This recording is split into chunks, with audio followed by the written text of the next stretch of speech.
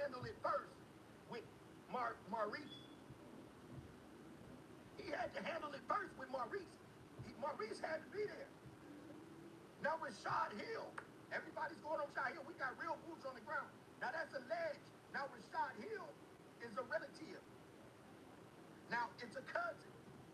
But the thing about Rashad Hill, gang, we have to be accurate. I got the people on the ground. Now, when you look Rashad up, all it shows is Maurice.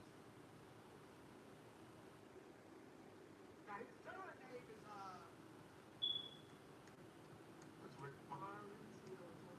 Mauricio Jr. is his son. Now remember, there is a cousin who's a cousin, gang, that called in. That's why we got the information. So we didn't get that. Thank you, boss baby. And it is a so I'm saying this for real, gang. Rashad Hill, we have to keep our boots on the ground, and then it's gonna come in a second. We got shit on Moochie Great shooting. We got shit. We got some shit.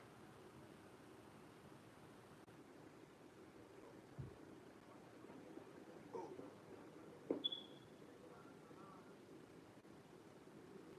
Oh yeah, that's JC that shot. That's the relative that got shot at car.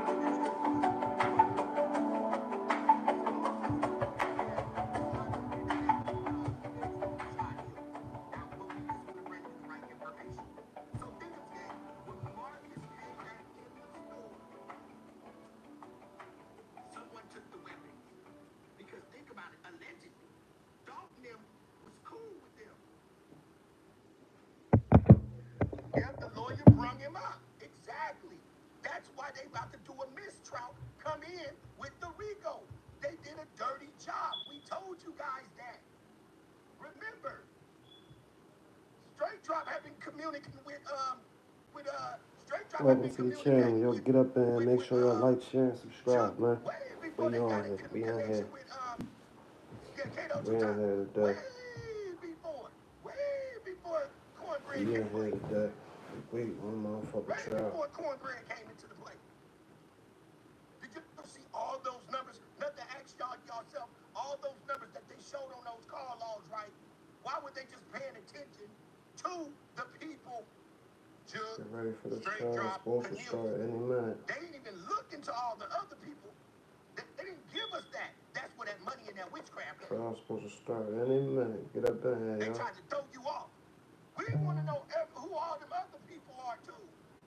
They already was going under different names and other fake names. That's how that's what I come into play. We still right here. That's where all that come into play, gang. They run into play. And the lawyer finna bust their ass down. What's up, y'all? Get up in Don't here. tap the screen, everybody. Get up in here. We on both channels going live. We in here.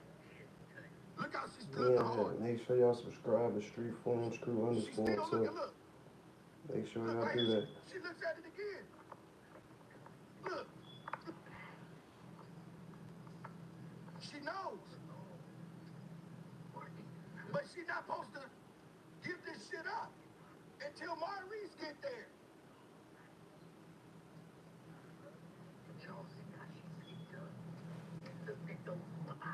Love Miss 100K. What's up? Get up in here.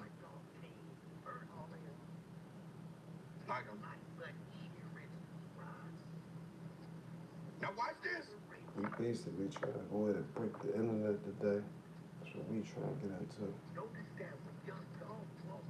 Today, listen to this motherfucking trial. We trying to break the internet today. That's a fact. It's clearly here.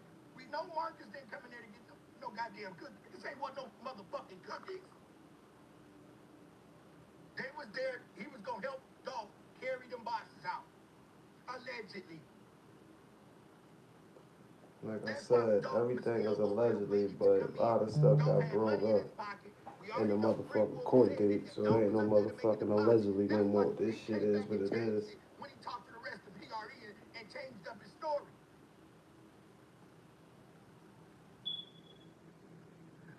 a transaction finna go down. It was a pickup.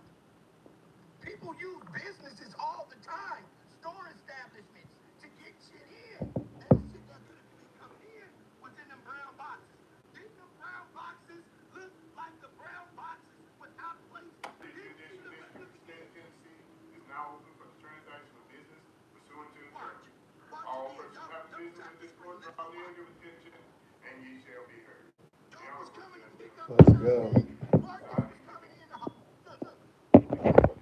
Let's go. It's go time. She there.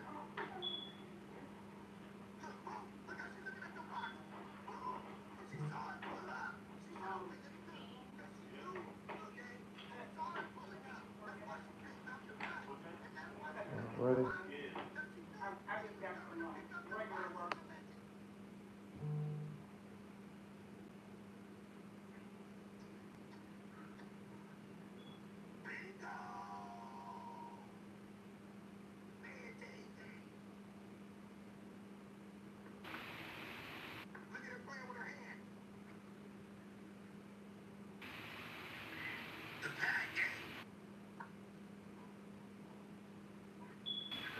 So they were supposed to give Dog some boxes.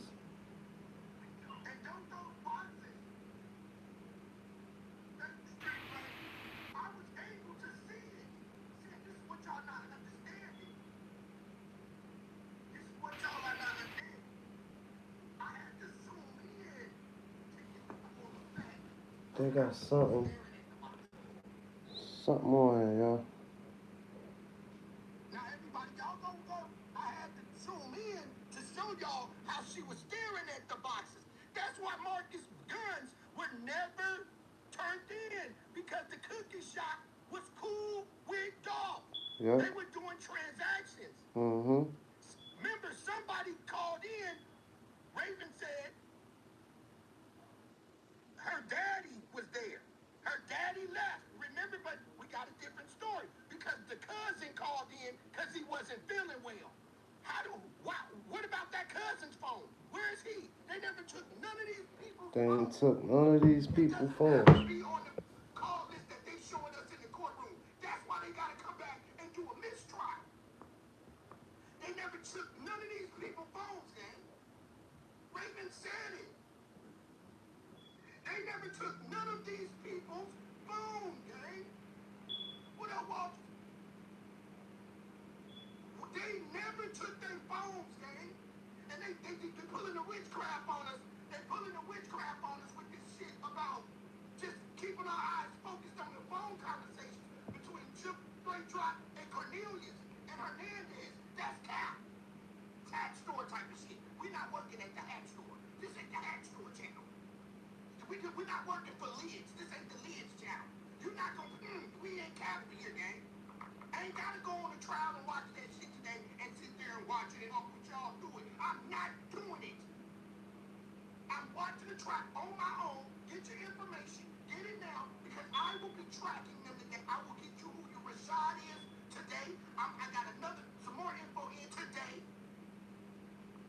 It's not my job to sit and watch a trial with you and talk about it as it goes on. I will have to now go back and break everything down because they're trying to get a mistrial. They never checked her phone. What about the cousin that was sick? What about his phone? Raven said they took none of these people's phones. Raven said they never took none of their phones. She did say that. They never took their phones, gang.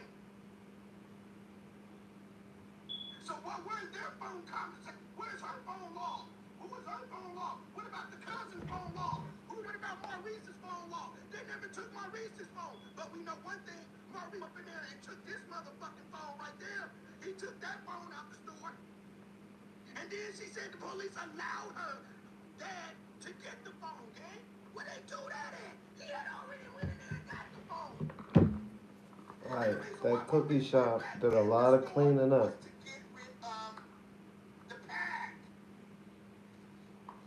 The pack just touched down.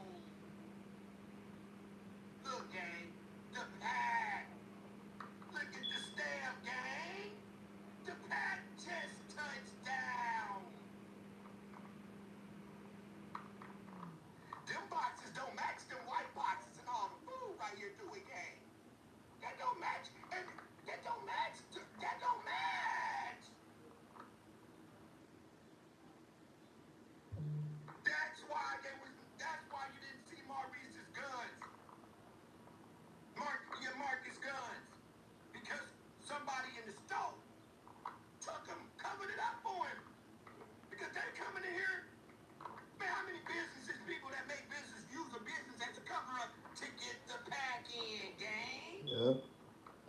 people. Right. And somebody was unloyal and gave the drop in there, which could have been the cousin that got sick, allegedly. The Marky Reese gonna come back to come. But they told us another lie, right? They told us another lie. The pack just touched down, gang. And dog, look, Marcus is not getting any cookies, right? So what do Marcus need to come inside the cookie shop? He might as well sat in the car and watch the scene with the chopper. Yeah, that's a He fact. might as well sat in the car and watch the scene with the chopper. That's a fact. Watch the scene. I'm gonna sit right here, gang. Cause dog was gonna say what? Man, let me run in here and grab a couple cookies for my mama, bro. Alright, I'm gonna just sit right here. And I'm watching the outside. I'm watching who could be pulling up. I'm watching everything, right? That's a fact. But he needed help going in there and carrying something out. He needed help carrying something out. That's why Dolph did not get out of the car. Did y'all see how long it took Dolph to get out of the car? Because at that moment when Dolph pulled up, he was like, damn, where this nigga at? Let me call him real quick while I'm sitting in the car. Y'all know how the streets go. I do. I trap heavy, so I know he's sitting in that car. Like, okay, let me. Man, this nigga ain't even here. Hold on, bro. Let me. Yeah. And he sat for a minute. He got out. Dialing the number again. No answer. Allegedly. And he got out, right? Yep. And Snoop Bands stopped answering the phone. And who was over there in Cascada? Snoop. Right over there, right over there. So tell me something, gang. I'm telling you guys facts. Y'all going to check me out tonight. Because I've got to go back, break down everything far as how that attorney was low-key cooking, gang. He know what he was doing, and he finessed it right. He got up under their skin and made them angry on purpose. You see how he brought up how they got them and did Juke way later, bro? How he brought up Juke later, he started putting the clamp on Juke. Why y'all didn't keep pulling Juke in, gang? Why they didn't keep pulling Juke in? Why they didn't investigate Juke? Because of money? Because they already got fans involved? That's what Dolph was saying. That's why Dolph was saying, ho ass Gotti, you've been trying to put the police on me ever since I got in. What up, CJ? Exactly. Exactly. They all played a part in taking him out. It was inside. It was inside. It was a big movement, a big shipment coming in. We don't know what Dolph was doing after they got rid of the cookies. I mean, after they got rid of the turkeys, they could have loaded that motherfucker up back up with some work after they got done with the turkeys as a cover-up. Yep. Exactly. Getting his haircut on the phone. So think about it, gang. They do the turkey drive, they give up the turkeys, and they reload it up with a whole bunch of goddamn infused cookies. Infused cookies. Allegedly. Anything is allegedly, but that cookie shop know what part they played. That I'm finna bop y'all with. Now we cooking. Double tap the screen if y'all in. Double tap the screen. This is very important. And I will go back up here because I was able to access that and give you actions of his footprints. He trusted these people, bro. And someone inside finessed him. That's how they had the drop. That's how they Somebody had the drop inside the cookie store set the drop up. Because ain't no way they pull up that motherfucking fast. That's why. Covan had it locked up allegedly in the cookie shop. With Dolph. That's why we never seen the weapons. Because he was able to give it to the rest of the people that was inside of here. Because they trusted these people, bro.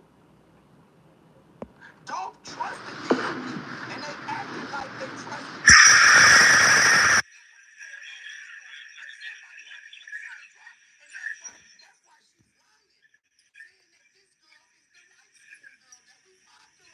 Extremely right. And you got to have a deep mind to really, really understand lie, bro. You hitting these right on the note. Thank you, gang. I appreciate it. Know what went on. Trusted these, but I got some more stuff in the cup. That's why I ain't go on yesterday, gang. Because I edit. I'm able to see shit that people. I'm able to slow shit down that people don't know how to do. Put the arrow there for you. Watch the scene. Boxes in that cookie shop. That was. Yes, he was back to it. They trusted these people. Why did she? Here's the key point. Let me go up here. It happens. Okay, when he runs back in. So I'm gonna bring that to you in real time. Okay, Melina, we know it. I won't be watching it. I'm just doing this. I'm gonna be watching it, but I'm doing commentary on here. I will be watching it on my own time because I have to edit.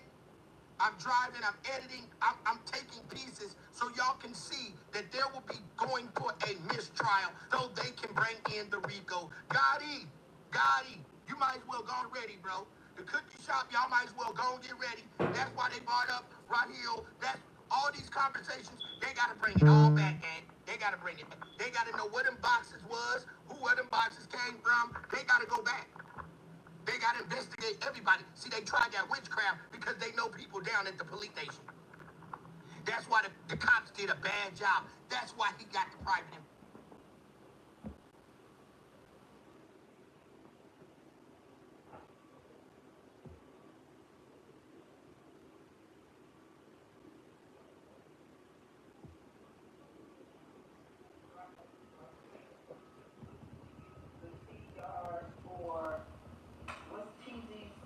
Government name Joshua Taylor.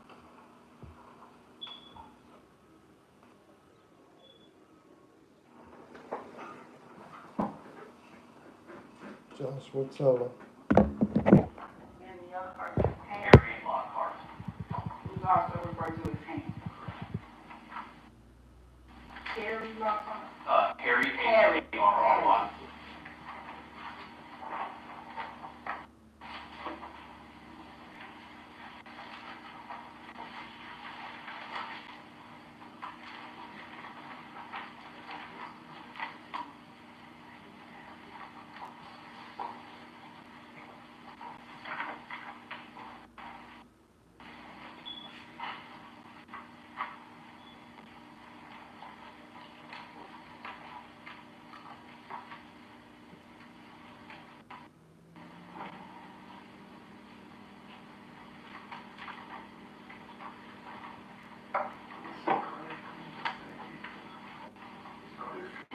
CRE? I have no idea. Or, I don't believe so. I've seen no evidence of that. so Ham doesn't necessarily have an affiliation here. Correct.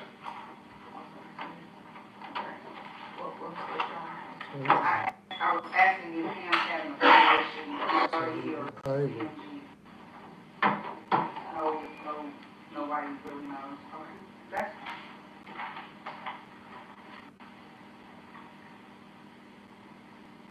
Yeah, hybrid.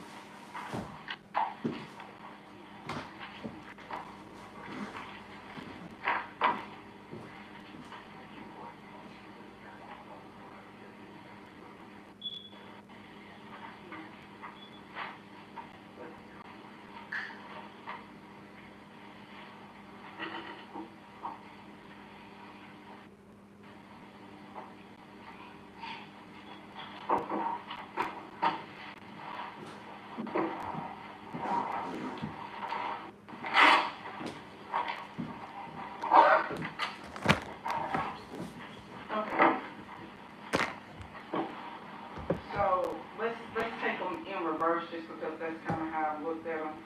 Ms. Taylor, what's the argument again for the court to allow in the CDRs for Harry Lockhart, also known as Right. He was referenced in, his name was brought up as having communication with one of the co-conspirators in which one? Justin Johnson. His name was brought up in text messages or? No, his name was brought up in Browning's testimony on that. Okay, as what, I mean.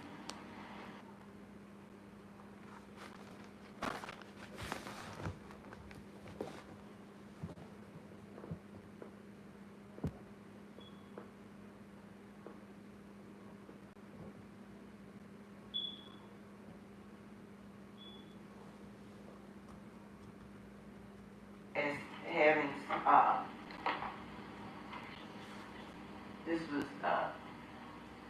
this was on July 27th. It was in reference to Justin texting him about talking to Justin. It's also, I believe, relevant.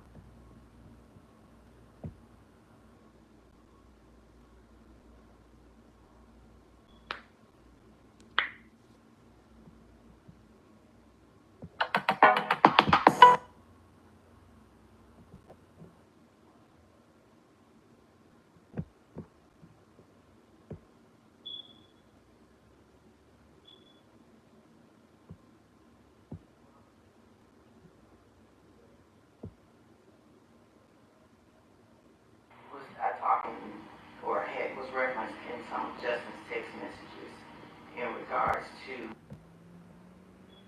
maybe Justin doing outside thing, outside of the conspiracy.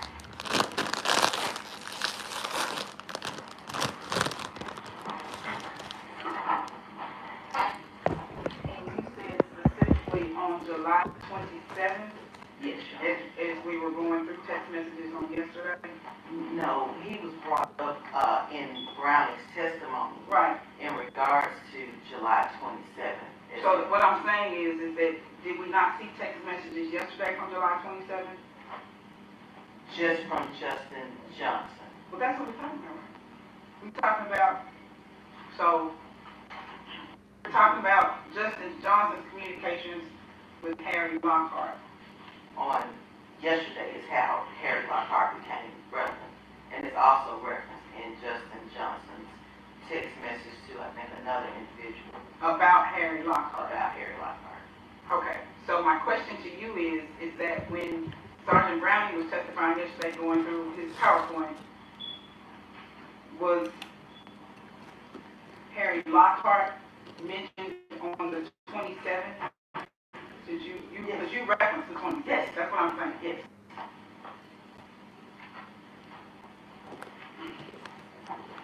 And you think it's relevant now, because I'm sure that's what your argument is going to be.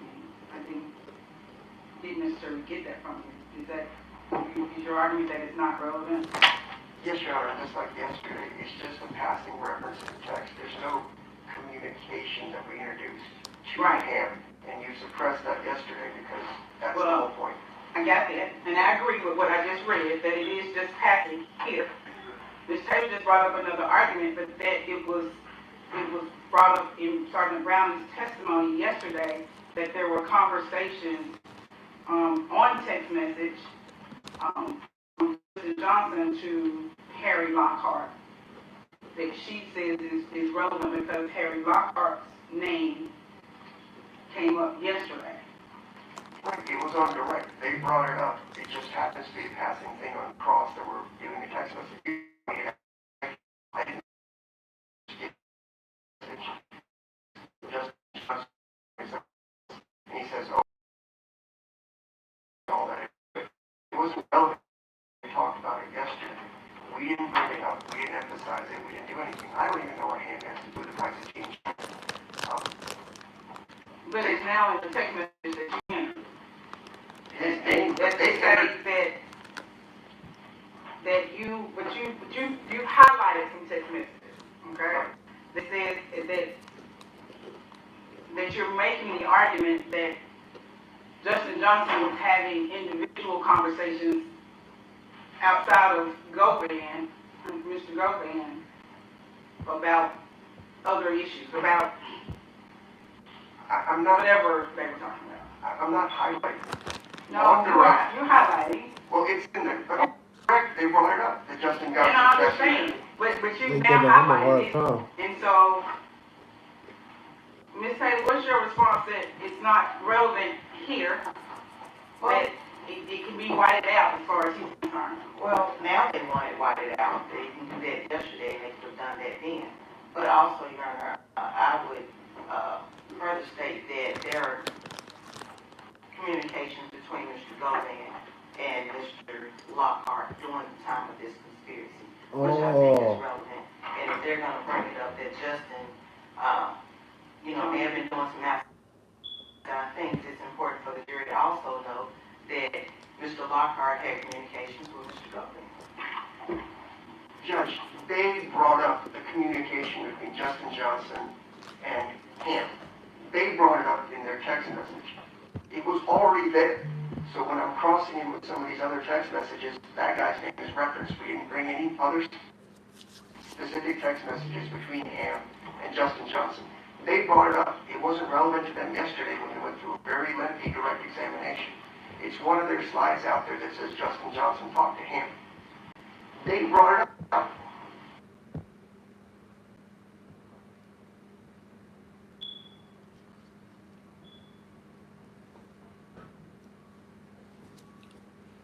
I didn't ask the name him. I just read the text message like you instructed me.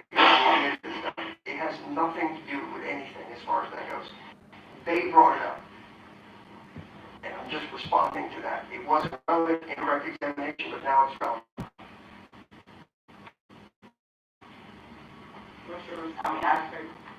They giving him a hard time. Reiterated that, the call workers, they aren't coming in doing other witness. These are self-authenticating documents that I feel are relevant to this trial. They giving Govan lawyer a hard time. If their argument is going to be, which they asserted several times yesterday, that Justin Johnson was going outside this and he was talking about him and referencing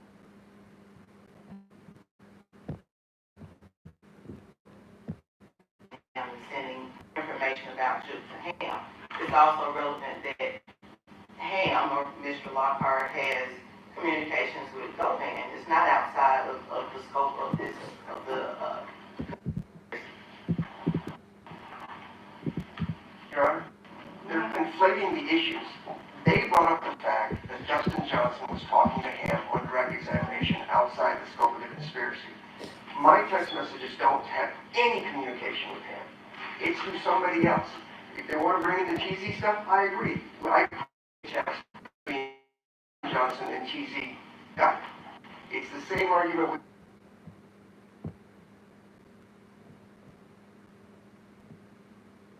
went through yesterday on chat.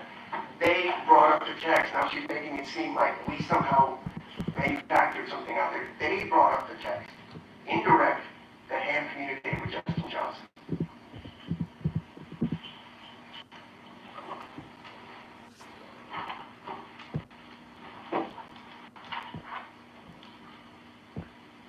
And I was under the impression that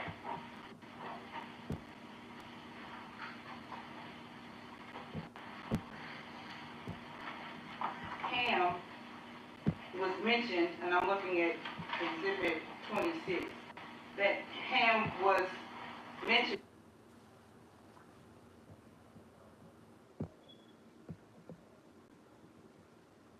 in his text message from Justin Johnson to T. Joshua Taylor. They try to say Ham was the middleman.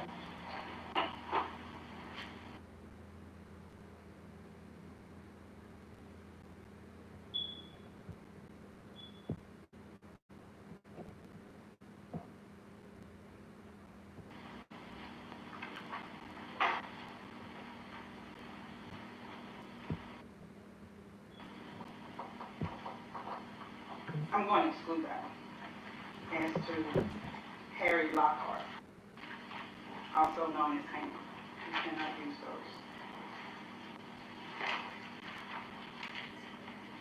We have no objection to the TV one, Your Honor, based on the argument.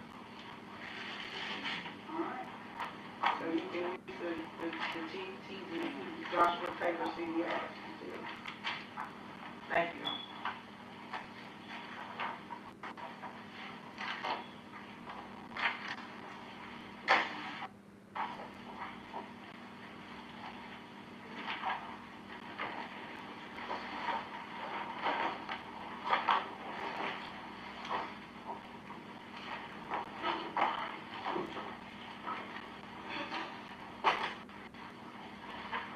Anything else? Not unless you go in, Your Honor. Say that again. Nothing for Mr. I'm sorry.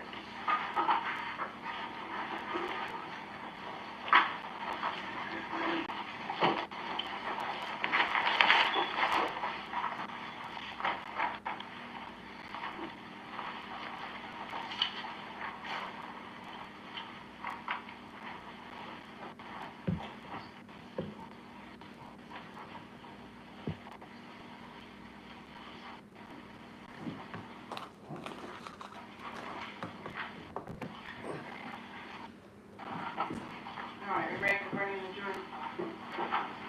Sure.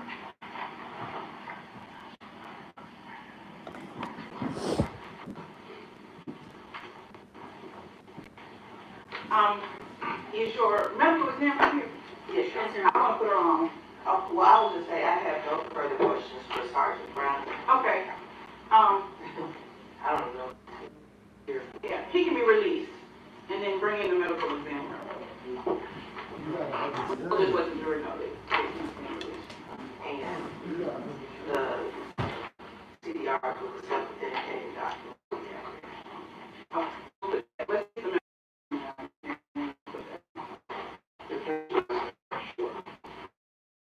Yes.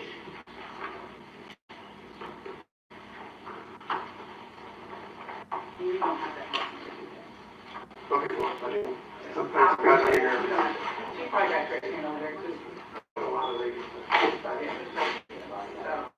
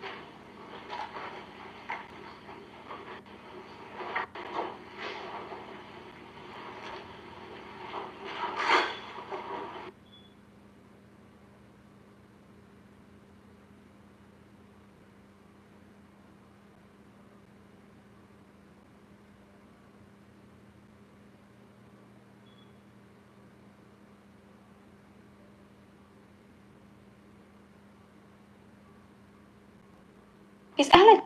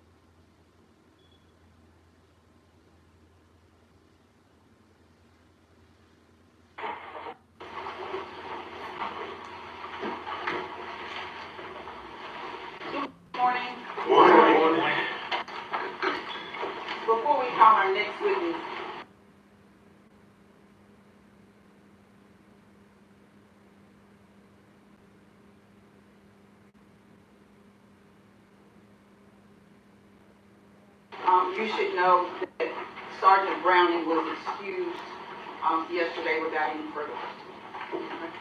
Call your next witness. The state calls Dr. Juliet Scantlebury.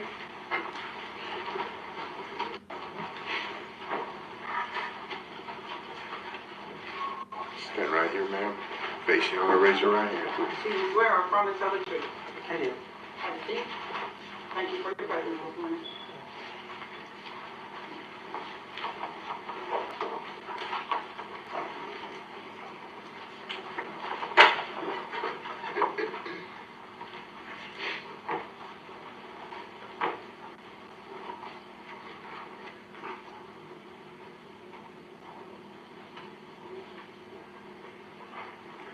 Good morning.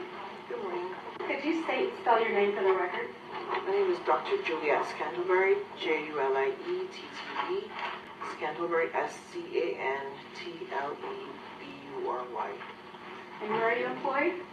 At University of Tennessee, at the West Tennessee Regional Forensic Center. And what's your position? I'm an assistant medical examiner, How long have you been in that position? 6 years. And what does your job consist of?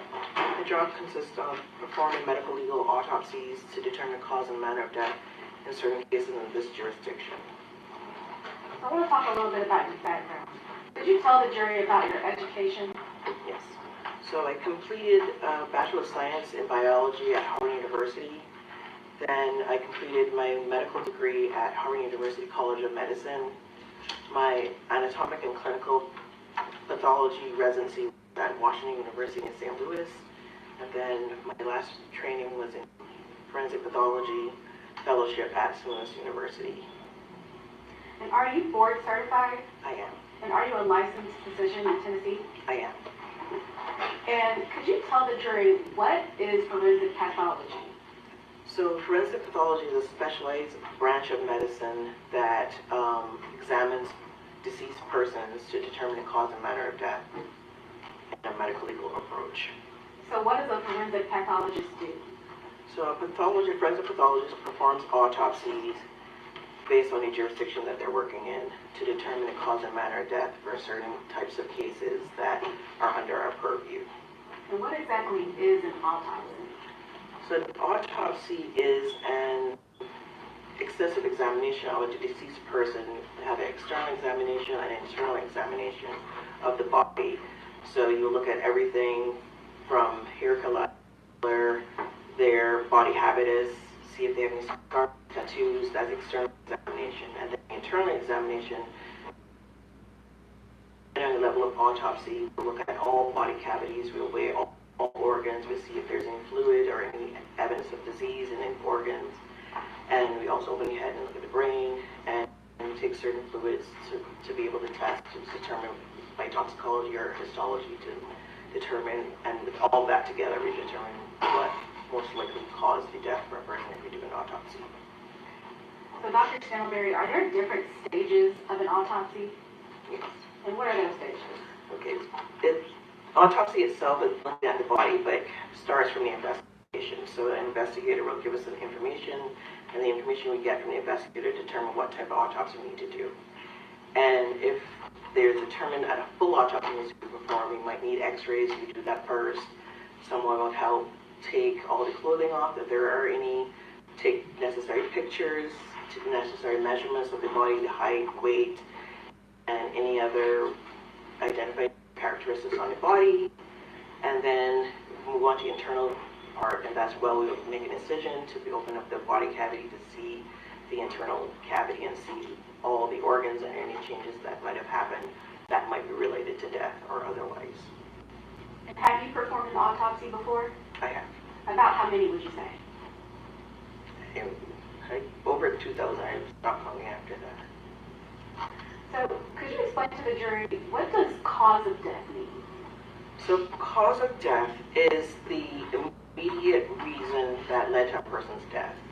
So it may have different ways of saying, so if it's natural, it will be what medical disease led to the person's death, or if there's any kind of injury that caused the person to no longer be alive. And is that different from manner of death? Yes. How is it different? So manner of death is the classification of that type of death it was. So it will be how you would want to classify the death. So there are 5 manners of death in this jurisdiction. It may vary in places, but here is natural, accident, suicide, homicide, and undetermined.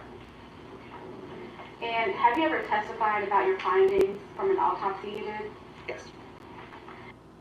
And have you ever been qualified as an expert witness in the area of forensic pathology? I have.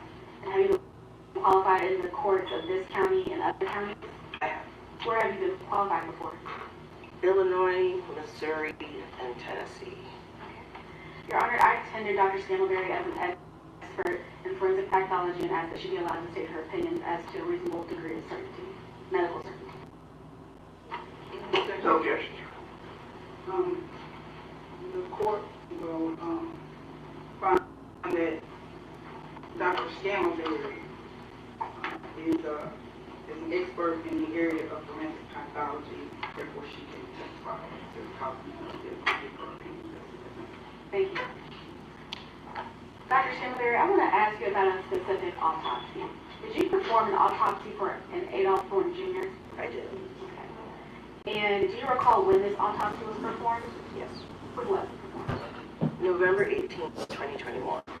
Okay. And during the course of conducting this autopsy, did you also take pictures of Mr. Thornton's body? Pictures were taken.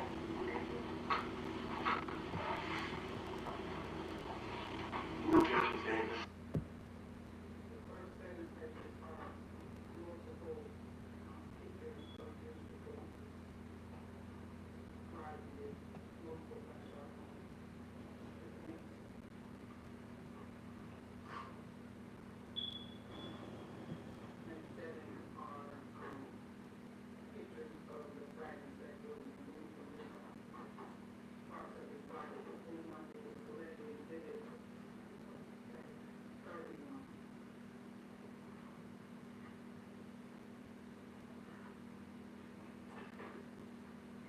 These are tangential wounds.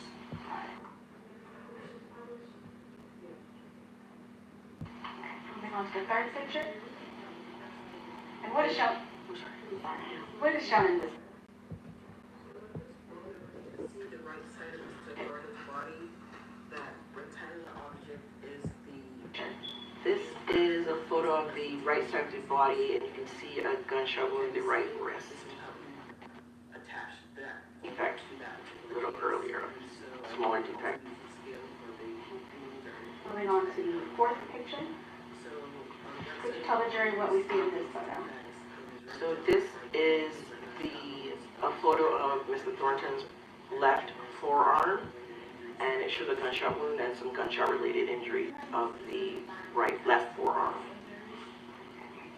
Moving on to the fifth photo. What is in this photo? So this is the backward view of Mr. Thornton. His head is to the right and his feet are to the left of the photo. And you can see his arms, you can see some of the same gunshot wounds you saw in previous photos, but on the back view you can see the overall view of the gunshot wounds of the back. Okay. Moving on to the sixth photo. This is similar but from the left approach of the body. You can see its overall view of the gunshot wounds of the left, of the back. And the seventh photo that you do? This is a closer view of the gunshot wounds of the back from the left side of the body. Okay. So in total, how many gunshot entrance wounds were there on Mr. Thornton? Definitive gunshot entrance wounds, 20. And were there any exit wounds? Definitive exits, 4. Okay. And moving on to the eighth photo. What do we see in the photo? So these are bullet fragments of the right jaw. These are all the larger fragments that were able to be recovered from those wounds you saw in the right neck and jaw. And that was from the first photo that we drew? Yes. Okay. And the ninth photo? These are fragments recovered from the torso. Okay. And the 10th? This is a remote bullet from the left thigh. All right. And the 11th photo? This is a remote bullet from the right lobe of the liver. Okay. And the 12th photo? This is a bullet core fragment recovered from the right chest. And the 13th photo? This is a bullet from the lower mid-back. Okay. And the 14th photo, what do we see here? This is the underside of a bullet base that was removed, that was recovered from the right buttock. Can you describe to the jury what is a remote bullet? So remote is people use different words. Words could say remote or hold, but I choose to use remote. Remote means it's a bullet that is related to a previous injury or previous shooting, not the shooting that we're. That previous shoot was from Yo Gotti. It's happened before. And how many, or do you recall how many remote bullets you might have found? Should have had 3. Okay. Yep. So, Dr. Scantlebury, within a reasonable degree of medical certainty, did you render an opinion as to Mr. Thornton's cause of death? I did. And what was that opinion? Gunshot wounds of the head, neck, and torso. Dang. And did you render an opinion as to the manner of death? I did. And what was that opinion? Homicide. Your Honor, I will pass the witness. No questions, Your Honor. Thank you, Dr. Scantlebury. Thank you. That previous shoot was from Yo Gotti. Allegedly. Love slots? The DraftKings Casino app's got you covered. Come to Papa. New players play $5 and get 500 total spins on Huff and More Puff. Plus, get a first day replay up to 1,000 in credits.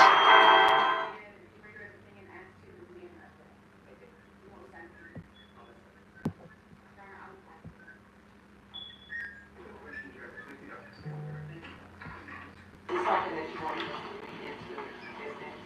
This is just a stipulation.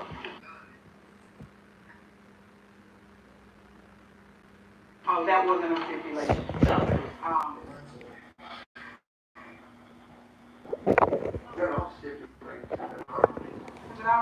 We already put it in evidence. No, we talked about it. We had it in the evidence. So ladies and gentlemen, there are, when you go back to deliberate, you will have everything that's been entered as an exhibit. There are at least 2 documents or 2 exhibits that you haven't necessarily heard specific proof about. They are called, what you might have heard is CDRs, called detail records. The law will allow certain records to be entered into evidence without testimony about them. And so that's what Ms. Taylor is getting ready to enter into evidence now. Entering that evidence already. State. That's a bad job because that previous shoot was from CMG. A few things that you can. And that's not allegedly. The remote bullets was from LA. You have a few things that you can review, but you haven't necessarily heard testimony about. Test, self-authenticating document and flash.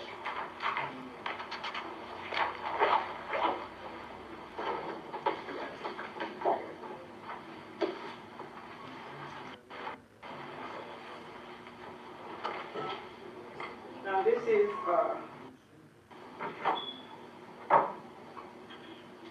self-authenticating document for phone number 901-283-3878.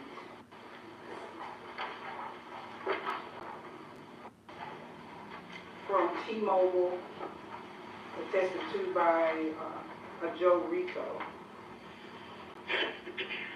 Also I have here is a zip drive, a blue zip drive that has Joshua Taylor's name on the outside of the envelope, and it has CDR. So these are the call detail records for one Joshua Taylor. Let's enter this as collective exhibit 32.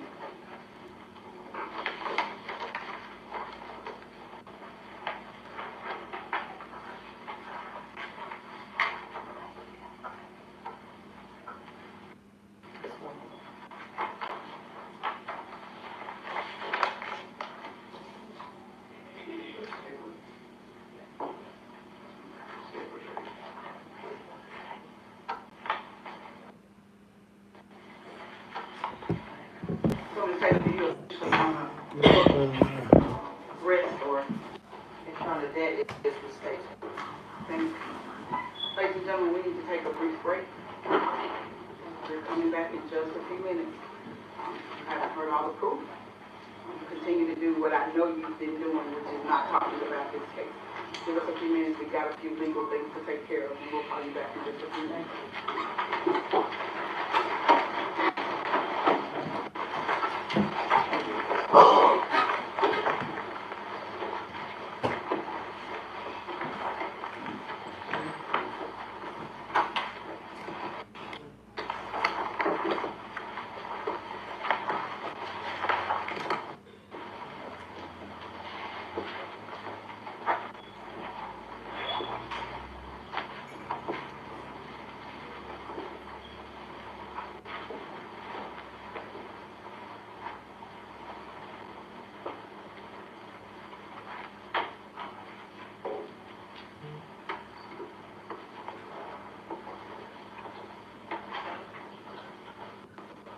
Mr. Roy, you have a motion?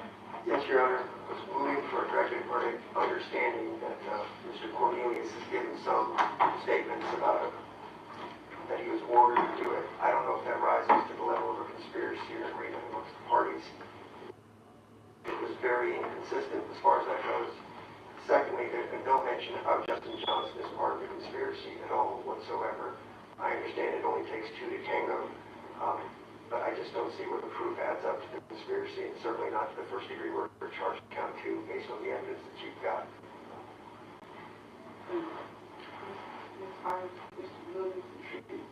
Your Honor, the court is to view the evidence in the light most favorable to the state. We've heard testimony from Ms. Thornton that Mr. Thornton, the victim, was alive, is no longer alive. We heard testimony from Dr. Juliet Scantlebury, who testified as to the cause and the manner of death, which is homicide. We also heard from a few other witnesses, like Cornelia Smith and Arnold, stating that Hernandez Govan is the one that told Smith about this hit with Thornton and told him about the price. So all that to say, Your Honor, is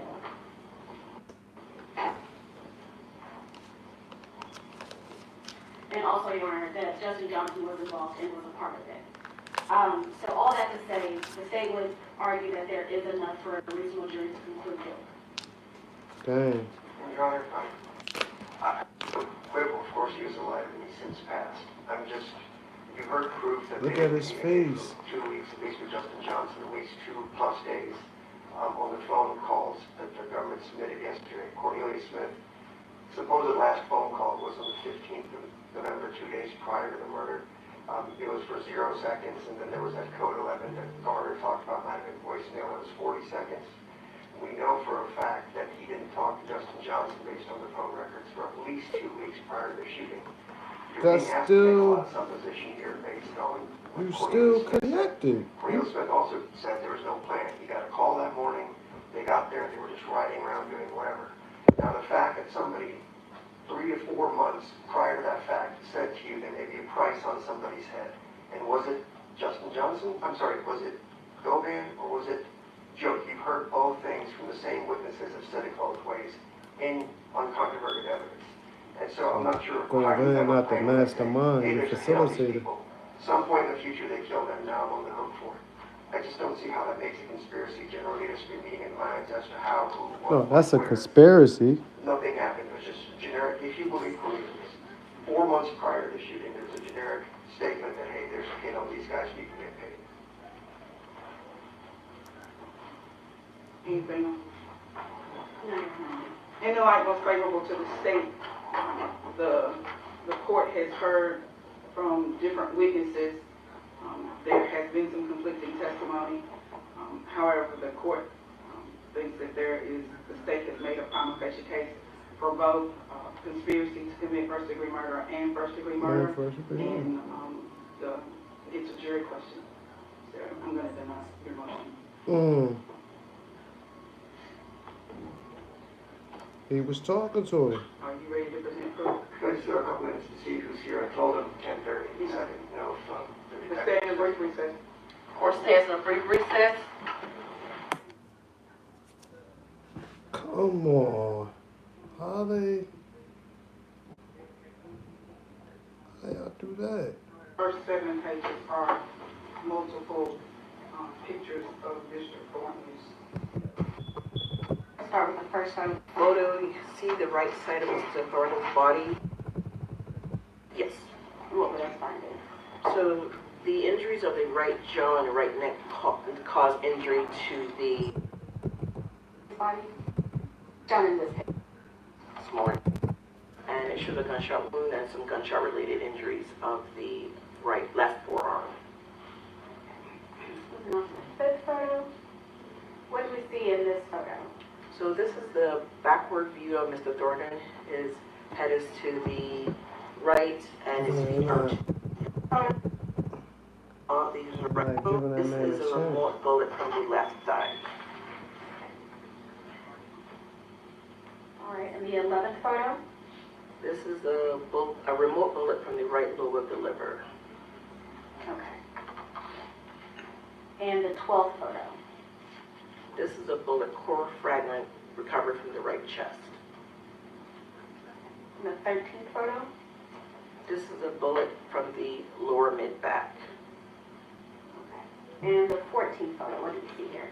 This is the underside of a bullet base that was recovered from the right buttock.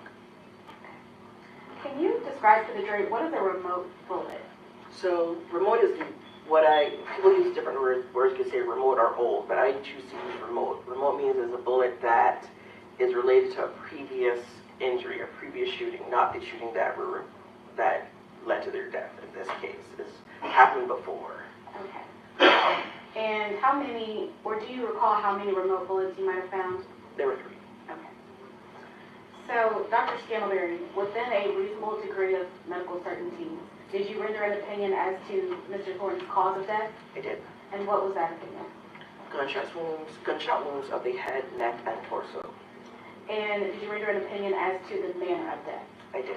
And what was that opinion? Homicide. Your Honor, I will pass the witness.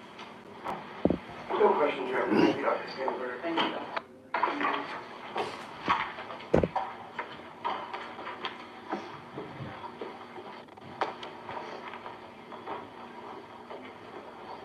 Call your next witness. Your Honor, that is the state's proof, with the exception of the, Go ahead and read that.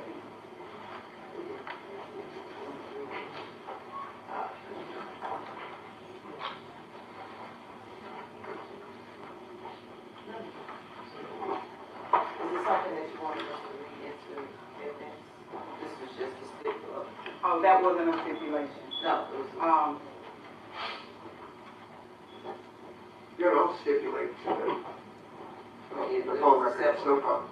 Did we already put it in the evidence? No, We no. talked about it. We have put it in the evidence. So ladies and gentlemen, when you go back to deliberate, you will have everything that's been entered as an exhibit.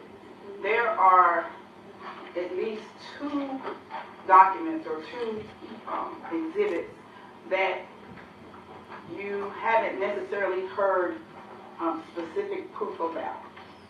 They are called, what you might have heard is CDRs, called detail records. The law will allow certain records to be entered into evidence without testimony about them. And so that's what Ms. Taylor is getting ready to enter into evidence now. It's been refined by the state, and there was one that was entered yesterday also. So you'll have a few things that you can review, but you haven't necessarily heard testimony about. Attached is the self-authenticating document and the flash.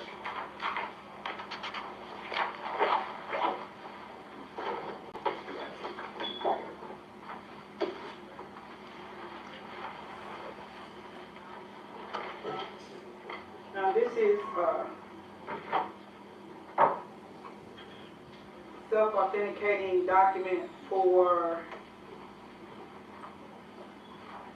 phone number 901-283-3878.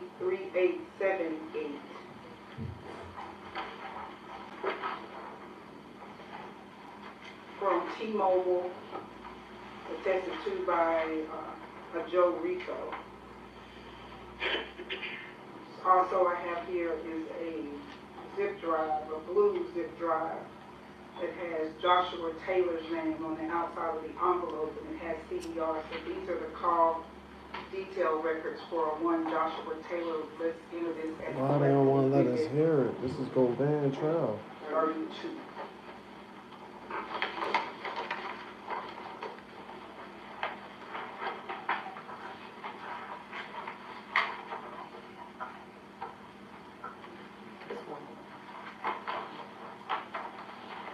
Like, how they gonna use that as evidence of proof that he's dead and they never fucking investigated him?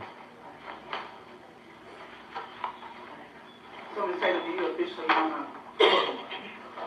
arrest for In front of that is the state's proof. Thank you. Ladies and gentlemen, we need to take a brief break. We're coming back in just a few minutes. I haven't heard all the proof. Continue. Extremity. A Joe Rico.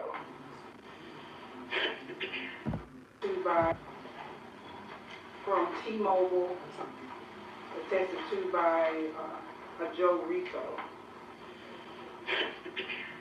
Also I have here is a zip drive, a blue zip drive that has Joshua Taylor's name on the outside of the envelope, and it has CDR. So these are the call detail records for one Joshua Taylor. Let's enter this as collective exhibit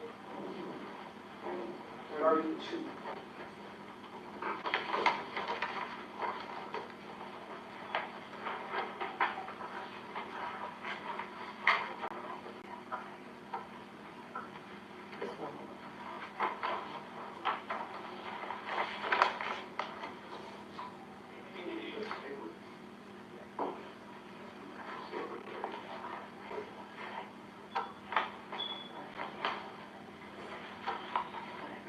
So I'm going to say that you officially on a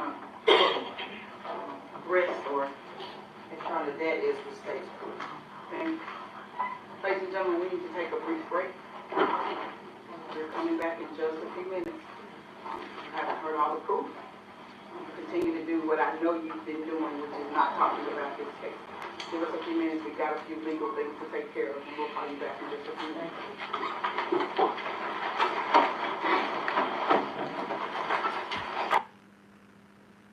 And moving on, did you have any, Recovered from and what was that opinion? homicide. Your Honor, I will pass the witness. Out though.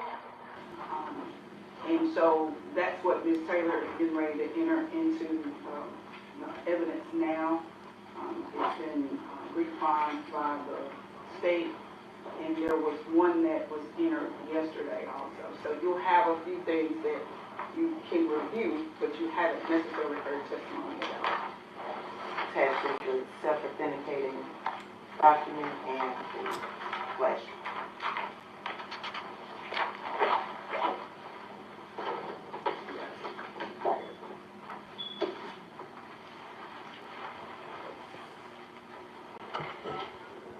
Now this is self-authenticating document for phone number 901-283-3878.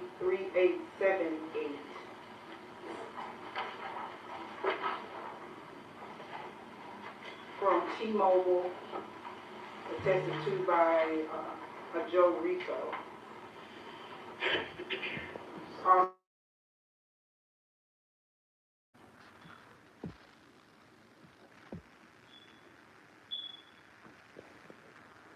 It's too much. It's too much.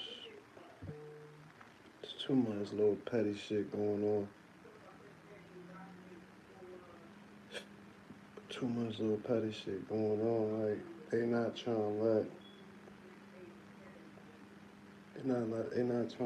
Manny Aurora get his way at all. They're not trying to let Manny Aurora get his way at all, and I peeped that. Like, that's crazy. I really don't understand that. It's like he working against the whole state of Tennessee. And I know Manny see it like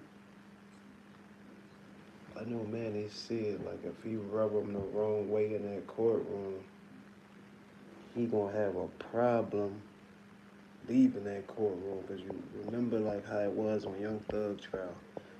Young Thug trial, you see the judge threaten the lawyer. Threaten the lawyer to do some time and stuff. Like, it's like, that's what I kind of see them trying to fish their way into doing the Manny Aurora.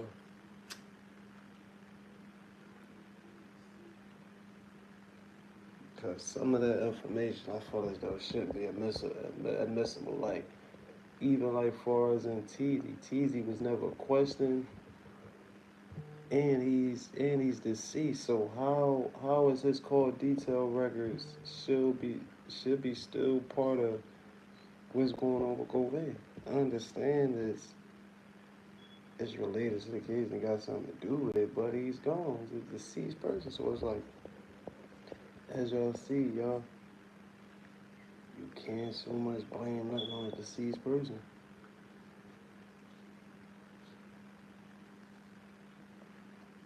You see Teezy name all in the mix. You see Rashad Hill name all in the mix. Like, multiple people name all in the mix. And they not trying to release those documents. They got them documents sealed. They got them joints sealed, and that's a fact.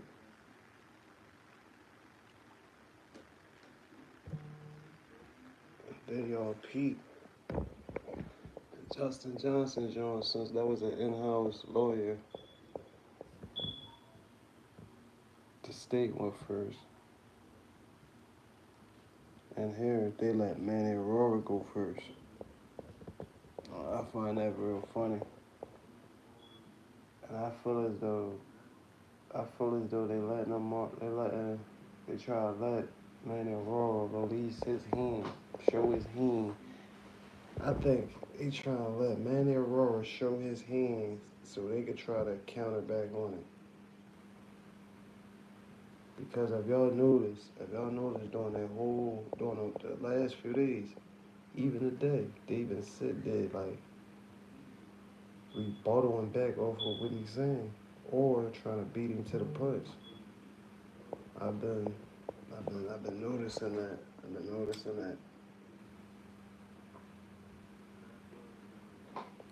Now, I think that one right there heard it go in today. I think them letting TZ call detail record be part of the case. I think that hurted it because the connection probably is TZ. The connection probably is TZ to go in, TZ the straight drop, because they already made the connection that TZ wrote Joke and said, yo, I got my man drop. And then you got Cornelius Smith saying, yeah, he introduced me to Joke. So you see a lot of introducing going on. TZ was recruiting, Govan was recruiting. It was a bunch of recruiting going on. And they somehow, some way, damn, they broke the money down. But I don't think the money hit a lot of people's hands. I don't think a lot of people's palms was greased. That's why Joke was gone. Cause Govan, allegedly Govan knew they was on the record. They was on the call detail record. Their phone was tapped. He already knew that. So he had to get rid of her.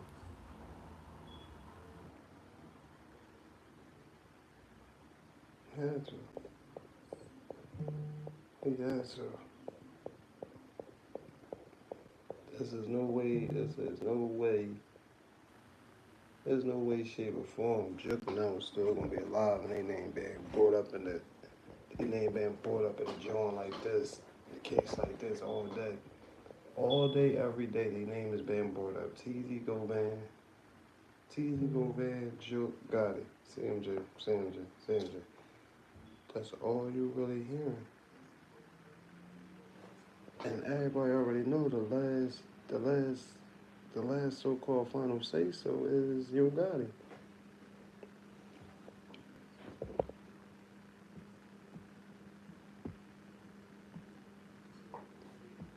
That's the last paperwork. We all know Gotti is the last sign. This is the last signature.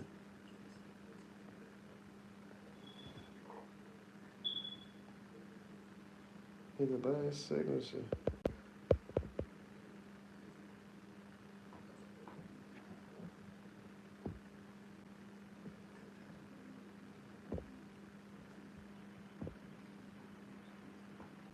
We already see that man was the last signature. Gotti is the last signature to a lot of these folks, y'all. So even if it was allegedly for a record deal, who was he gonna get signed with, CMG or Endless?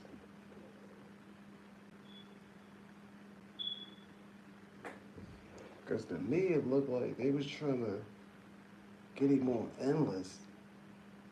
Because it's like, to me, it's like Juke had his hands in both of, like Juke had his hands in all that shit.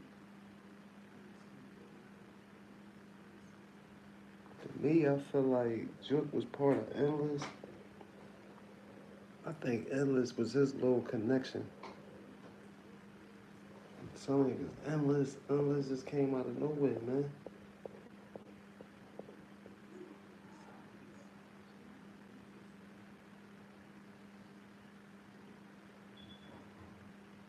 Endless came out of nowhere.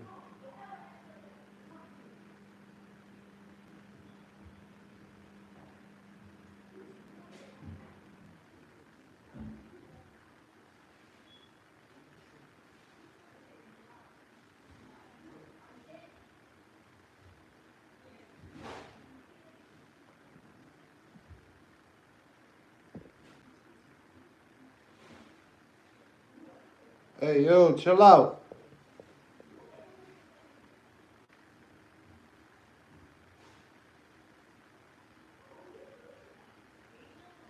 I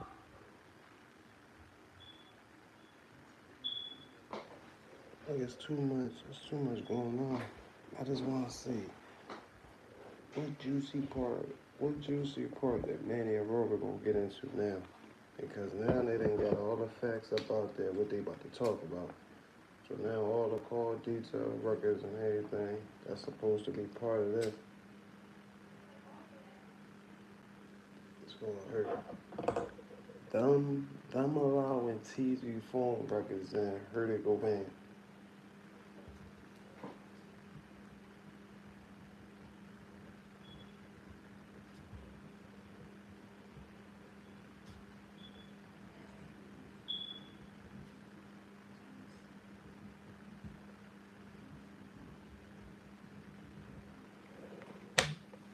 I promise you that shit hurted me.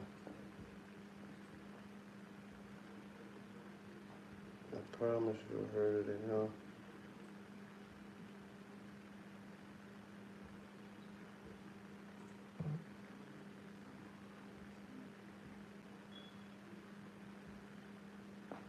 I promise you that shit hurt me because when you looked over and they showed that boy face.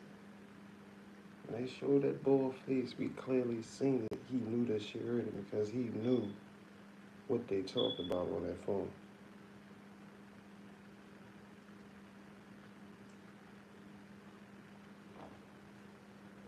Go ahead and know what they talked about on that phone, y'all.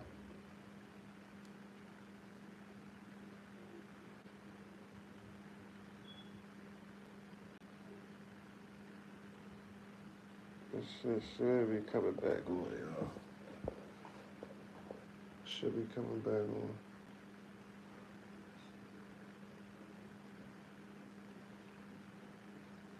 And you're wrong. Where we at? Where we at, man?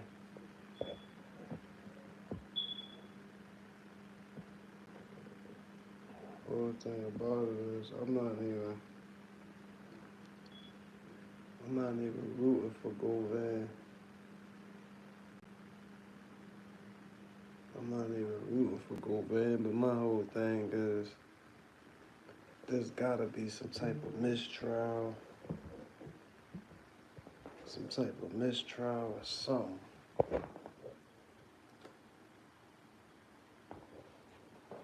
Because a lot of these individuals gotta be questioned. And that's just my word. That's just how I feel. That's just a lot of this CMG. Oh, they need to be chastised. They need to be chastised, y'all. Well, you can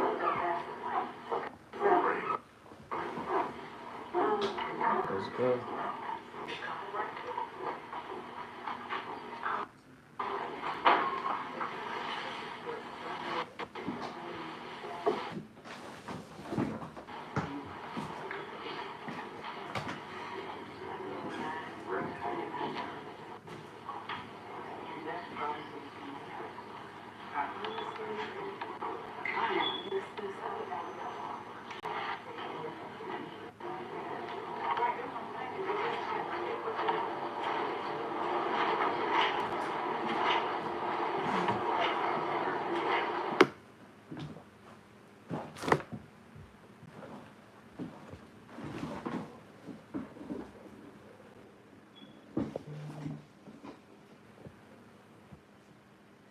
Let's get into it, y'all.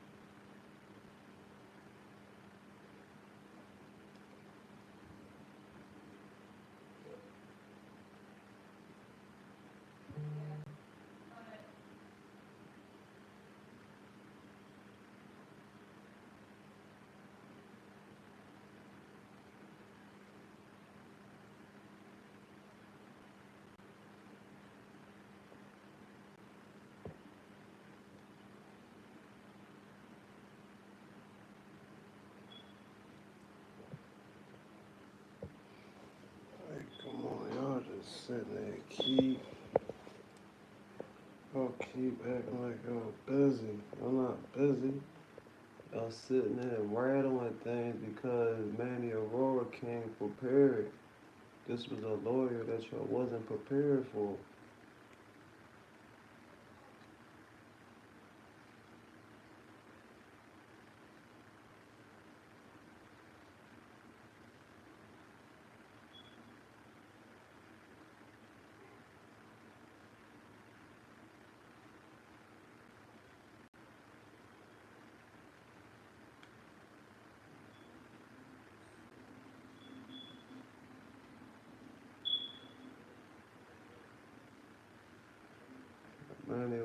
an outside lawyer telling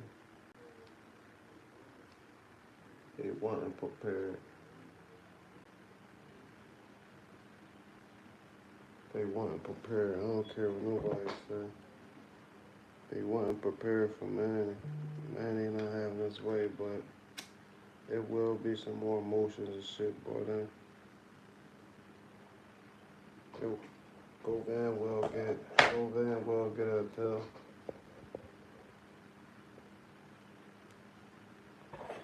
Some of this shit, it seems like it's going towards unconstitutional.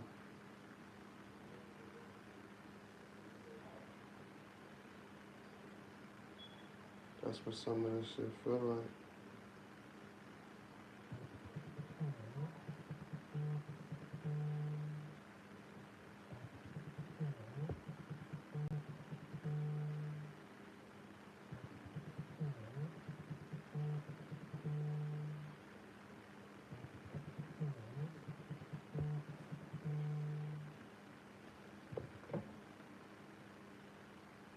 Yeah.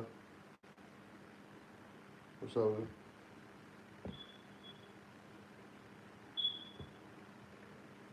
Wait, I'm around.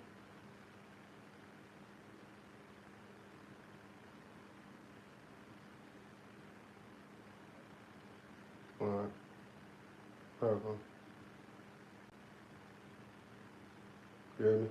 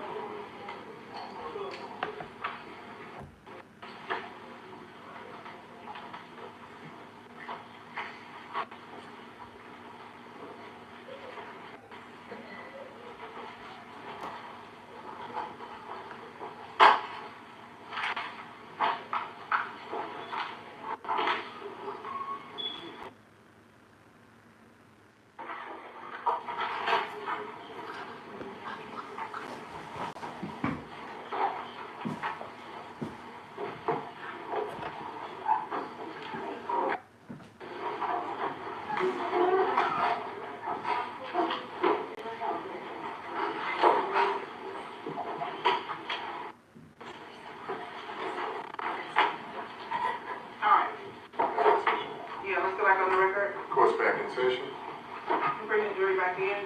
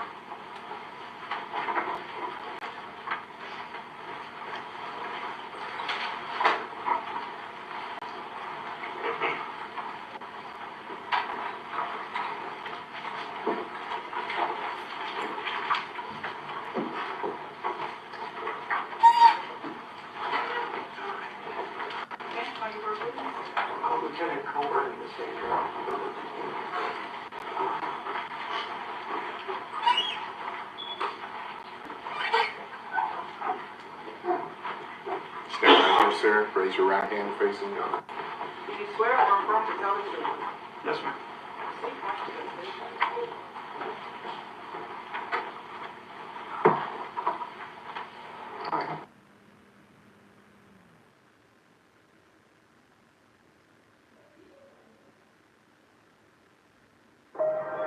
All of Lyon is alive with the happy news that Ellen Mackenzie is to be betrothed.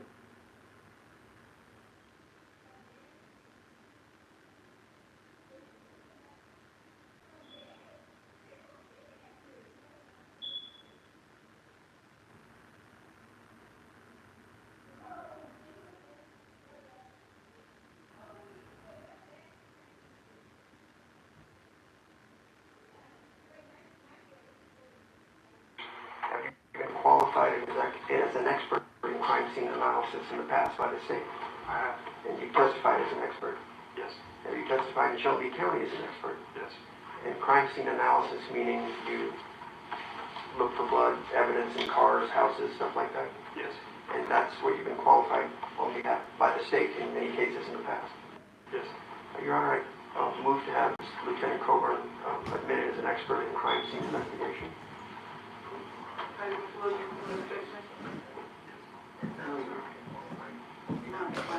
Qualified Lieutenant Michael Coburn as an expert in crime scene analysis. Yes, Your Honor. Back in 2021, I think you were a sergeant based on your reports, is that correct? I was assigned to homicide. And were you doing crime scene with homicide back in 2021? I was. Did you happen to work on the crime scene analysis for the murder case of Adolph Thornton? For vehicles, yes. Okay. And did you specifically process a Mercedes-Benz vehicle in that case? I did. And was that car recovered, and I guess you looked at it on November 20th of 2021, is that correct? Yes. Okay. I'm going to show you a few photos that have previously been marked into evidence and just make sure that's the same car, okay? Okay. My other lawyer, Robert, will do that. We're going to put in Exhibit 11 that's previously been marked and entered. I know it's a little bit of a distance shot.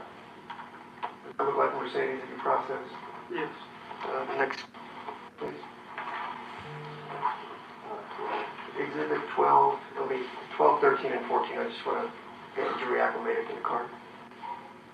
Close-up view of the car. Yes, sir. Same license plate, everything that you processed. It is. Okay. 13. Yes. I said we're going to do 13 and 14. Just the front view of the same car? Yes, sir. Okay.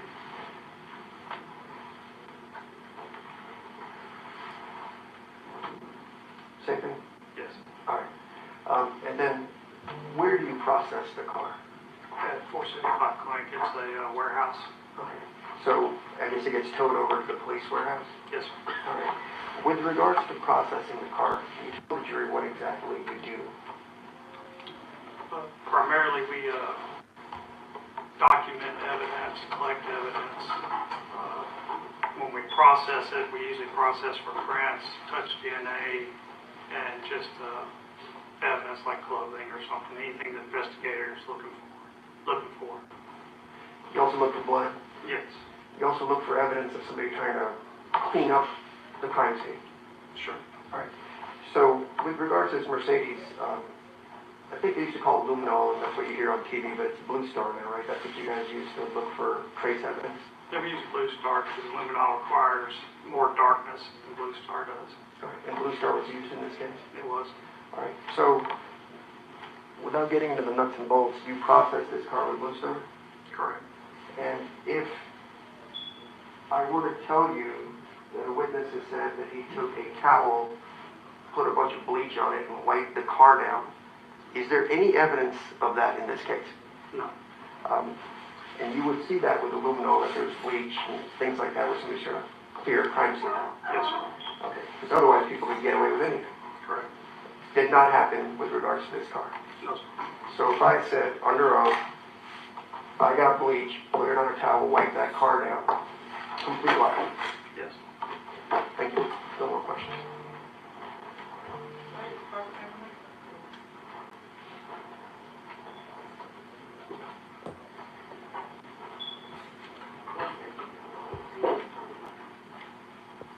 He's proven that Cornelius is a liar.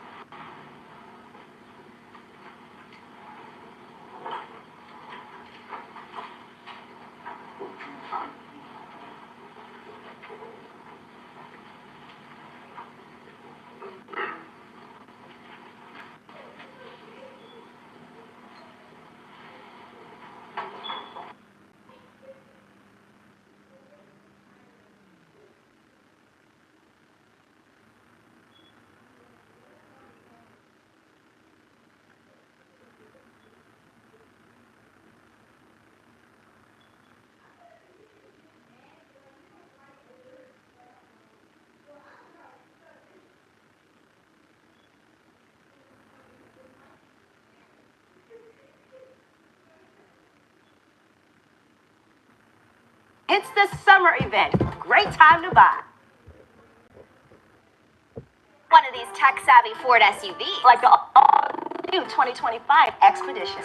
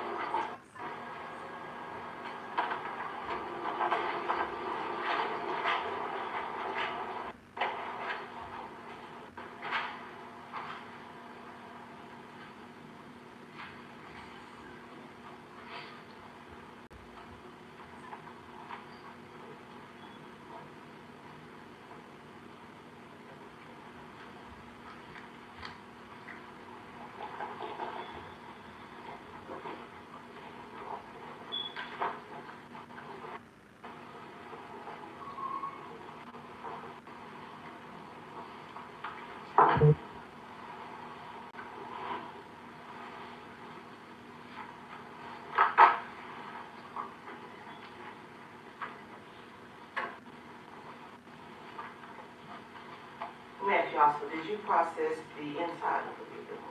I did. Did you find any prints of value inside of the vehicle? I couldn't say without looking at the narrative. No, it was a lot of print cards. What did you say? There's a lot of print cards that I looked at. Oh. That's what we put the prints on.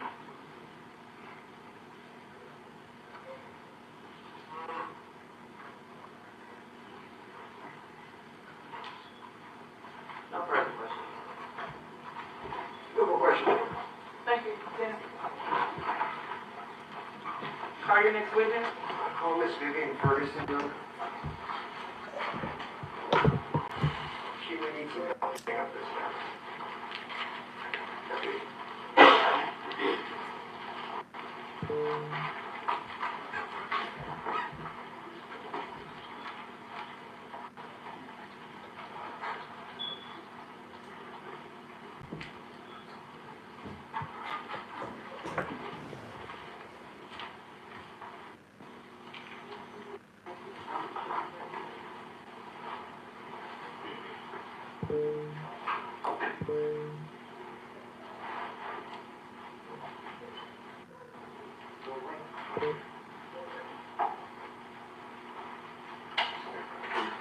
Raise your right hand. Face your arm. Do you swear or affirm to tell the truth? Yes. Have a seat, ma'am. Watch your step.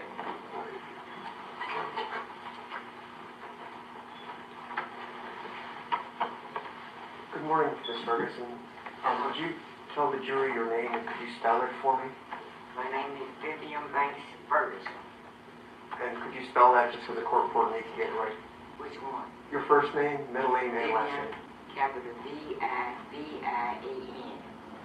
B as in boy, A-N-K-S, Banks. Ferguson, capital F-E-R-G-U-S-O-N. And Ms. Ferguson, how old are you? 80. Okay. We're never supposed to ask that question, so do you live next to Cornelius Smith Sr.?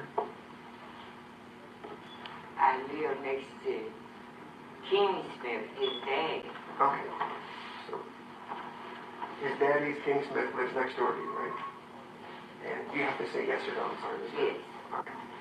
And Cornelius Smith, that's somebody you know, right? Yes. Could you tell the jurors how you know Mr. Cornelius Smith? He's a young man that lived next door, and the only reason I had to came in contact with him, he always would do nice things for me, like when I go shopping, he always would get my grocery out the car and bring it in the house for me. That was good for me because I was tired. So that's not only that, that's the only time that he come around. If I needed something done, I could ask him, and he would do it. And if he charged me, I would pay him. But he never charged me for anything. To me, he was a nice kid. So, Miss Ferguson, you and I talked at your house last week, just a few days ago, right? You'll have to say yes or no. Yes. All right. And I also asked you if Cornelius Smith said a few years ago that somebody came by your house to give you $500 for him, would that be true or false? That would not be true. Damn. So Mr. Cornelius Smith said under oath that you're like a grandmother to him, right? If that's what you want to say? Okay, I'm just repeating what I've heard. So, if he said that you got $500 for him to hold, never happened. Never happened. Not yesterday, not 5 years ago, not 10 years ago. No, if somebody was going to leave something for Cornelius in my house,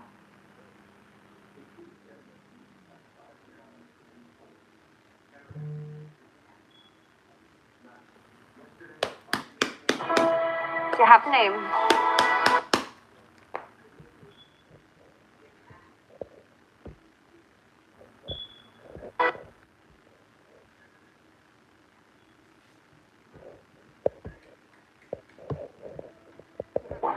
Apologize. I know you were very upset at that. So thank you for your honesty. Specifically given $500 would be a lie. would be a lie. Be given $500. Received any cash or any envelope for him. So if somebody said you were specifically given $500, would be a lie. Would be a lie. And I'm really sorry to call you. I know the last time you came to court was talking about your son's murder, so I 100% apologize. I know you were very upset at that. So thank you for your honesty.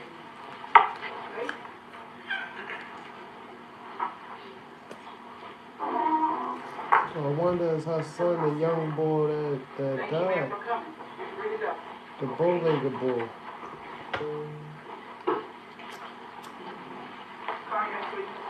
I don't have any more witnesses, Judge. We're going to rest. All right. Ladies and gentlemen, we have come to that juncture where you have heard all of the proof.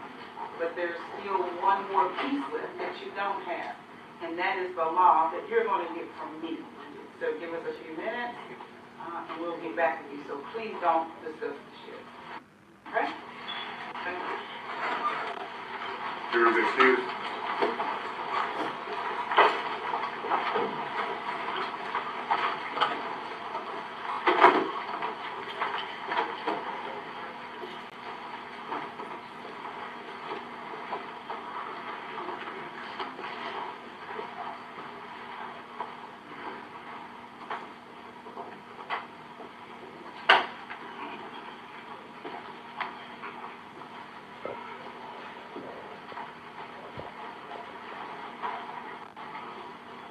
That's crazy. You just proved Cornelius was a liar.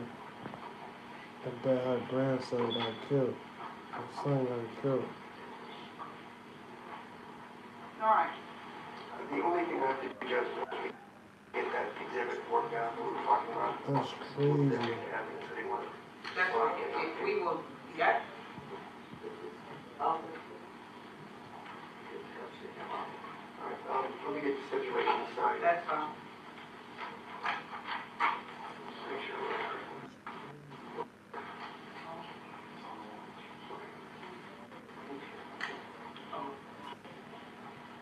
What's the next number you're on? 33. 33. Mr. Aurora. Yes, sir. I need you to put your client on the stand. We need to do a moment here. Sure. This is a good time to do that. Come on around, Mr. Govan. Oh, go Van getting on the stand. Go Van getting on the stand. Yeah. Okay.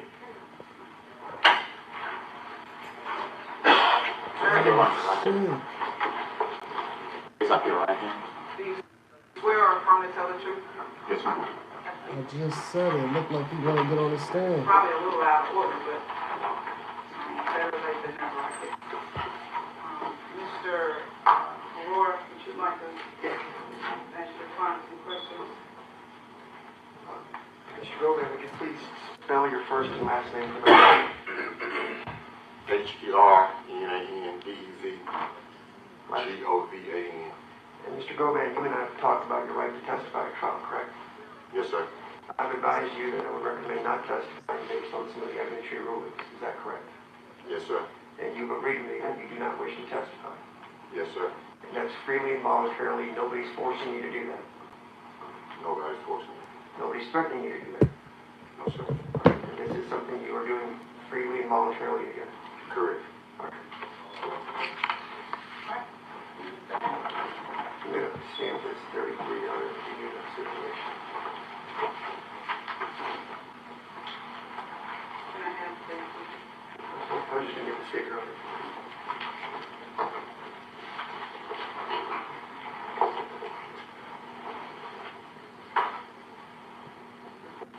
So this is all of them? This is all of them. State and defense. Are they labeled? Yours were labeled pretty good. Did y'all, so they'll know which bite is which? The two that overlap, Your Honor, essentially the same. Theirs are just a few seconds longer, so Right. they should be able to figure it out pretty easily. Okay. Okay. Are they labeled? Ours are labeled. They will have, I believe they have initials, so like it's an Angela Arnold clip, it will say AA, and then whatever the contents, joke, or... Right, okay. As long as they're labeled somehow, they're just not just clips with nothing other than a bunch of numbers on them. Yeah, they're labeled so I can find them, so... All right, this is, order stipulated to the police interview, sound bites that were testified to on yesterday, by, witness Angela Arnold. Angela Arnold, Cornelius Smith, and also the detective. We played parts of sound bites from the interviews for all three of them, Your Honor. Okay. Yeah, Detective Browning, I'm sorry, said Smith, it was Browning. And the stipulation reads, that whereas there having been presented to me the Honorable Jennifer Johnson Mitchell, Judge of Division 10 of the Criminal Court of Tennessee, 30th Judicial District at Memphis for the purpose of trial, sound bites from police interviews with witnesses. The sound bites were stipulated by the Assistant District Attorney and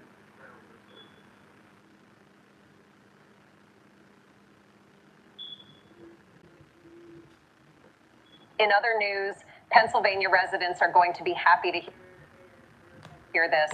It just came out. There's a new website where any Pennsylvania resident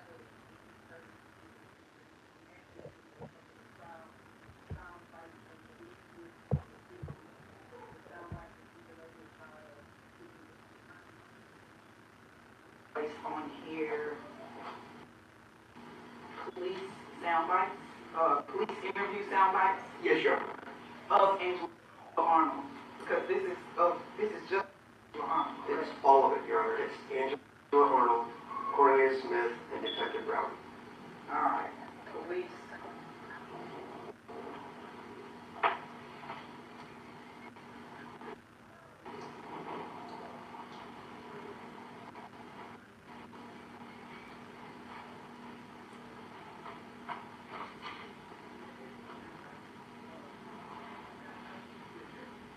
Angela Arnold, Cornelius Smith, and who's the third person? Detective Brown, Your Honor. Who's this person? Jesse. Thank you.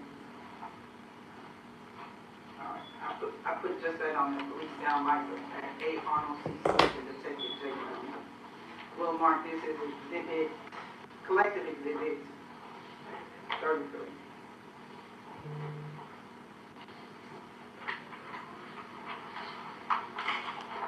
Navigate Cornelius. No money. He lied about that old lady. Put that back here, but then we keep this working. Just leave it right there. All right. Have you had an opportunity to look at the jury charge? Well, you need to take a few minutes because we're going to charge this jury, look like after lunch. But that'll give us time to review it, and then we'll come back and talk about it on the record to make sure it includes everything it needs to include, and make sure it doesn't have anything in it that doesn't need to be in there. And that'll give me time to get it printed, and I'll charge them after lunch. Probably Why about. would you keep breaking shit down? And just to give you a heads up, the only thing we would ask is the accessory after the fact charge. That was the only thing I didn't see in it. Okay. It's 3.03.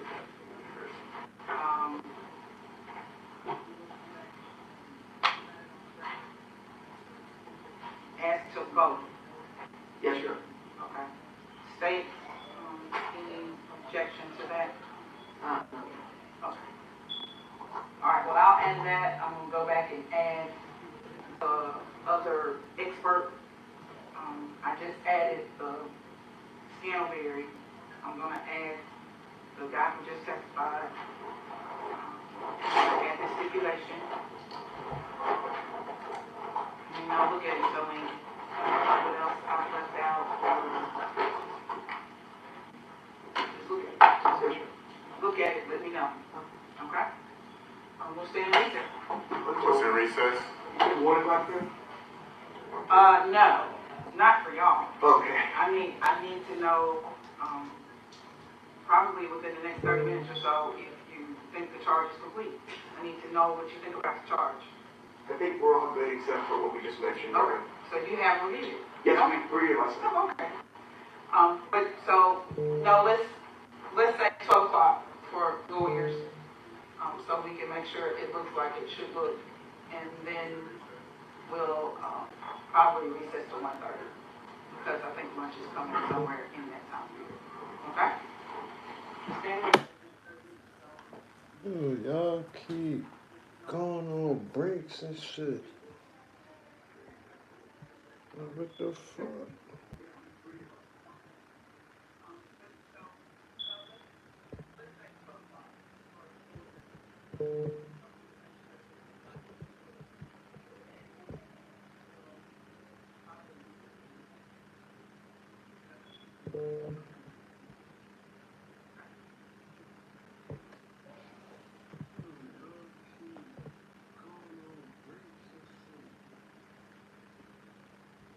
Why the fuck y'all keep going on breaks?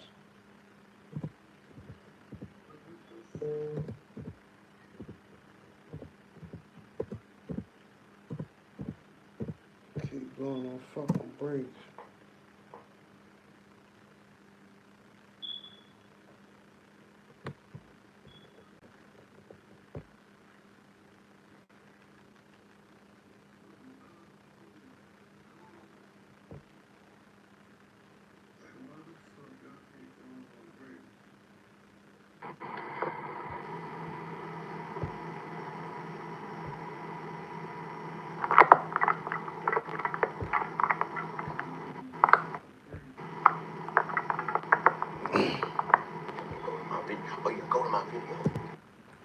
I am doing a reaction. reaction YouTube. Shout out to We Beat You TV podcast. Shout out to him. But I'm going over this contact because it relates to the topic and what I'm talking about and the breaking down of what we was talking about. And everything I say in this video is allegedly, and everything we saying forward is allegedly. Only y'all know what's real and y'all know what's true based on the testimonies and based on what's been proven in court. Let's go.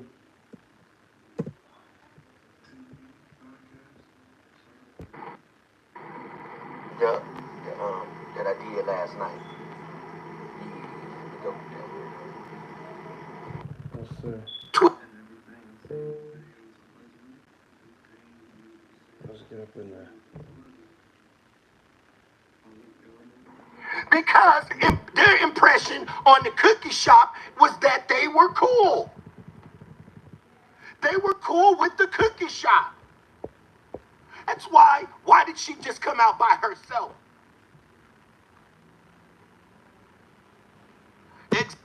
Y'all hear that? Y'all see right here?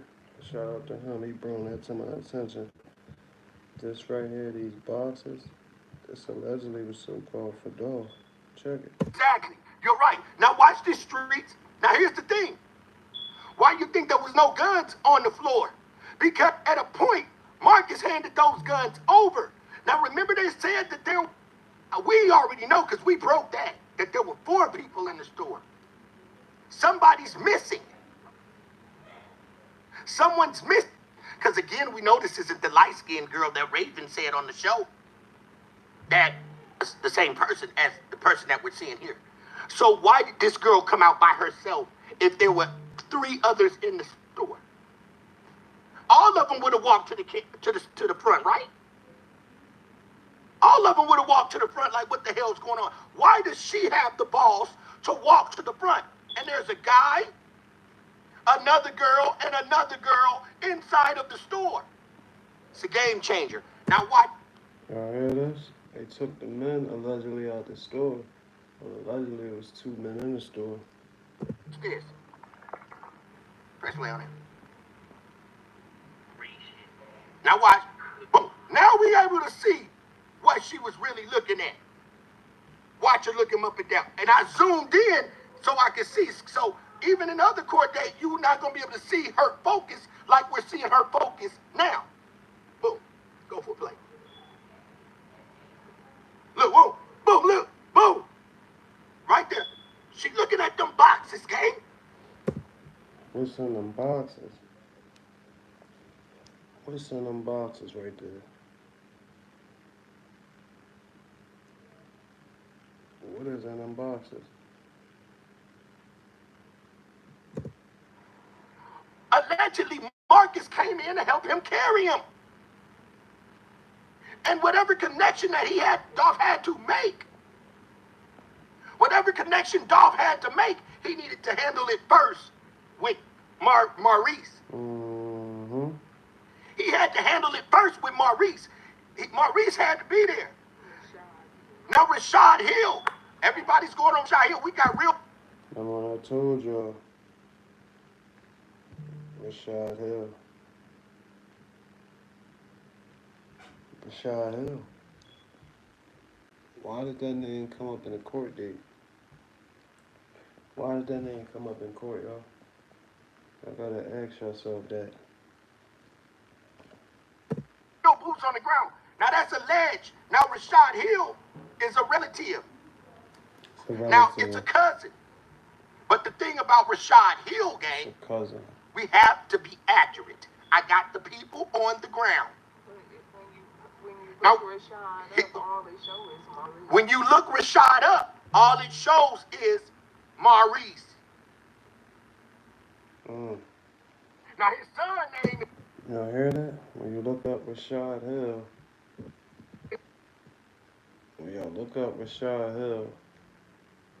Maurice's name pop up allegedly. When you look Rashad up, all it shows is Maurice.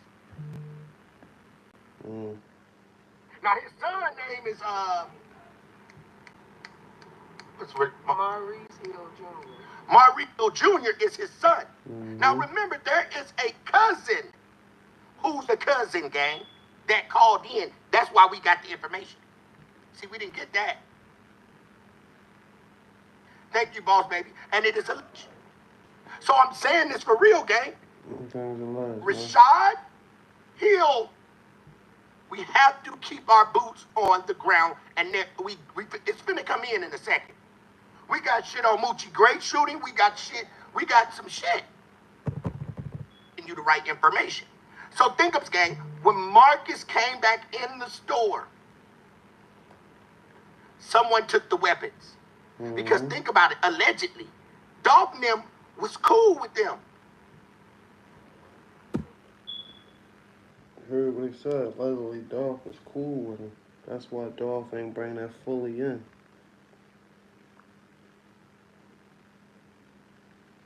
So my whole thing is why Dolph was naked.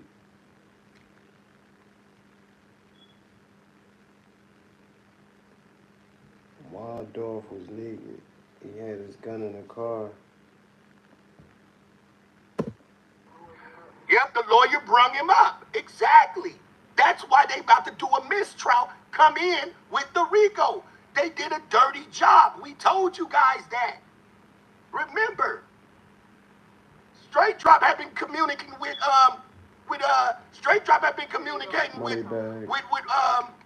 Chook way before they got in connection with Kato 2 times.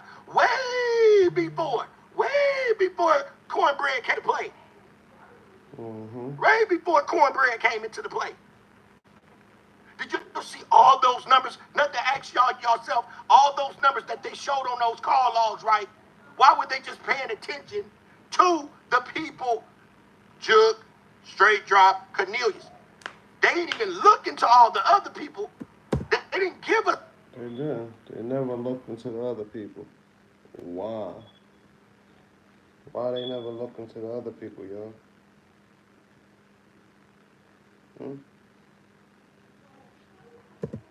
That's where that money and that witchcraft come in. They tried to throw you off. We want to know who all them other people are too. They already was going under different names and other fake names. That's where that come into play. Oh, you still right here, baby. Let me sit right here. Okay. That's where all that come into play, gang. They run into play. And the lawyer finna bust their ass down. Sorry about that. Double tap the screen, everybody. Now look at her. Y'all gotta pay attention. The lawyer has been cooking. The lawyer been bringing a lot of shit up. A lot of different shit that's irrelevant to the case. But it's relevant to the case because this case, it goes deep. Look how she's looking hard. She's still looking, look. Look right here, she looks at it again. Look. She knows. But she's not supposed to give this shit up until Maurice get there.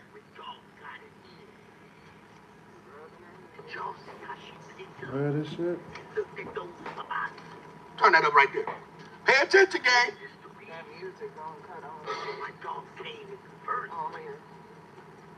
I don't.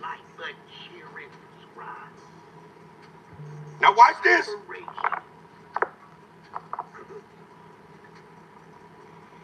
Notice that when young Dog walks in, you can tell Dog is there to hit. Keep how the brother looked though. He double looked. It's clearly here. We know Marcus didn't come in there to get no goddamn cookies. This ain't what no motherfucking cookies. That's what I said. Motherfuckers ain't want no motherfucking cookies. They was there. He was gonna help Dolph carry them boxes out. Allegedly. That's why Dolph was still over there waiting to come in Dolph had money in his pocket. We already know Brick Wolf said that Dolph was up there to make a deposit. That's why he came back and changed it when he talked to the rest of PRE and changed up his story. Mm-hmm. Yeah. Because it was a transaction finna go down. It was a pickup. People use businesses all the time, store establishments, to get shit in. And the shit that could have been coming in was in them brown boxes. Didn't them brown boxes look like the brown boxes was out of place? Didn't she look? Let's look again. Them brown boxes did look out of place. Watch. Watch again. Y'all double tap the screen. Let's go watch. Dolph was coming to pick up the pack, gang. Marcus was coming in. Look, look. Look. Double tap. Look, boom. Look how she looking at them boxes. Boom. When she saw him pull up, she said, okay, let me look. Because she knew, look, gang, she saw him pulling up. That's why she came out the back. And that's why she looked at the boxes, because she knew he was coming to pick up them boxes, allegedly. What they called it, Operation Cookie Monster. Bingo! Band-Aid game. Look at her playing with her hands. What's in them boxes? The pack, gang. She was supposed to get that. Listen, they allegedly were supposed to get them boxes up. Could have been the drop side. And don't those boxes. They different Thank colors. you, Streetflame. I was able to see it. Thank you, Streetflame. I was able to see it. Saying this is what y'all not understanding. This is what y'all are not understanding.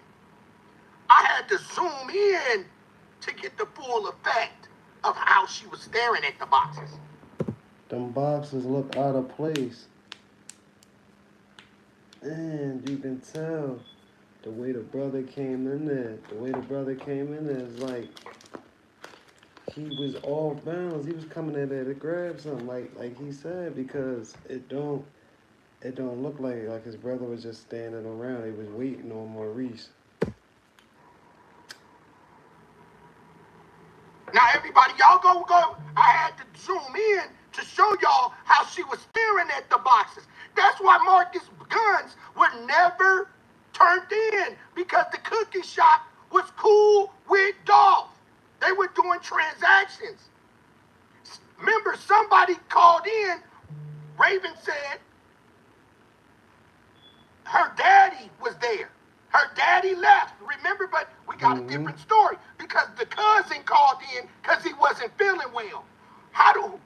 What about that cousin's phone? Where is he? They never took none of these people's phones.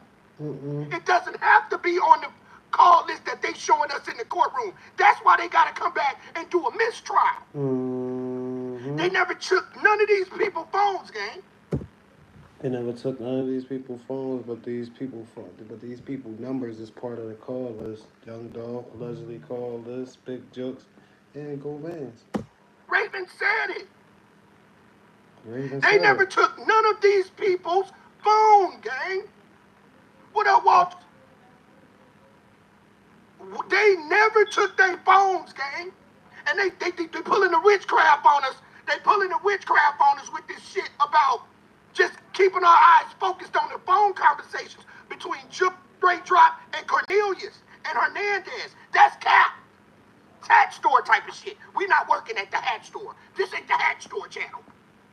We're not working for Lids. This ain't the Lids channel.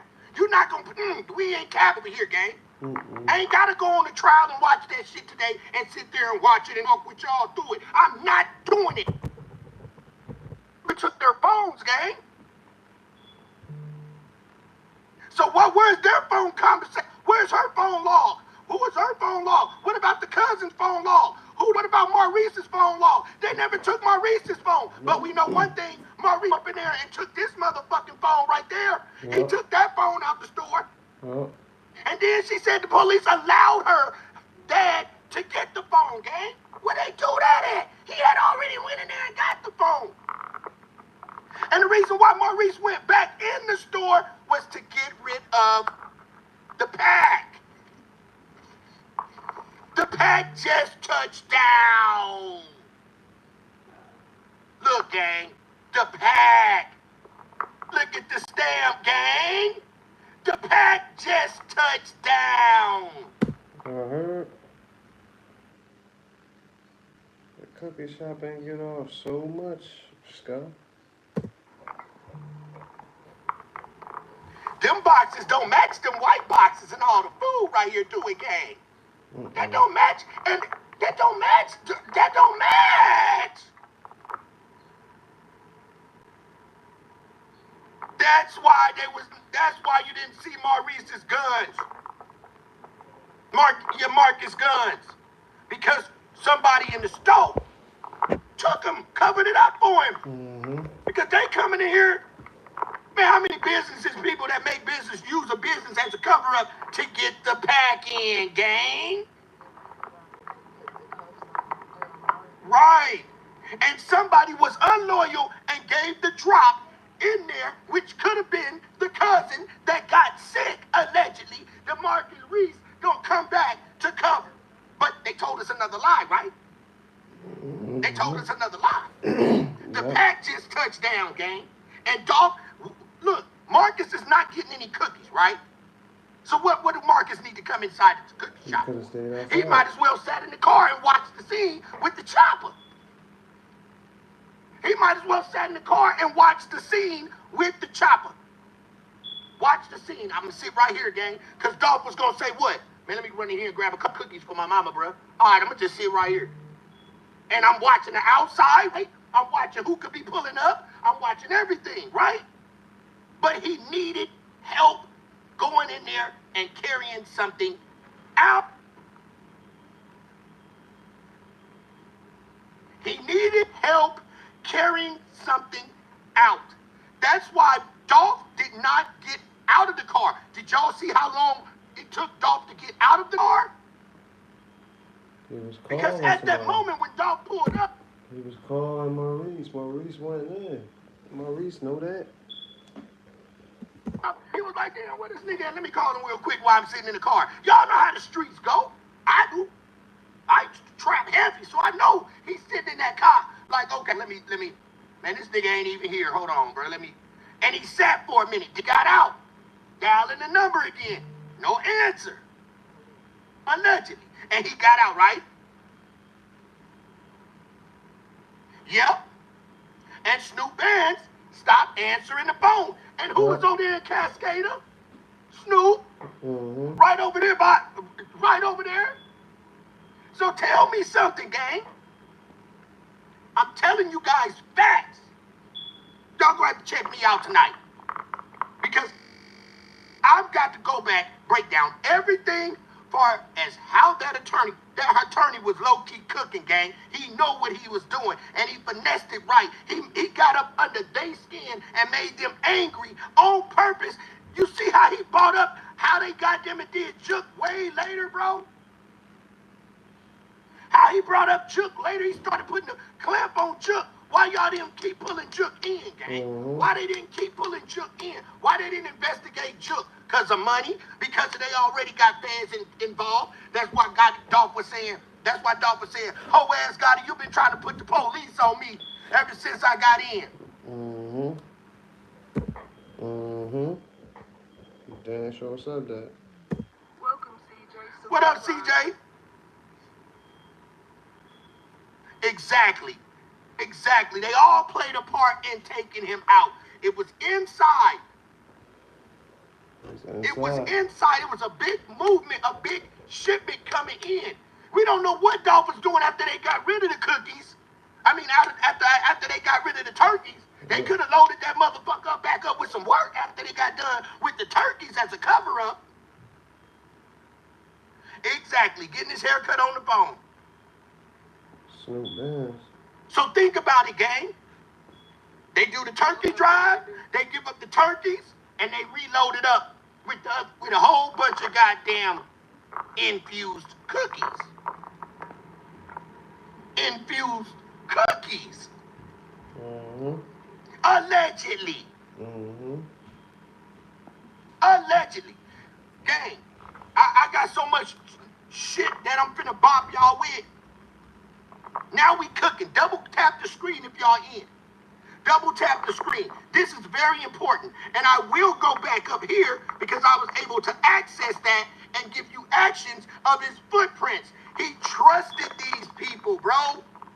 And someone inside finessed him. That's how they had the drop. Mm-hmm. That's how they had the drop on Dolph. That's why.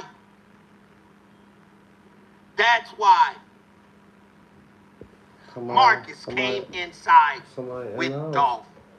That's why we never seen the weapons, because he was able to give it to the rest of the people that was inside of here because they trusted these people, bro. Dolph trusted these people, and they acted like they trusted him. Them other people might not have knew what was going on in the store, but somebody had the inside drop, and that's why she's lying, saying that this girl is the light-skinned girl that we popped her on. Thank you, CJ Superfly. It's a whole different girl. He say, hey, bro, I'm not going to lie to you, bro. You're extremely right, and you got to have a deep, deep mind to really, really understand this. And I'm not going to lie, bro. You hitting these right on the note. Thank you, gang. I appreciate it. It is, because a lot of stuff starting to add up. A lot of stuff starting to come together. And go back, going to testify, so. He trusted these, but I got some more stuff in the come. That's why I ain't go on yesterday, gang. Because I edit. I'm able to see shit that people, I'm able to slow shit down that people don't know how to do. Put the arrow there for you. Watch the scene. Yes, he was backdoor. They trusted these people. He trusted them people. He did. Why did she? Here's the key point. Let me go up here. It happens. Okay, when he runs back in. So I'm going to bring that to you in real time. Okay, Melina, we know it. I won't be watching it. I'm just doing this. I'm going to be watching it, but I'm doing commentary on here. I will be watching it on my own time because I have to edit. I'm driving, I'm editing, I'm taking pieces so y'all can see that there will be going for a mistrial so they can bring in the RICO. Gotti, you might as well go ready, bro. The cookie shop, y'all might as well go and get ready. That's why they brought up Raheel. That's all these conversations. They got to bring it all back, gang. They got to bring it. They got to know what them boxes was, where them boxes came from. They got to go back. They got to investigate everybody. See, they tried that witchcraft because they know people down at the police station. That's why the cops did a bad job. That's why he got the private investigator. Let's work. Yeah. Watch this.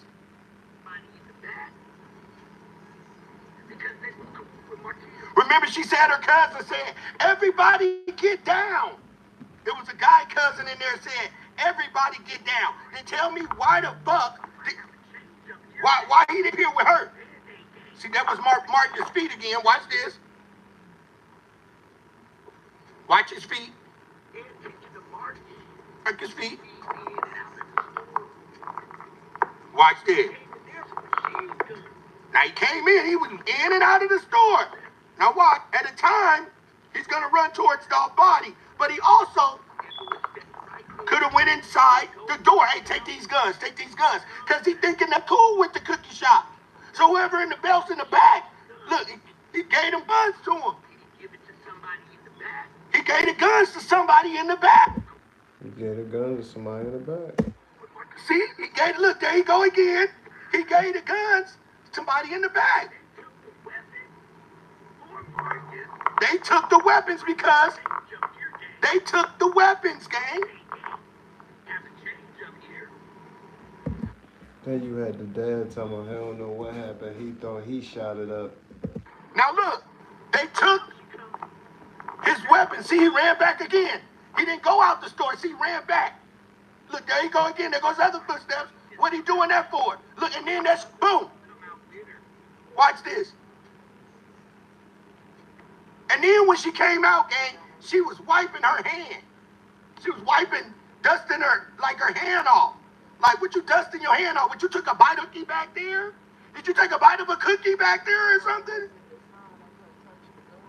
Or did she touch the guns? Did she get the gunpowder off her hands? Did she go get gunpowder? Was she getting gunpowder off her hands? Because they never checked her for gunpowder. See, that's what I'm saying. They never checked these people, bro. Look, watch her. There he go. He just moved. Now watch her. Look at her hand. Watch her. Watch her hand. Look at her hand. Wiping her hand. Look. Look at her. Look at that. Why is it just one? Where's the rest of the employees? And it's clear for us. Now, if there is a... Yeah, it's like they communicate. It's like they communicated. Answer this. They're communicating, gang. If there is a grown man inside of the store, why ain't the grown man, why ain't everybody up there at the front of the counter with her? Right. And why she ain't put her hands up? And why she ain't put her hand? Exactly. Because you know why? Because Dolph trusted this cookie shop. And somebody in the cookie shop knew that drop and that pack was going to be there. It was a clear setup, gang. And they got to go for the mistrial at this point. I want to get everybody to see this, because this video is very important, because you know why? It should have been 1, 2, 3, 4 people up here looking at what happened. So you mean to tell me it's a grown ass nigga back there and he ain't have enough balls to walk up here like her? She has no real reaction. Exactly. Exactly, Clinton. That part. There, like I told Dub yesterday, there is no reaction when everything went down. No reaction. No reaction. She hurried up and went in the back, and then a few minutes later she came out normal. It should have been a lot more people up here. Now he's running in and out. So what does Maurice need to go in there and let them out of the store for? It all shows. It's all clear. He don't need to let them out the store. Clearly she went to the back, and clearly ain't nobody else up here looking to get waiting to get let out the store. Nobody's up here. Why is she the only one here? Because somebody ran off with the pack. Because there was more stuff going on when Maurice came in there. When Maurice came in there, they got rid of these boxes. They got rid of the guns. My point is, she got her phone in her hand. Why she ain't on the phone with the ambulance? Right, she got her phone in her hand, and she should at least on the phone with the ambulance automatically. She went to the back with the phone. But when remember, she turned and went to the back with the phone. She probably called Raven. Tragic emotions. Yeah, ain't no tragic emotions. Somebody's going through all this. She had to go to therapy and all of that shit. We tell she had to go to therapy. She went up here and looked at the goddamn shit. That's her fault. She wanted to go up there and go look at some shit to put her through some therapy. Because it's a lie. It was a third person there. It was 4 people there. And the reason why Raven don't want to give up 4 people is because the other person ran off with them boxes. And the other person could have been a person that put the lick down. And another question. Why didn't the police and the news people interview her? And she that part. Seen the whole thing. She said they interviewed her and stuck to the same script. They stuck to the same script. But that's what she said. That we didn't see that. That's what I'm saying. And if we may get to see that, y'all, we might get to hear that. They haven't mentioned it. He's cooking. He might say, did all those people in that cookie shop get interviewed? Yeah. Did their guns did their phones get compensated for evidence? No, they didn't. We want a mistrial. And his money's long enough to get a mistrial. We want a mistrial. Mistrial coming up. That's mistrial coming up, gang. That's all they're gonna have to say then. We're going for a mistrial. Because they did not take everyone's phone. Mm-hmm. Exactly. She's looking. Why you want to look at something tragic? Double tap the screen, gang. So, Band-Aid gang, I will give you the information on Rashad. Hit the like button, y'all. Make sure y'all like, share, and subscribe, man. Get up there. He'll be back in the trial in a few minutes. They on break. Hill. Now we know it. They tried to pull the witchcraft. That's why Dolph kept saying Gotti was trying to put the police on him ever since he been back up in Memphis. Because they got connections with the police. That's why they was pulling him over. Because they wanted to keep, they knew Dolph was trapping, gang. Sometimes you just can't take the trap out of a nigga. Even though he a millionaire, sometimes you just can't take the trap out of him. Maybe that Pat come in and let his partners trap a little bit. He got millions, but hey, this I'm gonna keep y'all fed in the hood. He go a couple Peter Pans. He go a couple Peter Pans, man. Y'all keep this shit running, man. To his street partners. They need money too. So now we know. Raven, stop sitting over there acting like you out to clear, and it ain't your fault because we know that job was done wrong. And allegedly, we're not saying it's your fault or your family's fault. Because at this point, this is a game changer. Dolph trusted your family. It was some shit gonna go down in this store. That's why Dolph walked so far off and took the call. And that's why Marcus did not look like he was about to get cookies. Because he was about to help carry, allegedly, these boxes out of the store. That's why Dolph was there to handle business. That's why he stood up and took the phone call. Because the phone call was important. Because that phone call was to be somebody that was supposed to meet him here. If I'm just, think about it, gang. If I'm just on the phone finna leave and I got to take a phone call, I'll make the goddamn phone call while she ringing me up. Hey, bruh, you want a couple of them cookies over there? What you want out? What kind of cookies you want, bro? You notice he never asked his brother what kind of cookies did his brother want. He stepped over to the side because they could have killed that in 2 birds in 1 stone, right? So when Dolph ordered his cookies, watch this. When Dolph walked up there and ordered the cookies, right? Dolph got all the money. Dolph would have asked his brother, "You want some cookies, bro? What kind you want?" Right? That's what they would have said. What kind of cookies you want? What kind of cookies you want, Marcus? Let me get 2 chocolate chip. All right, so let me get 2 strawberry, 2 lemon, 2 chocolate chip, and my brother wanted a sugar cookie too. Right? Put a 1 in the chat if I'm correct on that. That's what he would have did. And then she would have walked up with all of their shit at the counter. Why she gonna get his shit and then double back to take his order? Doesn't add up. Doesn't add up. She would have killed 2 birds in 1 stone, gang. She would have got what Marcus wanted. Dolph would have paid for all of that. Right? He would have paid for it. Dolph would have paid for that shit. He meant to put a 1 in the chat. But real talk, he would have paid for it. She wouldn't have to go back twice. Dolph stepped to the side because Maurice was supposed to be in that store. Look. Look at them boxes.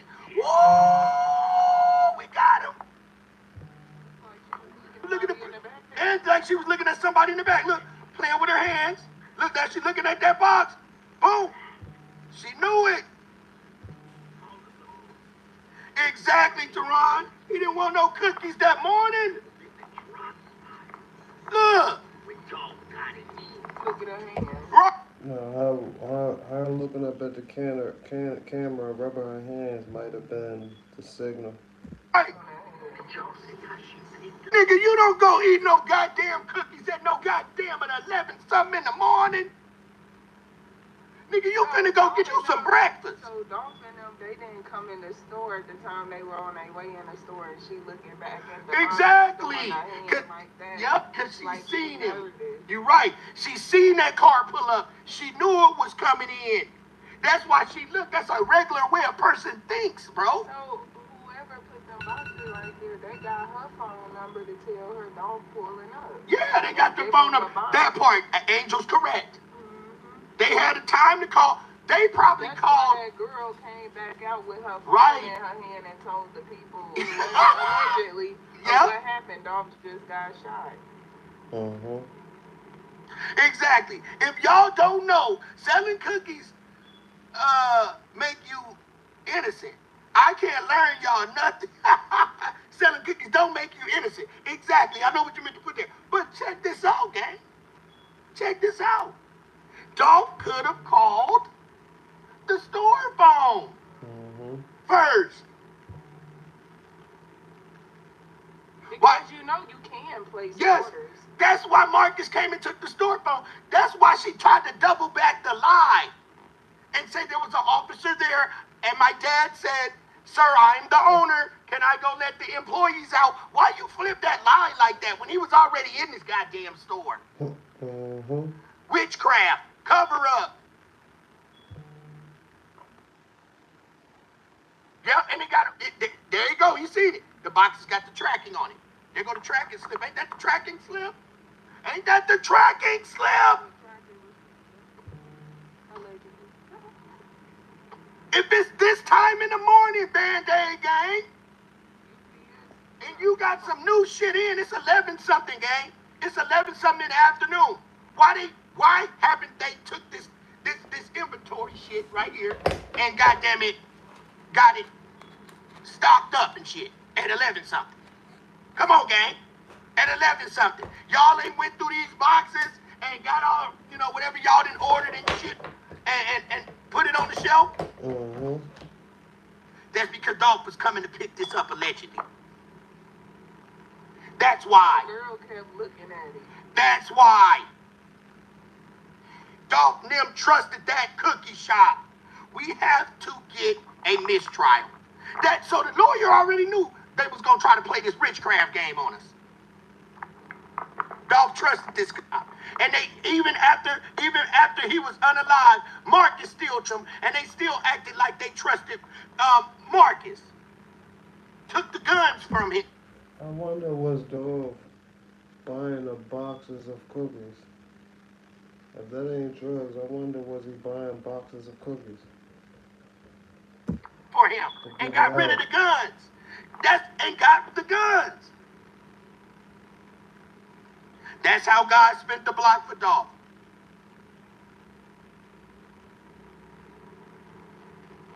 Thank you. That's an overnight package. And guess what? I was able to zoom in and really see her reaction. Because when you watch this one, you're not going to see how hard she was staring at these boxes until I zoomed the screen up. That's why you see it drop after I show it in slow motion. Look how it dropped. That's going to show you how much I had to play with the screen to get to see this. Look. Now watch how the camera look after it's going to drop. Watch this. Watch how much I had to pull. Look, I'm going to have to pull for y'all to see all of this part of her reaction. Watch this. Now watch how it's going to drop. Watch. Look how much I was able to show you the box. Now watch this. Look how it's going to drop. And you ain't going to be able to see it. Boom. See? You can't see none of that shit. Ah! You can't see none of it really like that, see? I had to zoom it up and screen it up for y'all to see how much emphasis she put in the boxes. Bingo. Look, do you see the boxes now? No. Look, and she just... Look, you only see that piece. But I had to drag the screen so y'all could see hide and seek. She ain't standing regular See? like a regular person would it is. She's standing there looking Right. at the box. That's why, look. I had to zoom that screen up for y'all to see. See, now look how I look. Boom. You can't even see it. Hide and seek. Look. After I put it in slow motion, look. Now I go back to fast motion and to the, look. Boom. You would have never seen them up in boxes. Look.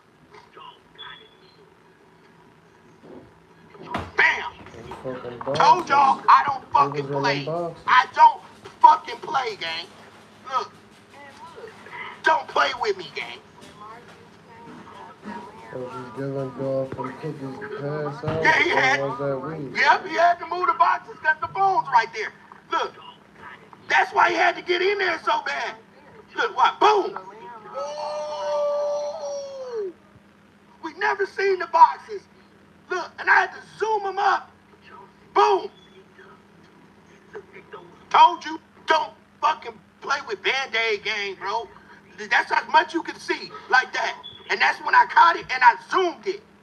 Hit the like button, share, and subscribe. We got him, gang. We got him. Look, we got him. Look. She's so nervous.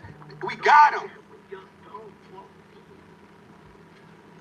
You can tell dogs fear the head. Exactly.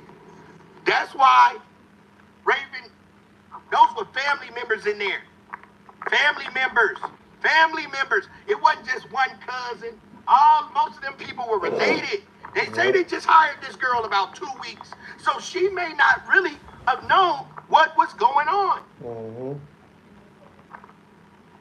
Allegedly. They probably had to hire somebody that didn't really know what was going on. All in the family. And what's up with the button she pushed? Exactly. She did go down there and push something. She put something down. But the reason why Raven is saying that, there was only 3 people, is because we know it's 4. We clearly know this girl is not the light-skinned girl. Because someone ran off with some evidence. Someone has to not be counted for. I'm close to Perry Mason, though. Thank you for the compliment that you had to dig in your head and think of somebody to say that I am. I appreciate it. But this is not about me. This is about what we trying to do right here. And that is scope out everything so this man can get justice. Because clearly, we know that he was locked up. Ain't no other way around it.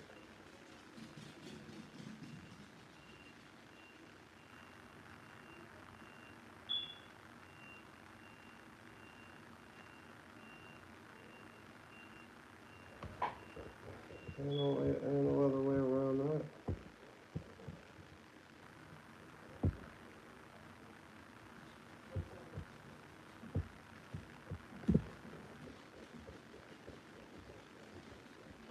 these people, and don't say no, because I don't want to line you up, because I want to let you hang around before I knock your drawers off. I will knock the rubber off the elastic in your drawers real easy.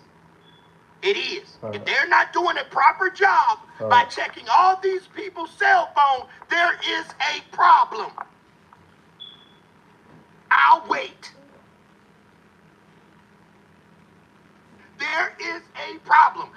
So if you was unalive, wouldn't you want your justice? And wouldn't you want the people that's inside of this store to get their phones checked? That's something y'all really gotta ask yourself. People be wondering why we going so hard for dog. On side of the red wall, she put up. They be asking why we going so hard for dog. That's cause we know there's too much going on in that cookie shop.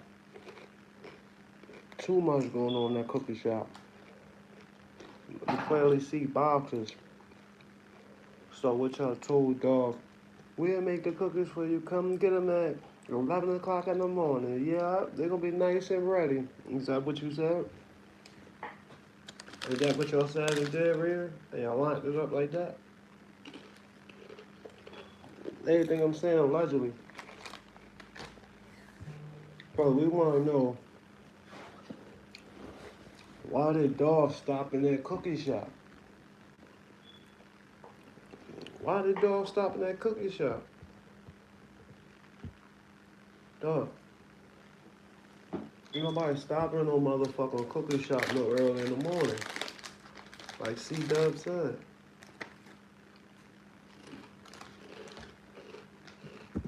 Her arm out to push it. After running in the back before standing and pushing. Okay. So check this out, gang. I didn't want to tarry with y'all. I just wanted to drop this quick gem on y'all. I do want to go do my research because I have to do some chopping and editing to show you guys how would this mistrial may come into play. There is more stuff. I mean, I will get you the intel from Cupcake. We do have boots on the ground. If I do get in a better spot at some time, I'll be doing a lot of drive day. Salute to everybody that just came in, showed love. I did want to give you some intel on this video. We are looking at, just start paying attention. They're putting more emphasis on Juke. He should have been investigated. He should have been investigated and pulled in. So we want to thank y'all for pulling up, showing love to the channel, tapping in, because I know the trial, so it got to be some good information that y'all are stuck around and listen to what I have to give you, because this is important. He trusted those people. He did. These people, phones was... Dolph trusted them people. Oh, you still ain't come back?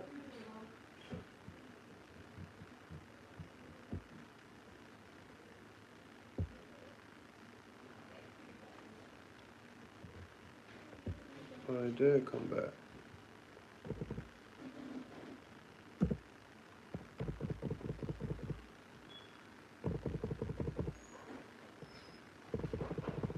He did come back.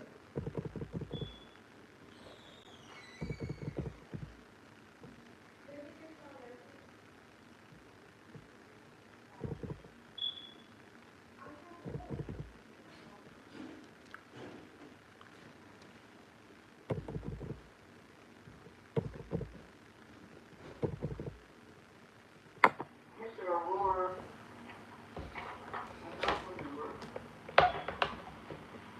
tell me what it was that you said you added or removed. I think I did it already. Accessory after the fact. Oh, right. So I'm adding Yes, sir. the state, you didn't have an issue with that. I think you asked for that too. Okay. State also asked that I include solicitation to both the conspiracy and murder. Okay. So I am adding those. Do we need all the lesser included just like before we go in the indictment, or is that just something? Well, it's I can't go all or nothing? no. Okay. Can't do all or nothing. Court of Appeals might not like that if they have to review it. Even if I waive it? Yeah. Because if they, we wouldn't do so. If y'all agree, if you agreed, I think I might be able to get away with it, but somebody's going to be unhappy with that. One party or the other is going to be unhappy, and be like, that's too bad for those with included. So I'm adding solicitation to both the conspiracy and first-degree murder, and I'm adding accessory after fact to both also. On page 5,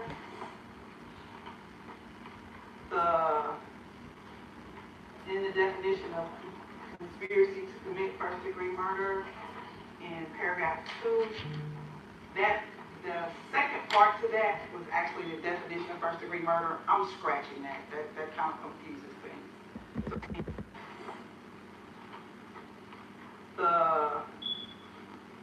In the definition of conspiracy to commit first-degree murder, in paragraph 2, that the second part to that was actually the definition of first-degree murder. I'm scratching that. That first page like that if they have to review it. Even if I waive it? Yeah. Because if they, we wouldn't do so. If y'all agree, if you agreed, I think I might be able to get away with it, but somebody's going to be unhappy with that. One party or the other is going to be unhappy, and be like, that's too bad for those with included. So I'm adding solicitation to both the conspiracy and first-degree murder, and I'm adding accessory after fact to both also. Solicitation to both the, so I'm adding solicitation to both the conspiracy and first-degree murder, and I'm adding accessory after fact to both also. On page 5, that's what he mainly gonna get charged with: solicitation and accessory after the fact. in the definition of conspiracy to Well, commit man, I first get degree 40. murder in paragraph 2. That, the second part to that was actually the definition of first degree murder. I'm scratching that. That kind of confuses things. So paragraph 2 will read that each of the parties to the conspiracy had the intent to commit the offense of first degree murder. Okay. I did add the stipulations. I added the experts. I took out defendant testifying. So let's go back to, I guess, for it to be complete. I thought Boban was Page testifying. 4, where I list the charges. Of course, I'm going to add solicitation and necessary after the fact there. And when it comes to count 2, I've added solicitation to first degree murder, second degree murder, aggravated assault. Do I need to put it on the assault? Just out of an abundance of caution, or y'all good if I don't? That's pretty good. It feels like overkill for me to get that. Lesser charges. Okay, so the parties agree, I will leave it off of assault. Assault is the last offense there. Okay? Anything else?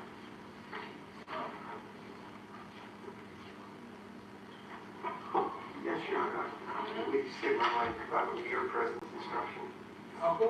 Mere presence instruction. As to the conspiracy, As to the conspiracy.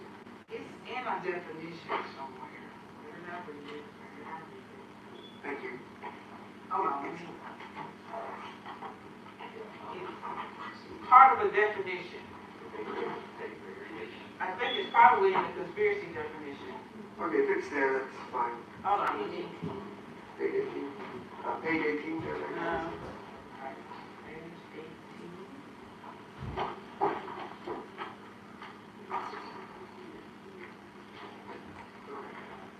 In what? Because now I've added a bunch of stuff. So what is it a part of? So it's under the criminal responsibility for conduct of another section, right above accomplice.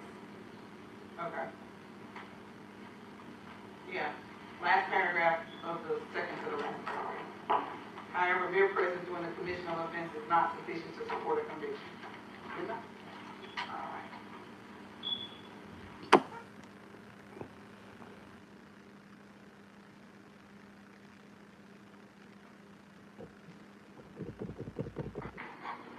And then between closings, we'll need a second to switch to That's fine. a little. Do I need to put a time limit on closing argument? I normally don't. But I see everybody would be. Yeah, I'm hoping it's not that long. You've been pretty, fairly reasonable throughout. I haven't had to clear my throat and look at you hard, so. That's what I was keeping back to you. Right. I think I know of ways to get your attention, and I don't want to have to do it.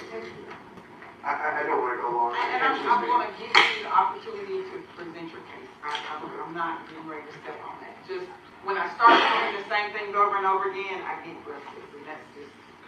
So I'm doing that, and I really screwed it up. Right. Okay. Well, good. So, let's, Really screwed it things over and over again, I get restless, and that's just. up.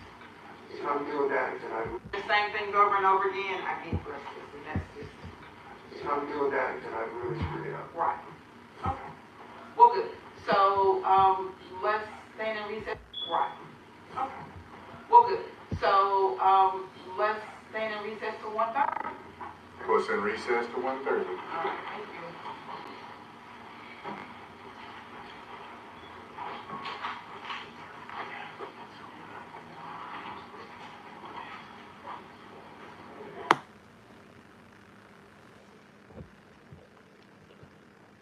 They be back another hour.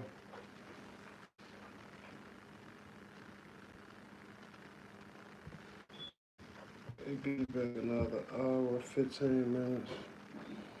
So we gonna try to get it. We gonna try to get it rolling.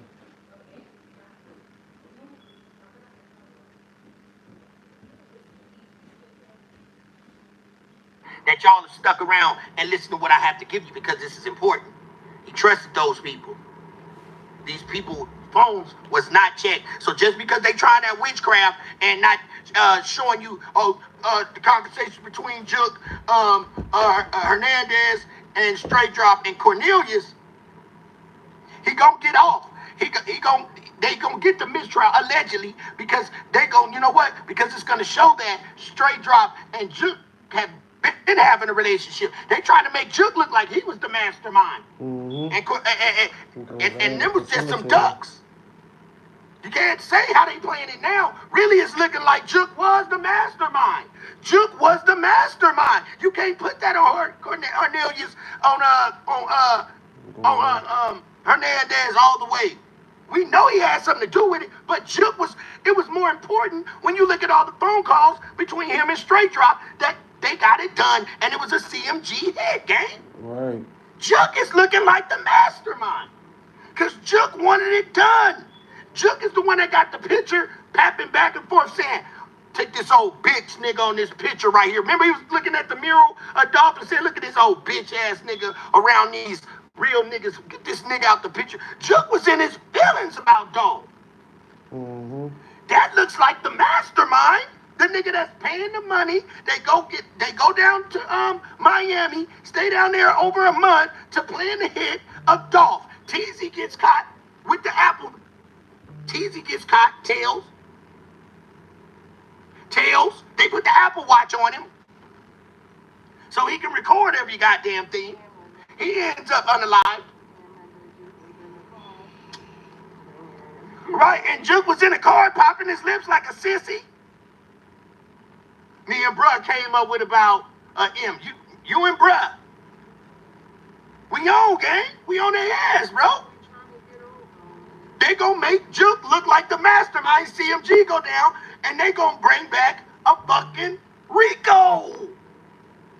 The lawyer is simply making it seem like they did not do their job and did not tell y'all that, gang. I clearly told y'all that they was gonna get private investigator and they was gonna go back and try to get all of these people on the scene, get their phone logs and everything. That's all he got right now to put on his hands. That's this lawyer right now y'all gonna start seeing is gonna be pushing for a mistrial because they did their job wrong. They did their job wrong. And I got MPD, y'all did mishandle that. Y'all did your job wrong. Y'all did. I agree. We all been saying that. MPD, Memphis Police Department, y'all lacked. So I don't know what y'all paid, or I don't know what y'all. It was just lack of it. I don't know. Got some more information in that's gonna pop y'all ass tonight. We gonna pop they ass tonight. We gonna pop they ass. Double tap the screen. I am Mr. C-Dub. I ain't said a word, but you know what I'm saying? And I said, damn, this is the Band-Aid Gang channel. If you are new, please like and subscribe. We got the real angel in the building. Make sure y'all subscribe to Yolanda with the T. Yep, and we got the content queens, Angel in the building. Salute to the gang, Band-Aid Gang. We up in this bitch. Love to everybody. Make sure y'all do y'all research, start paying attention. Manny is... Manny is cooking.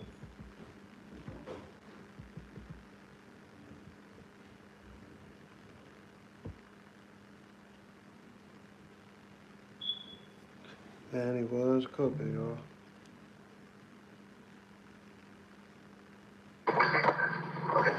We back, y'all.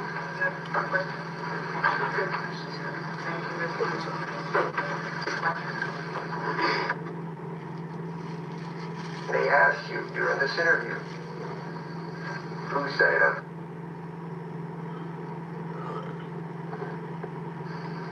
We're here, we'll go back somewhere.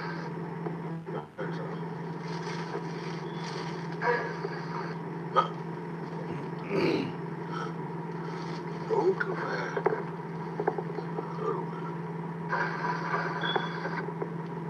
Let me see. And you said this was nighttime? Yes. And when was, what year?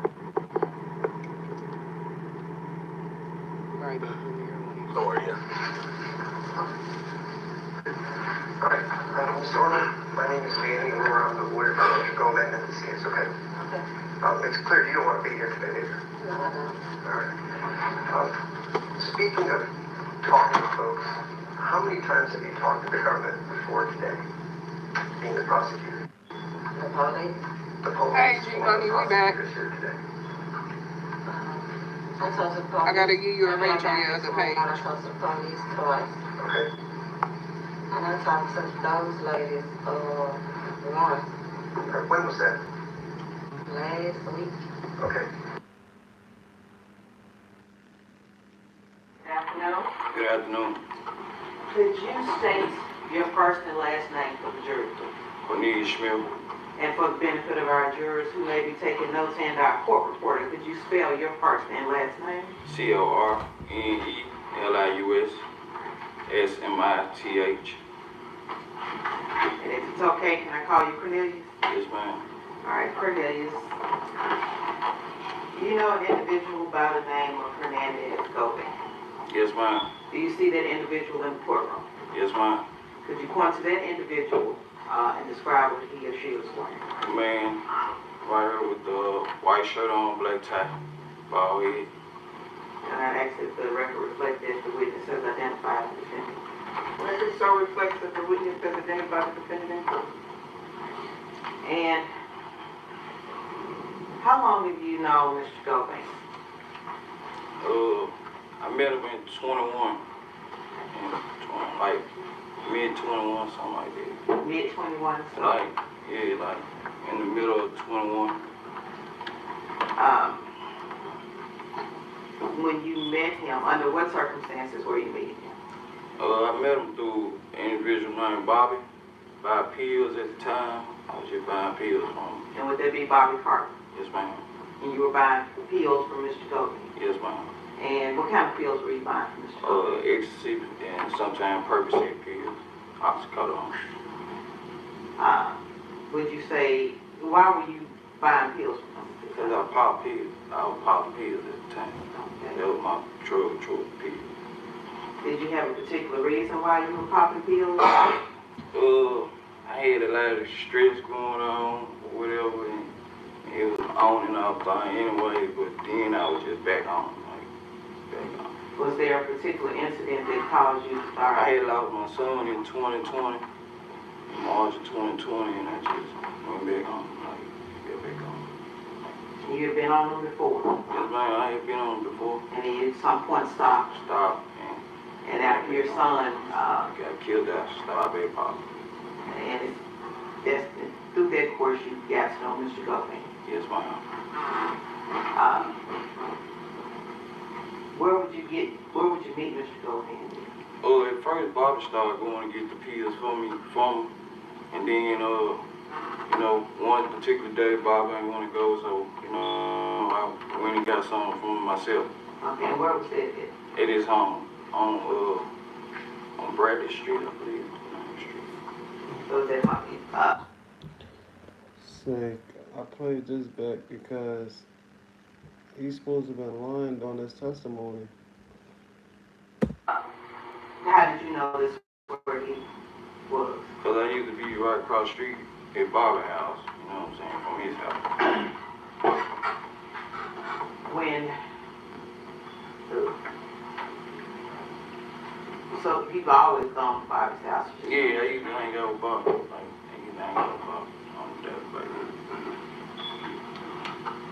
So let's go back to mid-summer or so, however you say it, of 2021, when you first came into contact with Mr. Gomez. At what point did the situation change from you, or did it change from you buying pills from him to something else? I guess after a couple runs of going to buy pills on my own from him, he started asking me, I want to make some money. You knew why I get some money. I'm like, yeah. Did you Did you want some money? Yeah, because sometimes I go to him and can I get a couple pills on credit? So, you know, that was when he was like, you want to make some money? I'm like, yeah. And why did you need money? Were you working at the time? Yeah, nah, not really. I wasn't just working like that. I couldn't just keep a job with a PA like that. I ain't gonna lie to you. Okay. So you wanted money. What did you want money for? A lot of different reasons. Make sure my children were straight, you know, pop me a couple pills, you know, make sure I was good. A lot of people. How many children did you have at the time? I had 5. I got 5 now, but I had 6. Yeah, 6 altogether. Yeah, It was after my son got killed. I had 5. And who is the mother of those kids? Letitia Jackson. So you wanted money to make sure your kids were okay. You pop a few pills, and you'd be all right. Yes, ma'am. Did you have a girlfriend at the time? Yes, ma'am. What's your girlfriend name? Miss Angela. Miss Angela. Does Angela have a last name? Arnold. Arnold? Yes, ma'am. Okay. So, yeah, 5 kids, a girl, and a girlfriend, Yes, and a pill head. Yes, ma'am. All right. So at some point, Mr. Govan asked you if you wanted to make some extra money. Make some money. And how were you supposed to make extra money? Well, he told me that, you know, it was a little bounty on a couple paper out here. Okay, I ain't understand nothing you said. It was a hit on, it was a hit at the time on a couple guys in paper out here, or whatever. Okay, and what were some of those individuals' names, if you can recall? Paper out Woo, Young Dog, I don't know all the names, because I ain't know exactly who they were.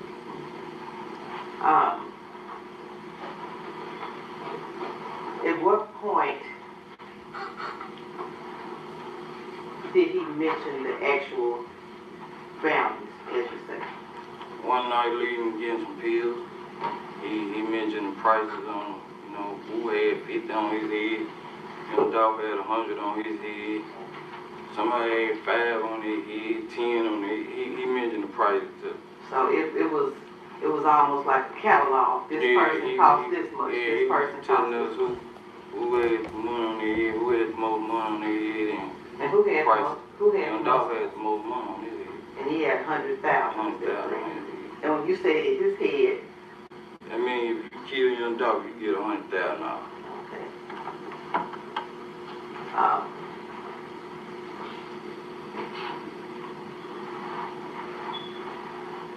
At some point, you will testify about the shooting of Young Dog. Is that correct? Yes, ma'am.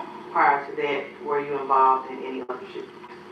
Well, one day, Mr. Govan had provided me with a gun, and he told us that paper roof was at home one day. So as we approached the house, for me, Bobby, Justin, and another guy, I don't know the other guy's name, Bobby dropped me off. I get out walking on foot. Paper roof coming out the house, and he had his gun in his hand at the time, and I was walking up the street.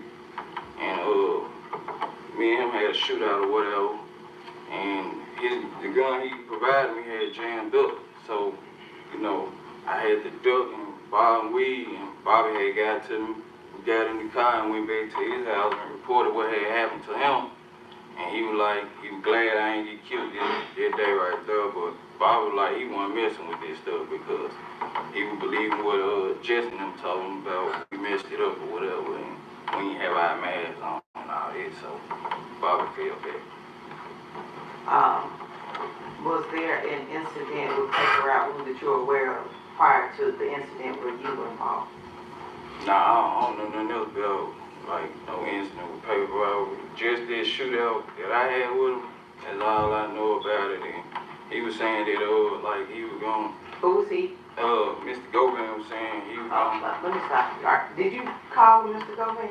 Nah, I called him Quick. That's what I knew. That was your nickname? Yeah, Quick. Would you feel more comfortable calling him Quick? Yeah, I called him Quick. Okay. Quick was saying that he was going you would pay by Woo Mama or whatever to find out what they be about, you know, play up on the other, find out where, you know, Woo and them be is so we could reach out and touch them. Like, find out where they hit. Was it just, he was gonna see where Wu was, or was there other paper route artists? Any one of them, like Wu or anybody in paper route, he was gonna make sure that, you know, he could play because Mama liked him, so he was gonna try to play their father figure and, you know, find out where they hit and make sure we could reach out and touch them.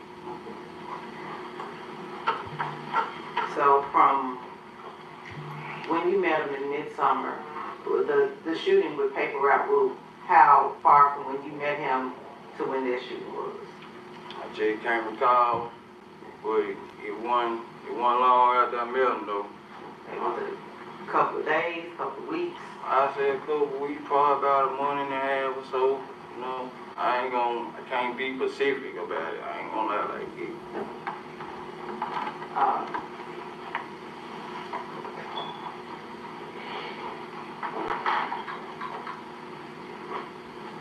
Were you all looking for specific paper route empire artists?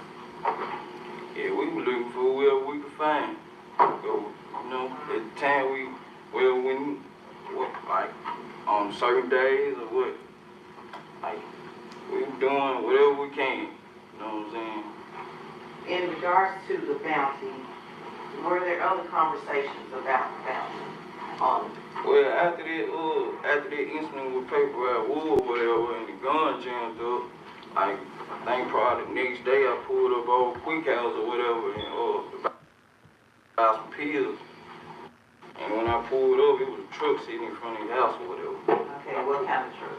I can't remember. I ain't gonna lie. Like an SUV truck or F-150 truck? Like an SUV truck. Okay. But I pulled up and I got out and when he said, he was sitting up there with Juke. And he was like, here go little C right here. We go C right here. So Juke was like, hold up, man. We ain't doing no talking around these phones, you know, taking these phones outside. Who said that? Juke. Before we got to talking, we was telling him, like, we ain't talking around no phone, take the phones outside. Who was he telling to take the He phones? was telling Quick that. Okay. Take the phones outside. And then Quick take y'all's phones outside? Yeah, I gave him my phone. He set them outside on the trail or whatever. And came back in and was like, yeah, this little C right here, this was the one that, you know what I'm saying, shot your woo. And, hold on, you did a whole lot of woo. Well, you know, basically saying, this the one that shot it, woo. And, this one of the ones that I got to, you know what I'm saying, that I got on the business too. And Juke basically like nodding his head, like, y'all gonna get y'all money, y'all handle y'all business, you know what I'm saying? Y'all gonna get y'all money. What was, person you described as Quick, what was Quick saying? He was just letting them know that, you know, I was one of the ones that he got on the business, that he got to put the work in or whatever. Okay. That he hired for the Because I'm gonna need you to slow that down. You the one that hired on the business to do what now? To make one of these, get a hit, do the hit. Do the hit. I'd like to pass you a photograph.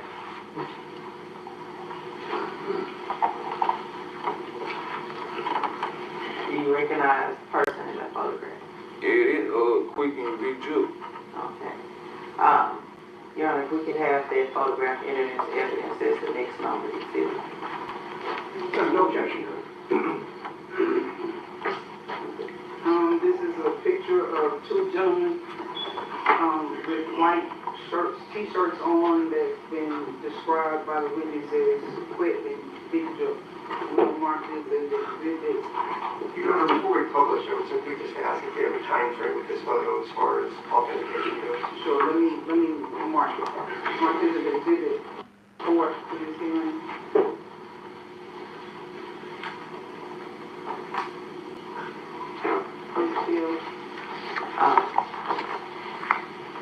Do you know when that photo was taken? Nah, I don't know nothing about these photos. I don't know when they were taken. That photo simply identifies the people you described as Quick and Juke. Yeah. Any objection to permission to publish, Your Honor? Yes.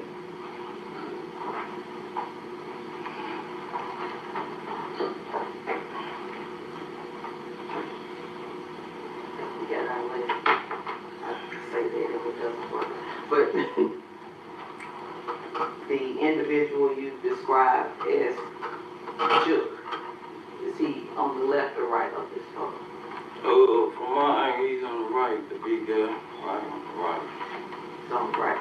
And the individual on the left, who is that? That's Quick. And Jude is the person. Do you know his government name? No, now since I've been locked up, Anthony Mills, since I've been locked up. And Quit, you know it's Hernandez Gomez. Yeah, Hernandez Gomez. At some point, I'm sure you all exchange phone numbers.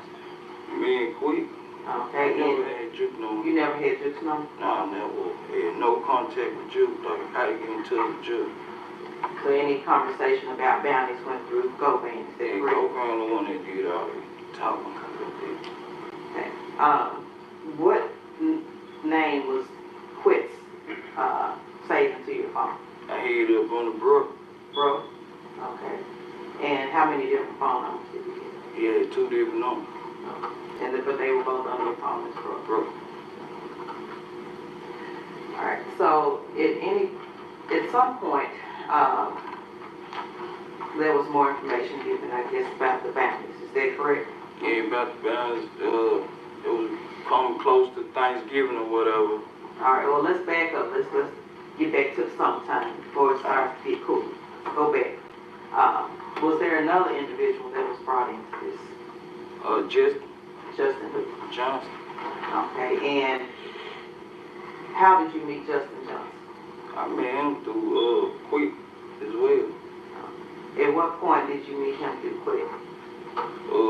Like around the time we did that, they had on paper at Woo, and we went and shot at him. Like that was like my first initial meet with him around that time. And you said you met him through Quick or Mr. Govan. How did you meet him? Describe it. When they found out that Woo was at the house or whatever, me and Bobby were called, and he called Justin up too, and we all met up at his house. And who was he? Quick House. We all met up at Quick House, and me and Bobby jumped in one vehicle, and Justin and another guy jumped in another vehicle. But he was putting you all together? Yeah, Quick put all us together. Hey, you didn't know Justin before this day? No, man. Never seen him? Never seen him, never met him, I don't know nothing about him. Alright, so some point we'll get to November, but what was your interaction with Justin over the course from when you met him? After we did that and the gun jammed over paper out Woo, Justin then went back and told Quick that me and Bobby so-called messed it up or whatever. So, Quick was like, y'all had y'all masks on. Justin them told him we ain't have our masks on. I ain't have my mask. Govan knew that this was going on and he asked you to have a mask. He the one gave me the gun to go out there. And he asked you to have a mask on. Right. He asked me that. Okay. And he was saying like Justin would tell him that we messed it up or whatever, and that's when Bob was like, he ain't doing nothing with nobody, he ain't getting involved in it or whatever, because Quick believe everything Justin them say, and at that time we basically telling me like get with Johnson and get with Justin them, and you know what I'm saying, out of the bid, we want to get this money. Since Bobby acting like he acting, you know what I'm saying? I don't know what you said. Since Bobby acting like he acting, he told me to get with Justin and them, since Bobby had pulled out of it. Oh, Govan told you to get with Justin? Yeah, Quick told me to get with Justin. Okay. And what reason was he telling you to get with Justin? So we could find one of the any artists to get this money, and so, what would Govan gain out of you all getting a bounty or hit on one of the paper routes? He was getting a cut out of it. He supposed to got $10,000 for me. No matter who you hit or if it was... Nah, young dog, he supposed to get $10,000. I did $100,000. I did $50,000 I was getting, he was getting $10,000 out of it. So throughout the summer, going into the fall, did you and Justin and Govan ever meet? Yeah, we'll meet up over Quick House. Like, we'll go over Quick House, and that's what we always met up at, over Quick House. And then, what was the purpose of meeting there?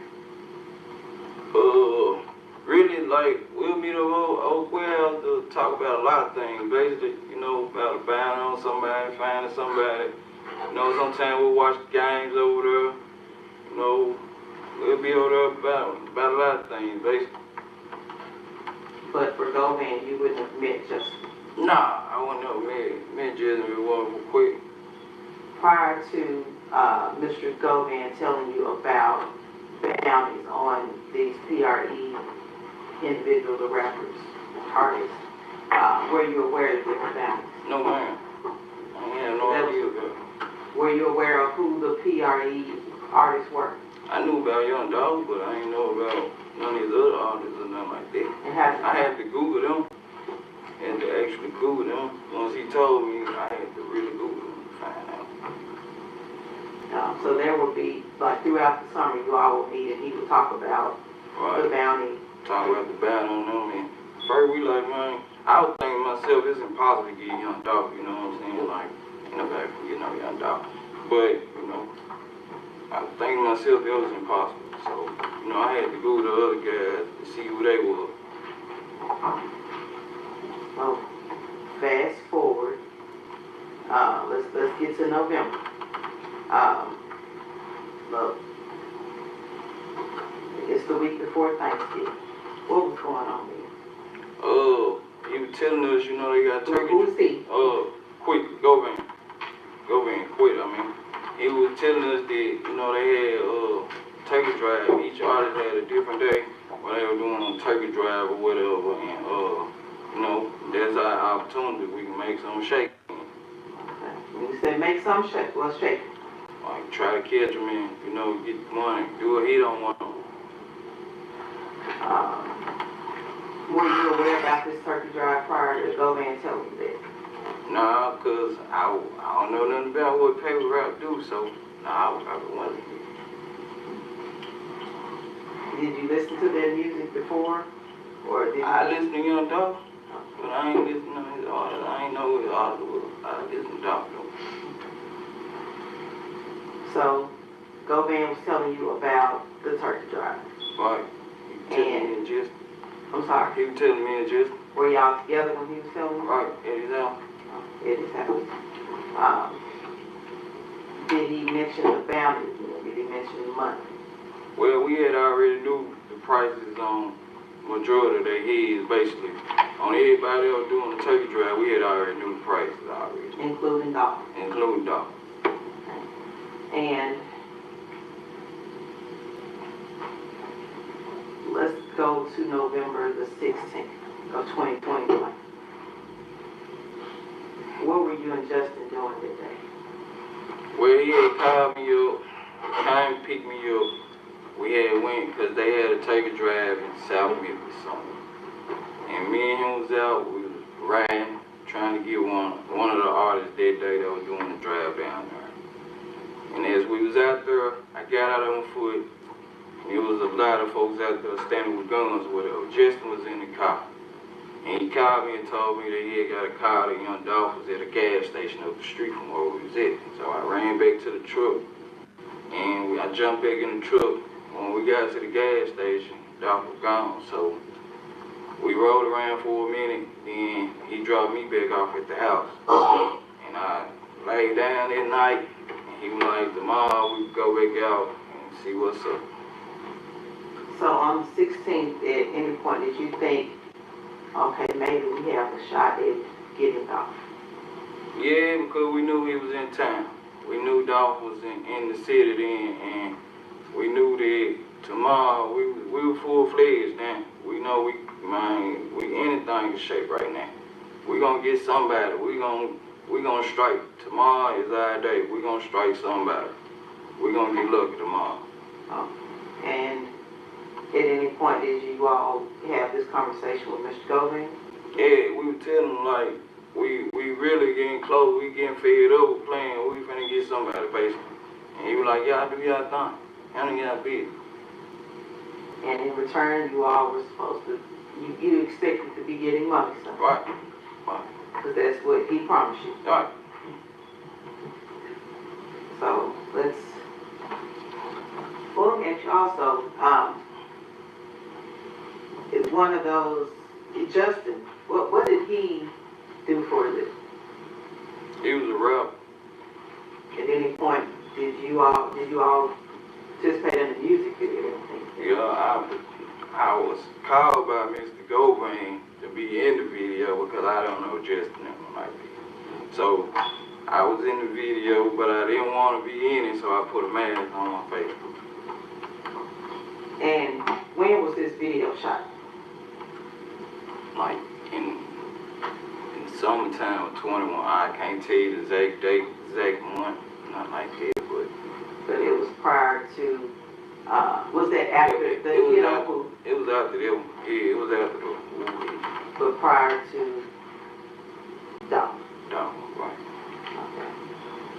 You have a photograph that is for you. Previously been shown to the defense counsel. Do you recognize the contents of that photograph? Yes, ma'am. And what does that photograph be? It's the photograph of us in front of the house where y'all found the car shooting a rap video. And who's all in that video? Justin, I don't know the other two guys. Hernandez Govan, I'm standing right behind Hernandez Govan with a mask on my face. If we could have that photograph and as evidence as the next month in the future.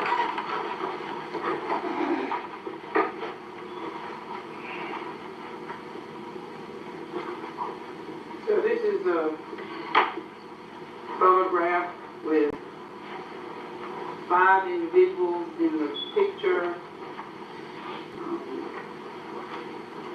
Mr. Govan with the cap on. The witness describes himself standing behind Govan with a mask on.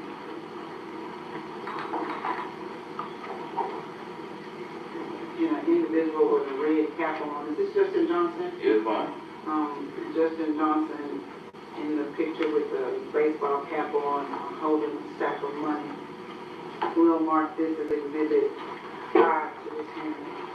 Can we just ask when that supposedly was? I think he may have He's said. already said he did. So he doesn't know this one? Hold on. Let's mark this and then you can ask your questions before this.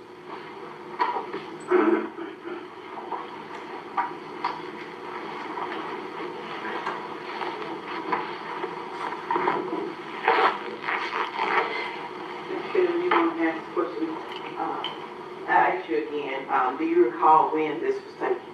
Or the video, excuse me, the photograph that you were just looking at, not this one, but the one you just handed to me? That was, the video, I don't know what month it was. I don't know, like, exact time it was, but I know it was sometime.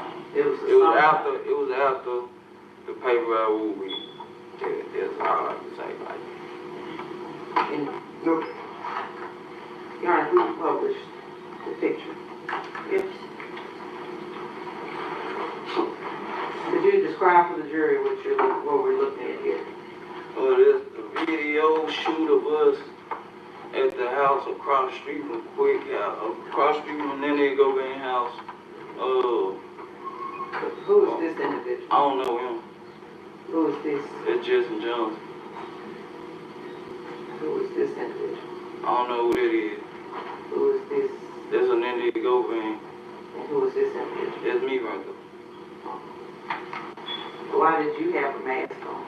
Because I wasn't part of their little crew, and, you know, I ain't want to bring no little beef upon myself. He asked me to be quick, and then they go in and asked me to be in the video. That's why I'm standing, like, right behind him, because I ain't know none of them other guys.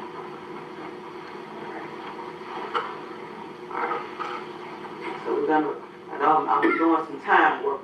But this was summertime. We're gonna go back to November, at this point, November 17th. Right?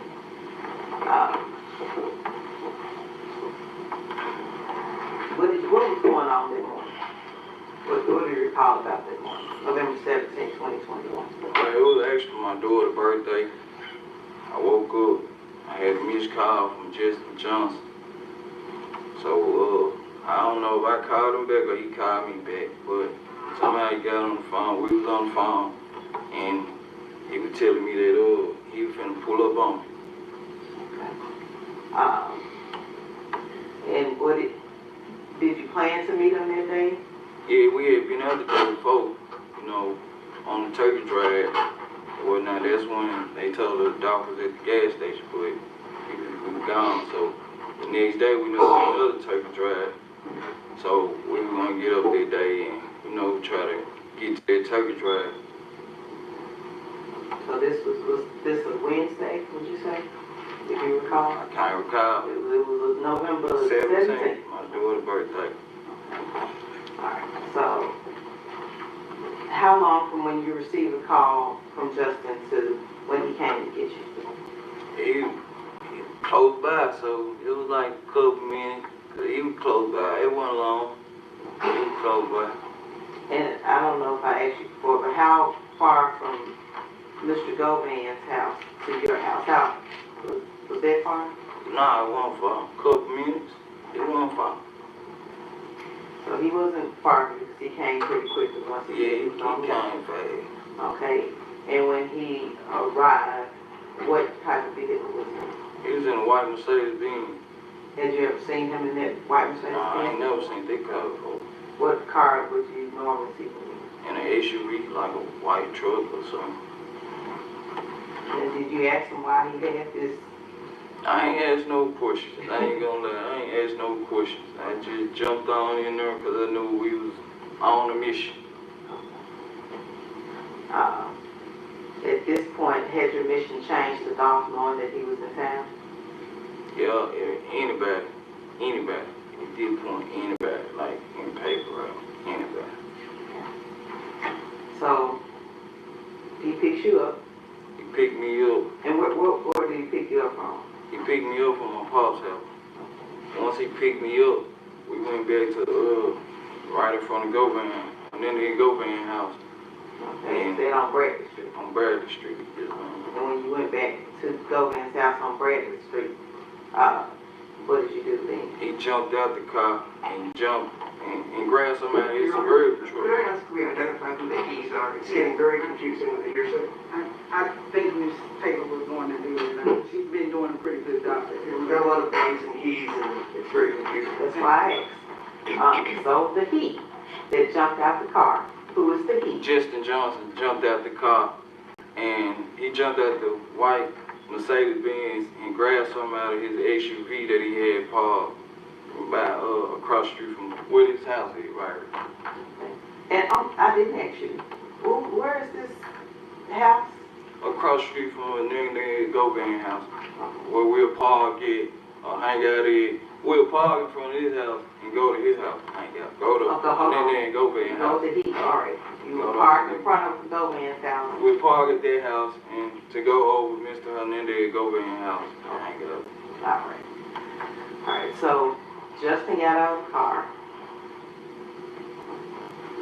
opened the door or something to the SUV, got something out. Right. Did he get back in? Yes, ma'am. He got back in and we took off. Okay, do you know what he got out of the car? No, ma'am. I can't remember. All right. You previously mentioned that you all were kind of on a hunt. Right. When you go hunting, you have guns. Right. Did you have a gun?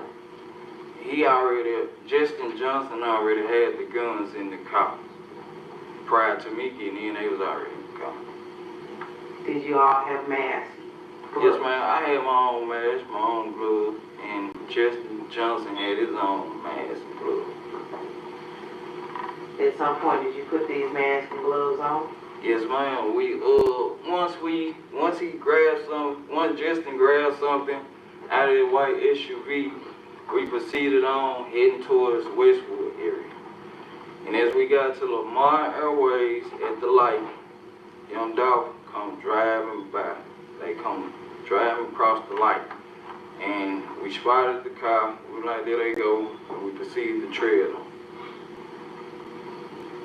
Trail. Young Dolph. And what did you do then? Well, let me ask you, did you make any phone calls? I didn't make any phone calls at the time. I didn't. Did Justin make any phone calls once you all spotted that dog? No, ma'am. I don't recall. Okay. All right. Spot dog, what did you all do then? We proceeded to follow them. We followed them. They pulled inside the cookie store. We made the block. And when we made the loop, I jumped out. I spotted off inside the store at first. I jumped out. Just proceeded to shoot inside the restaurant. I'd like to show you what has previously been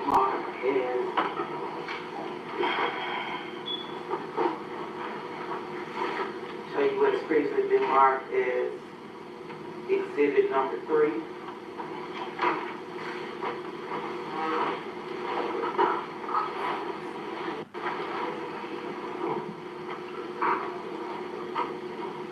Take a look, please.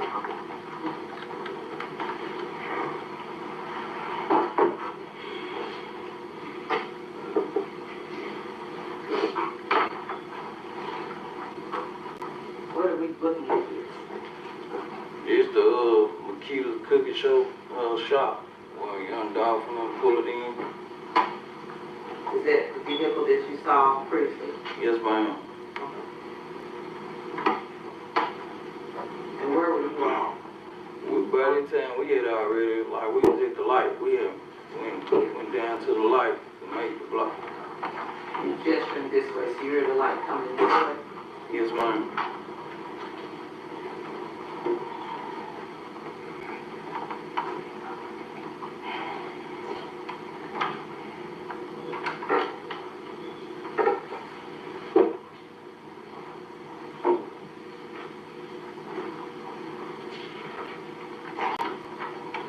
Could you see when he got out, when Dolph got out of the car? No, ma'am.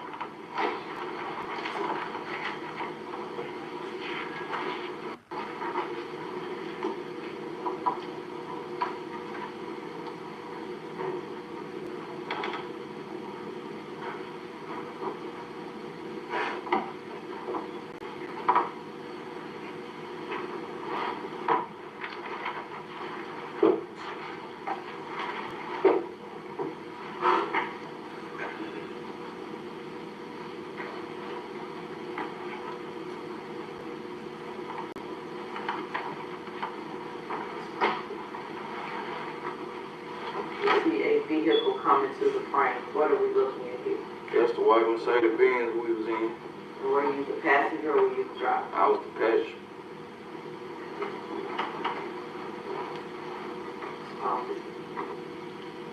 This individual. That's me. That's me. And is this the gun that Justin had already in the car when he got it? Yes, ma'am.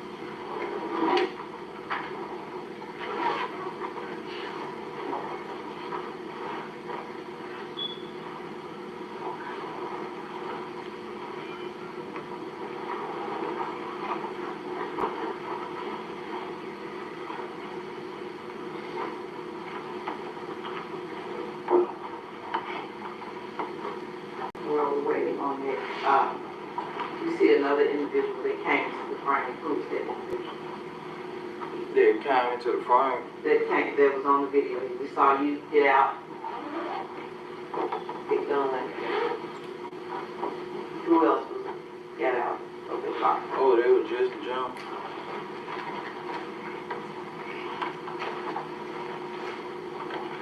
What were you all planning to do? Well, once we saw Young Dog, we were planning to go and kill him. I'm taking him. Well, how far from when you sawed off on, was it Airways? Yes, ma'am. How far from when you how long did it take from once you sawed off on Airways to once you actually got out the car and started shooting?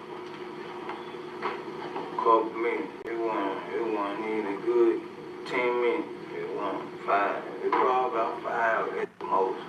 Red lights.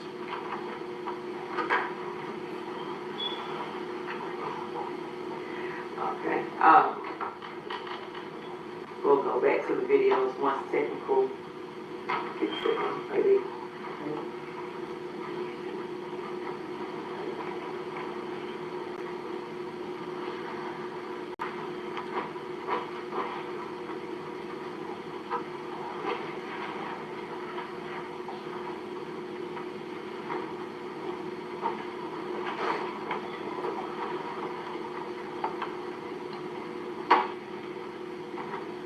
So in the 5 minutes or so from when you all spotted Dolph's vehicle to when you all started shooting, what did you and Justin say to each other? We didn't say nothing. It was just like, once we saw him, we didn't say nothing. We knew it was go time. I knew it was go time. Like, might as well go on and get it over with now. That's why I jumped out. Did you have a phone on you on that day? Yes, man. I had put my phone in the glove compartment of the car. Why'd you do that? So I wouldn't drop it when I jumped out the car or nothing like that. So did you put it in the glove compartment when you first got in the car or after you sawed off? When I first got in the car, I put it in the glove compartment.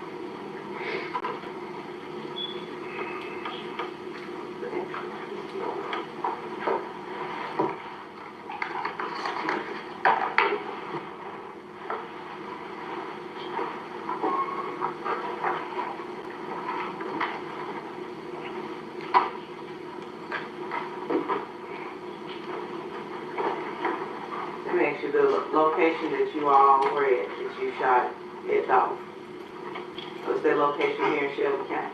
Yes, ma'am.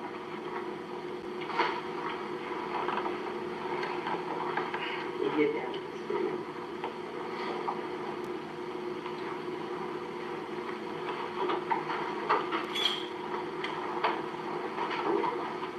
You know, we're working again. Yes, sir.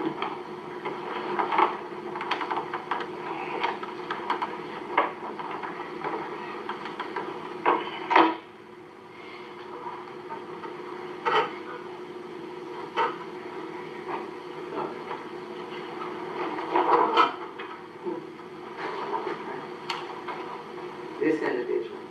It's me. Okay. Play.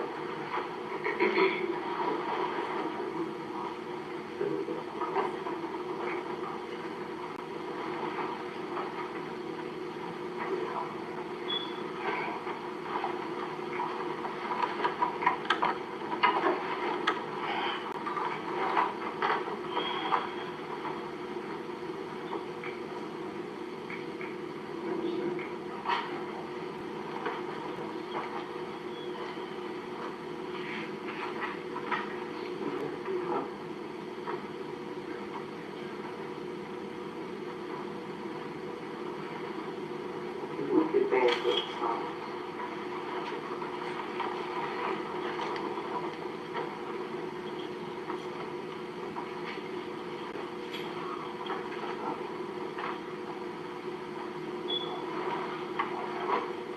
That you all pulling off in the white Jeep.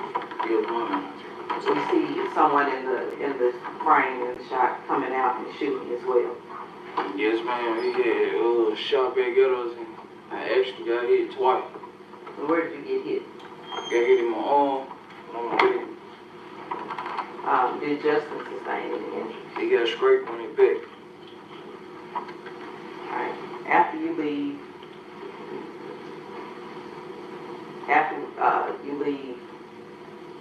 there, pull up. We have another video I'd like to show you previously been marked as part of Exhibit 3. The videos are working with us today.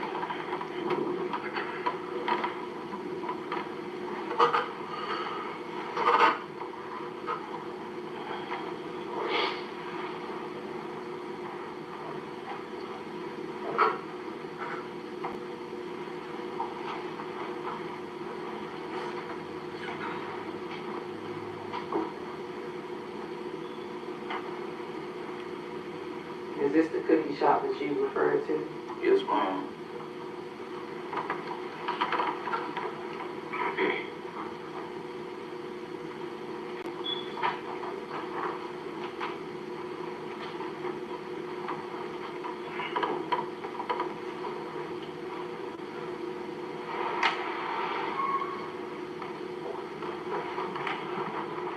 And could you see who was inside of the cookie store from once you got out of the car?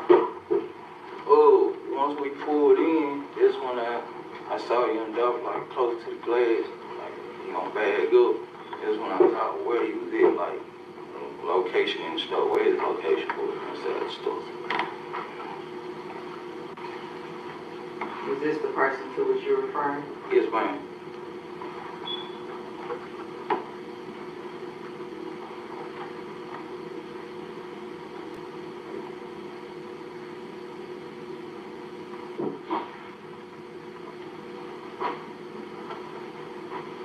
Was that you? Yes, man, that was me that ran it up, shooting inside the store.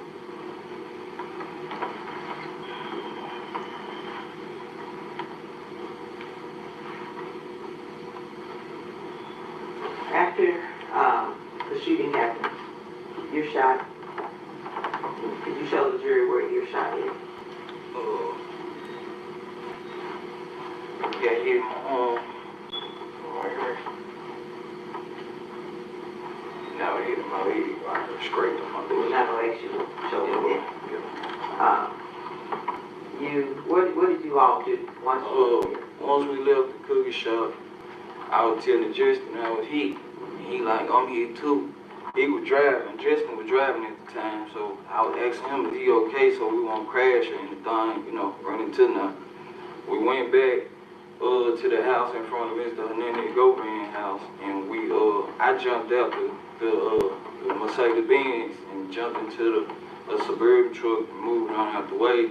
Mr. Justin let me stop for a minute. When you all were planning to get hits on any of the PRA like this, and then even once you saw Dolph, did you have a plan as to what you were going to do after? Not necessarily. We was going back because we ain't know we were gonna get shot. Ain't nobody know we were gonna get shot. You didn't plan on getting shot? No, ma'am. That wasn't part of the plan. Had you not got shot, was there a plan in place? We probably would have just took the car back, you know, jumped in another car, went and burnt the car up, something like that. But we both got shot or whatever, and I was bleeding tremendously bad. We took the car back in front of Mr. Hernandez Govan, across the street from Mr. Hernandez Govan house. We jumped in the truck. We were trying to get cleaned up, so we were trying to find somewhere for us to go. Who was he? Justin. Justin was trying to find somewhere for us to go. And in the meantime, he had FaceTime Big Juke, let him know that, you know, that was like our work. Y'all won your money then, right? Yes, ma'am. And let me ask you, did he promise to give you your money that day? He told us he'd get with us when he got done with his kids or whatever. When he got up, one or the other. But you didn't have Juke's number? No, ma'am. So he couldn't get with you directly? No, ma'am. He couldn't get with me directly. So how would he have been able to get with you? I would have had to go through Mr. Hernandez Govan or Justin John. Alright, so no plan as to what y'all were going to do after whoever y'all hit that day. You have to hit Dolph. Yes, ma'am. Hit Dolph. You go back where? You go to the... We drove across the street from Mr. Hernandez Govan house. We swapped vehicles. And now that's when I had went too fast. This when Justin was trying to find somewhere for us to go. But he had FaceTime Juke first. And then let him know he was spelling out Dolph.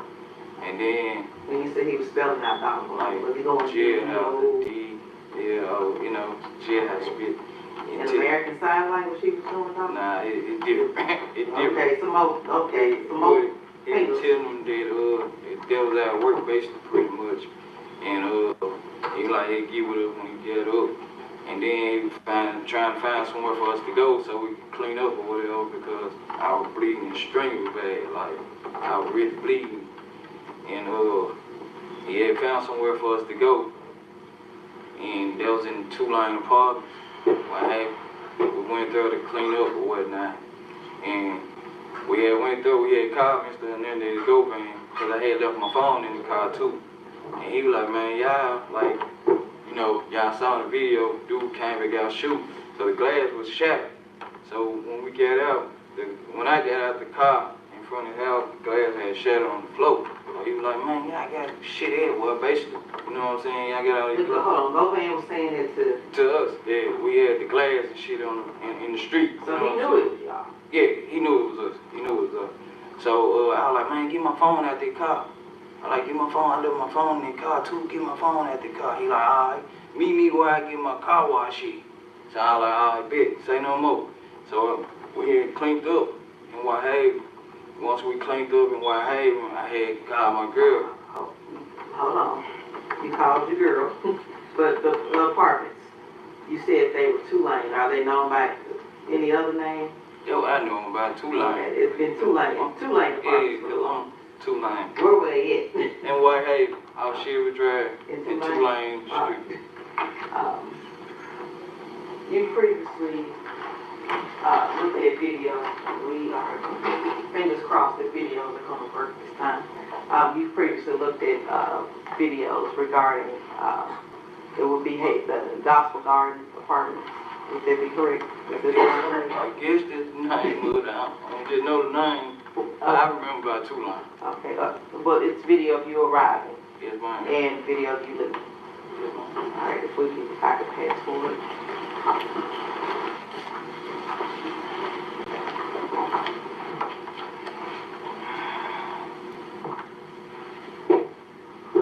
What do you call it? Oh, it's the clip that you had showing. The video of us leaving the park. And how do you know that that's the clip? Because I had an initiative after I watched it. All right. Your Honor, if we could have it and it's evidence as the next number of video.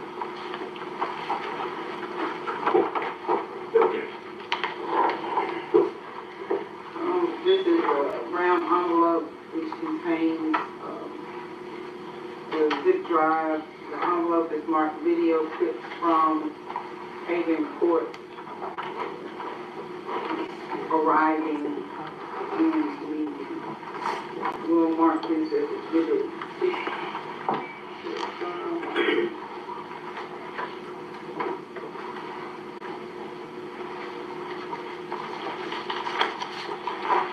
Now I'm going to ask for permission to publish with fingers crossed. It actually publishes.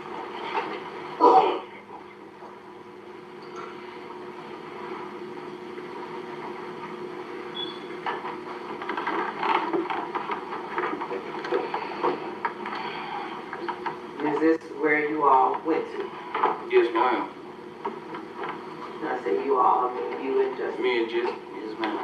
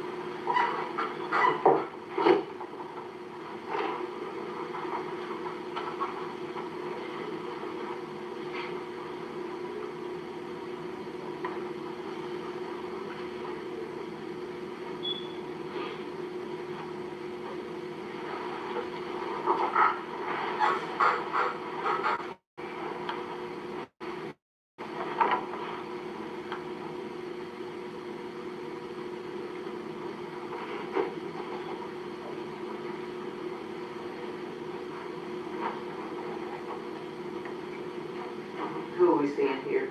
It's me me and Justin getting out that truck. That was me on the driver's side, my shirt up because I've been shot and trying to hold it.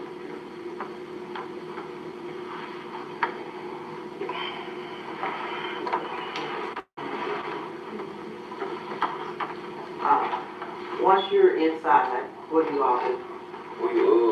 He had called somebody. Who's he? Justin had called somebody to bring a wound kit or whatever. A wound? A wound kit from Walgreens, so I could clean up. We both could clean up or whatnot. Like I said, I had called my girl to come get me. Who's your girl?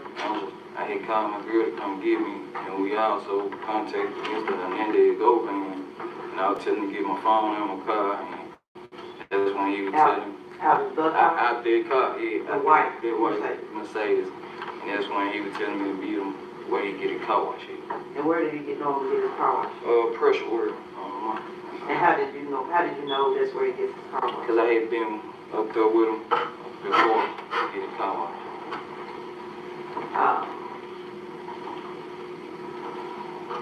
And at some point, you leave that apartment? Yes, ma'am. How did you leave?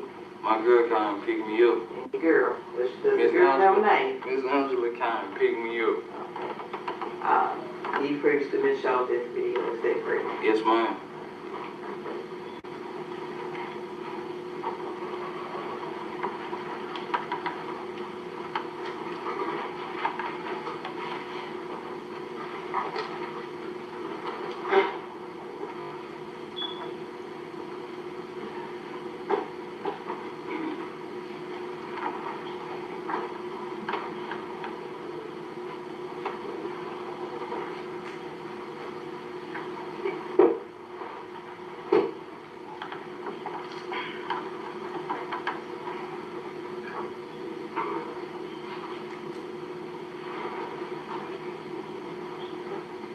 What are we looking at here? Oh, that's me and Justin walking out. He getting in the white SUV, and I'm walking to Miss Angela's truck. Getting. Can you call your girl, Miss Angela? Nah. What did you call her?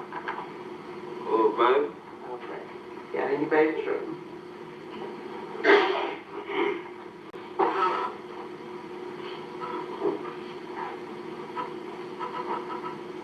Have y'all left at this point? No, ma'am. Why hadn't you left? I was actually waiting on Justin to pull out, so we could pull out at the same time.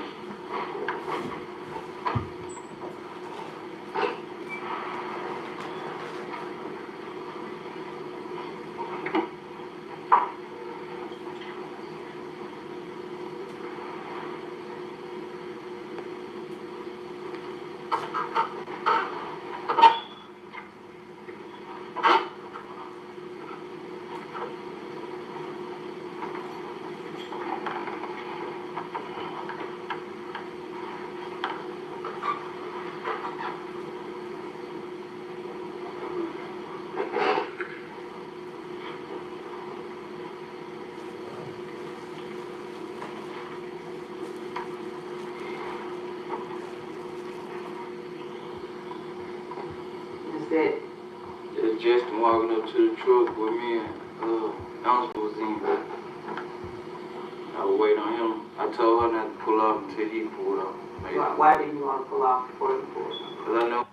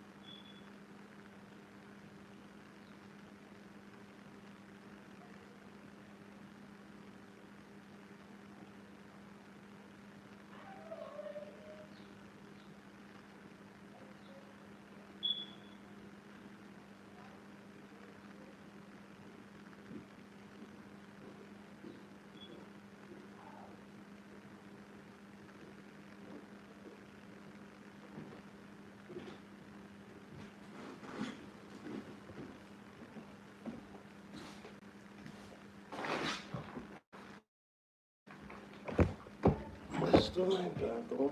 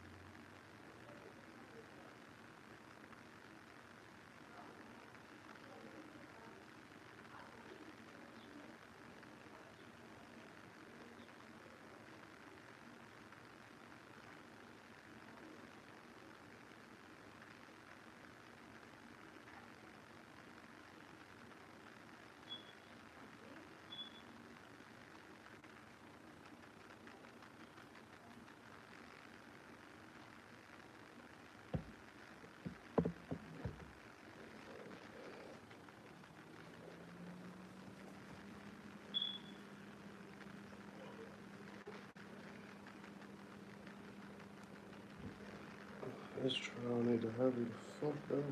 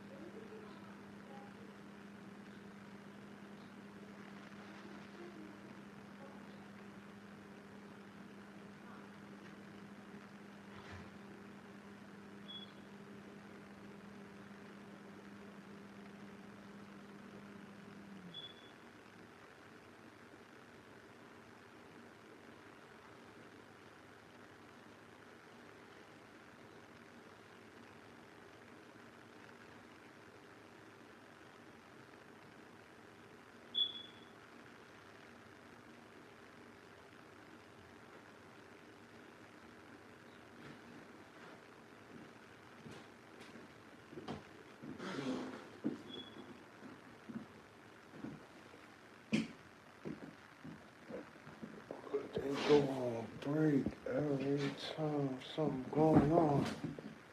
Every time they're in a room, they go on break.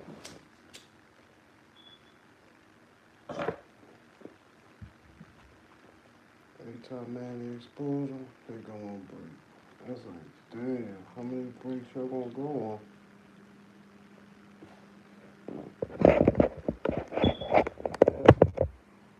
Like, truthfully, how many breaks y'all gonna fucking go on?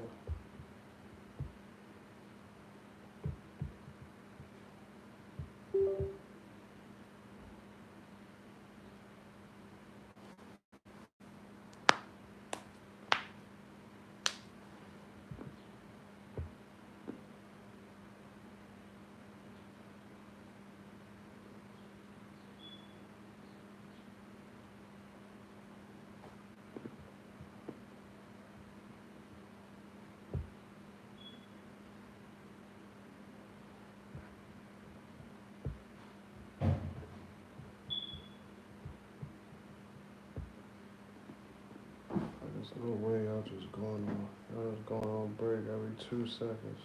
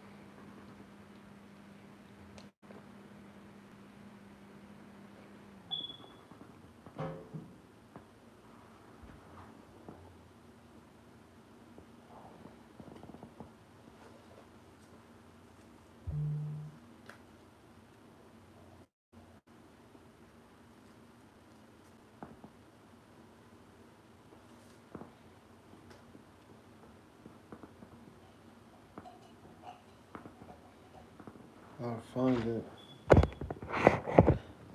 it real funny after that lady came on and testified that wasn't no money passed to her. Dynamics of the courts changed.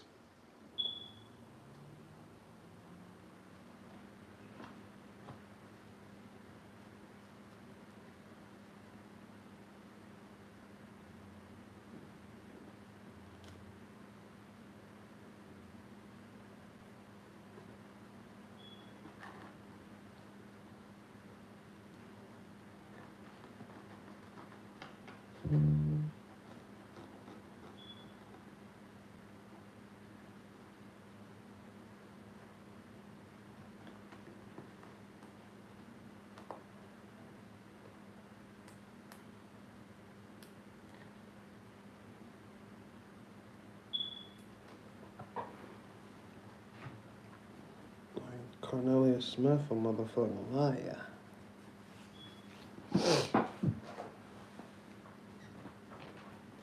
Cornbread is a liar. Love slots? The DraftKings Casino app's got you covered. They got tons of slots to choose from, like Cash Eruption, Cleopatra, plus new ones exclusive to DraftKings. All these options, I feel like a slot machine. Winner, winner, early.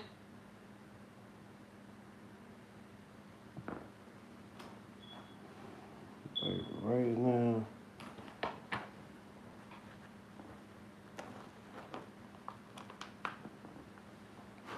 Right now, Justin Johnson in the hot seat.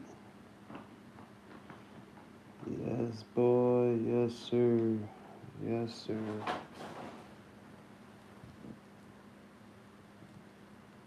He's in a hot seat. And I want to know why the cops. I want to know why Memphis don't have the video of the autos on.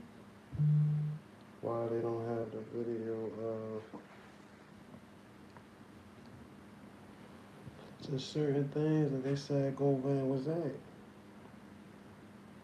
I guess because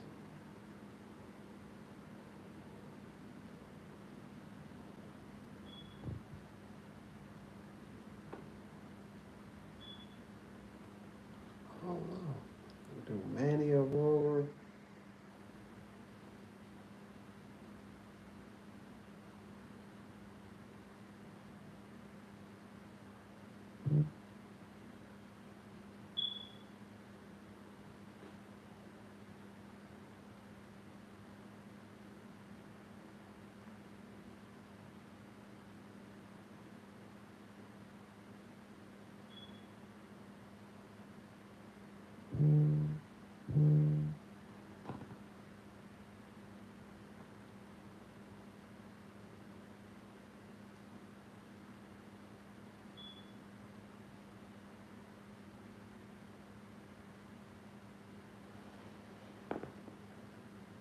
They really want to go get that 80-year-old lady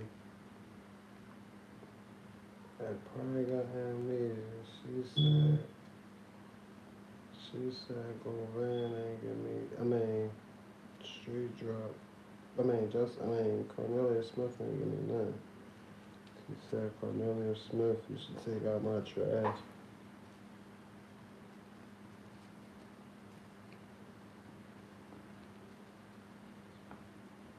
She said, Cornelius Smith is to take out my trash and charge me.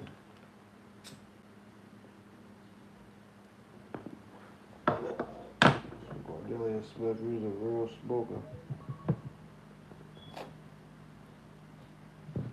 He was a real smoker, Cornelius.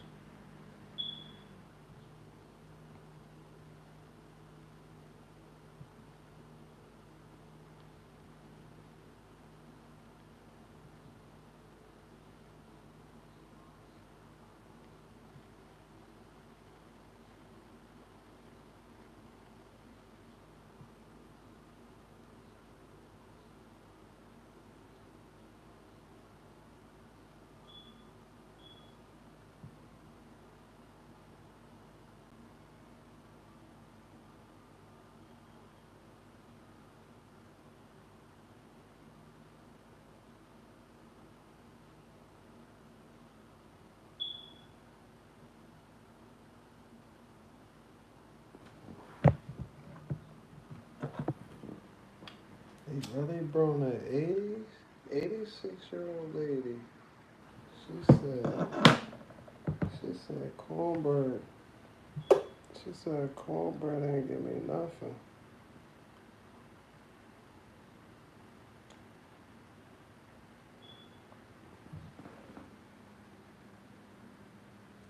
It's like the court sitting there watching our trial.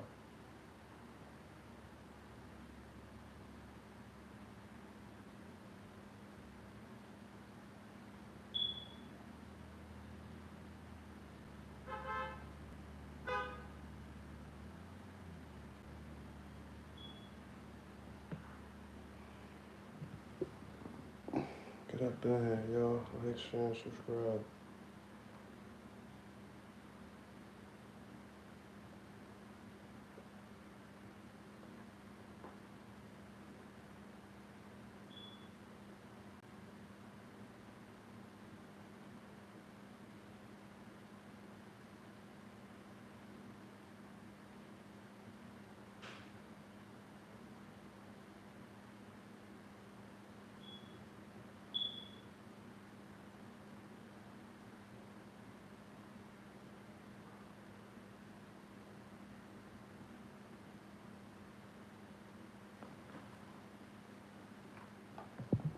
Like, why is we still on trial? We are half an hour late after trial.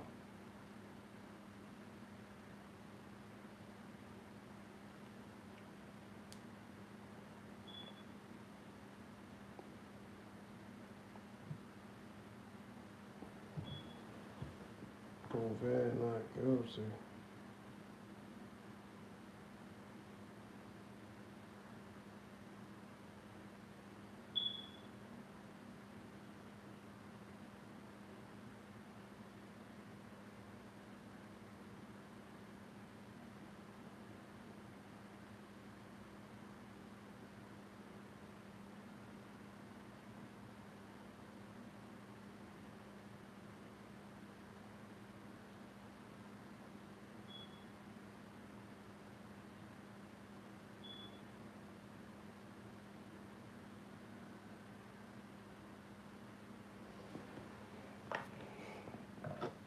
Like, how long is they gonna keep this out of federal? Because like Lil Durk, it's like Lil Durk was getting stronger. Lil Durk was getting more money. Like they let Gotti allegedly get that 100 million. So if it's an indictment coming for Gotti, I don't know.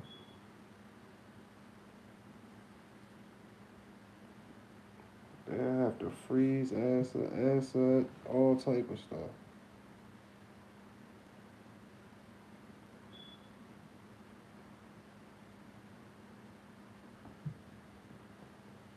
Like for real.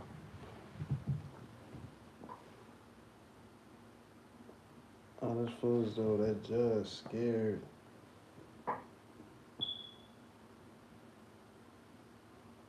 That the lawyer is bringing out all that information like that. Like I told y'all yesterday, Govan did a good job sticking with Manny Aurora.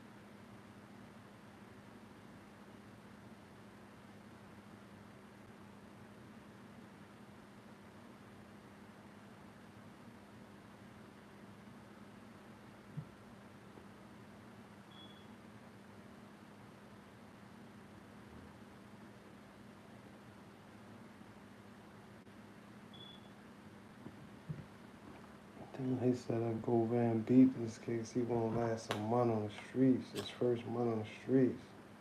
Dang. That'll be different.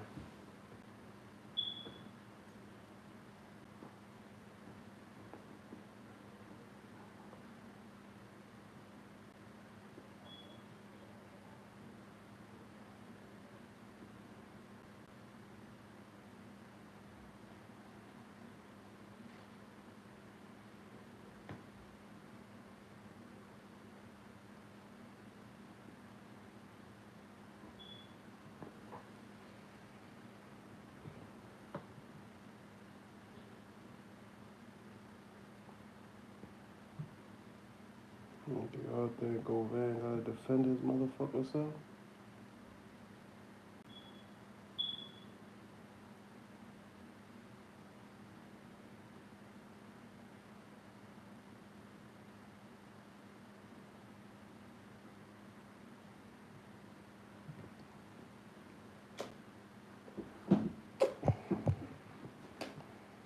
There's y'all gonna come back on a night.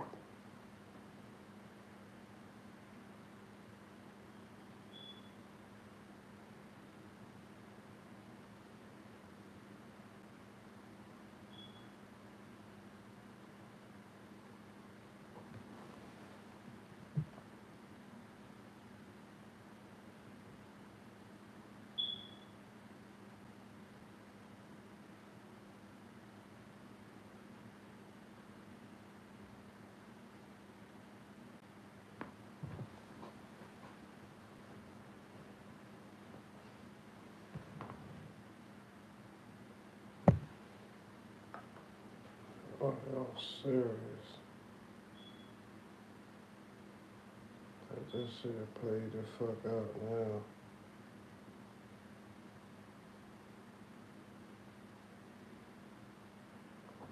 I should really play the fuck out now. Like, what's up?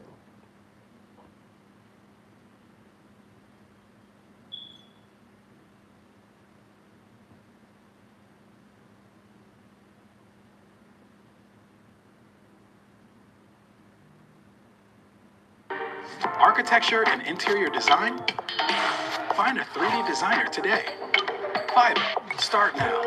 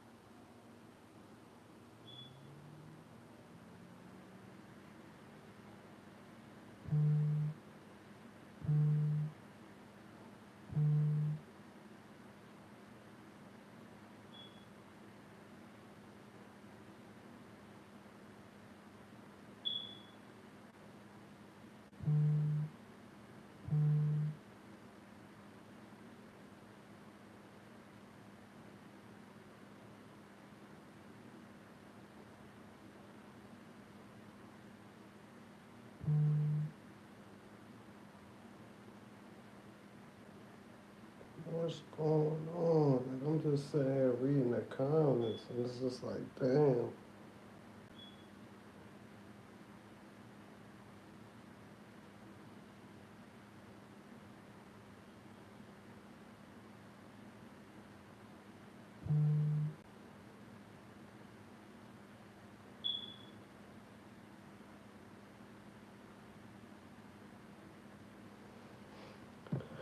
These comments disrespectful.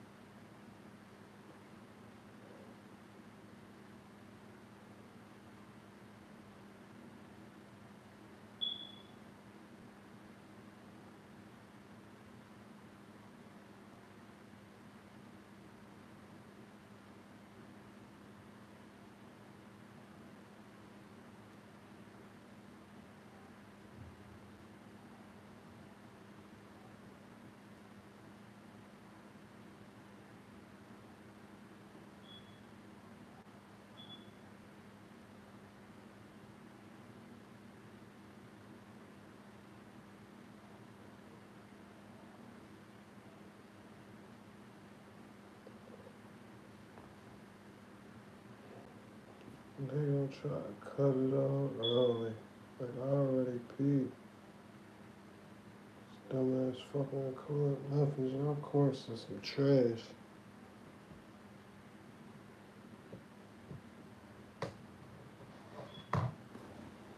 That fucking court system trash as shit. Wonder why y'all got all them fucking inmates in the jail and ain't going to fucking court. How y'all got all them fucking inmates in y'all jail that been there 10 years, 15 years, and never get in the courtroom? Like, y'all system is fucking garbage.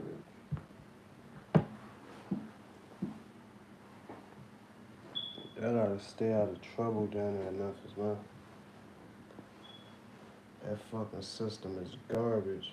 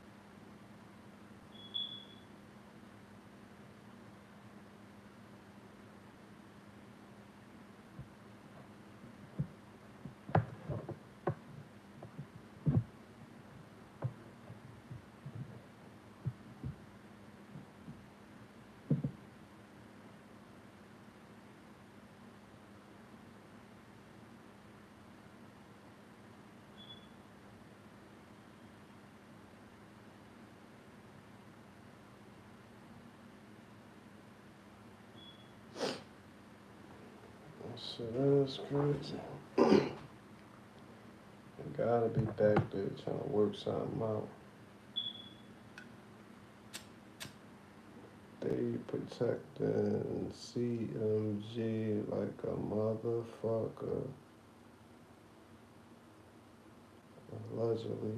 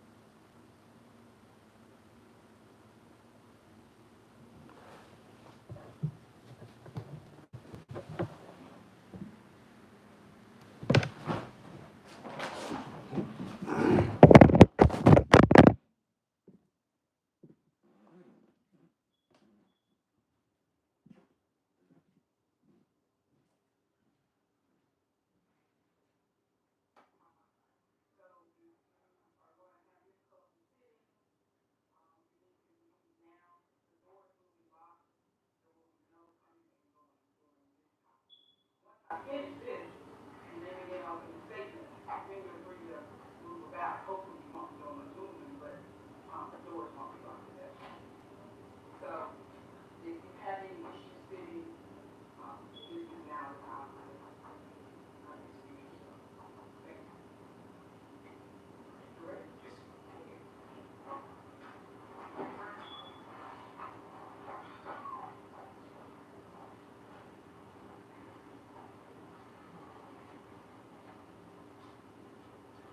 Officer Murphy, you want to go ahead?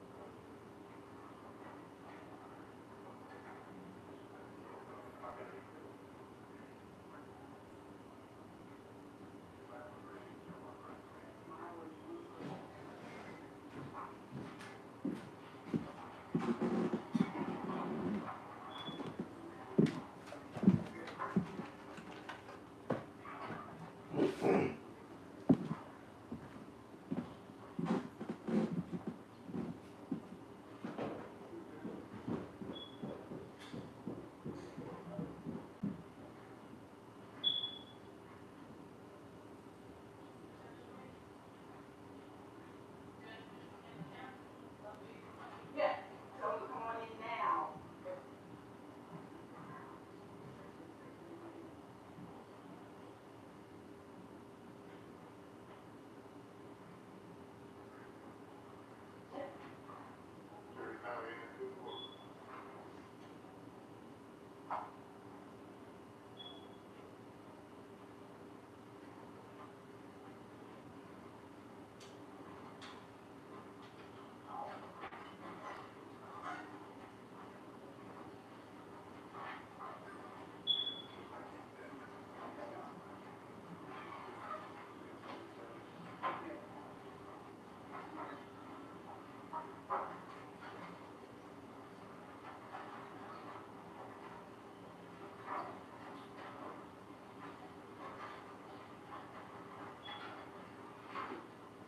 You guys have to stay away.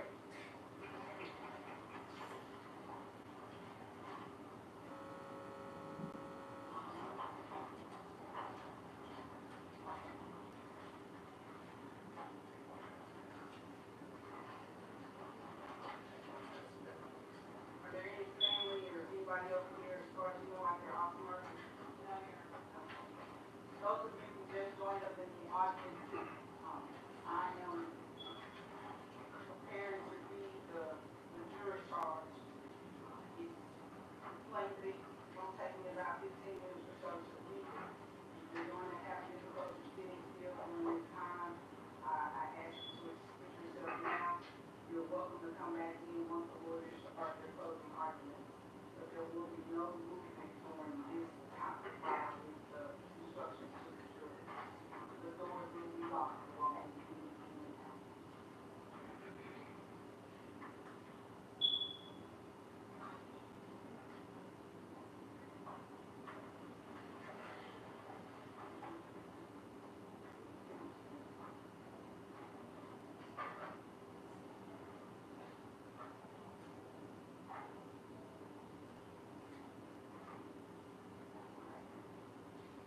So this is the next part of this. This is my instruction to you. The law requires that I read this to you. I don't want to insult anybody's intelligence. I want everybody to read. But the law does require that you hear it and hear it all at the same time. So I must read the law.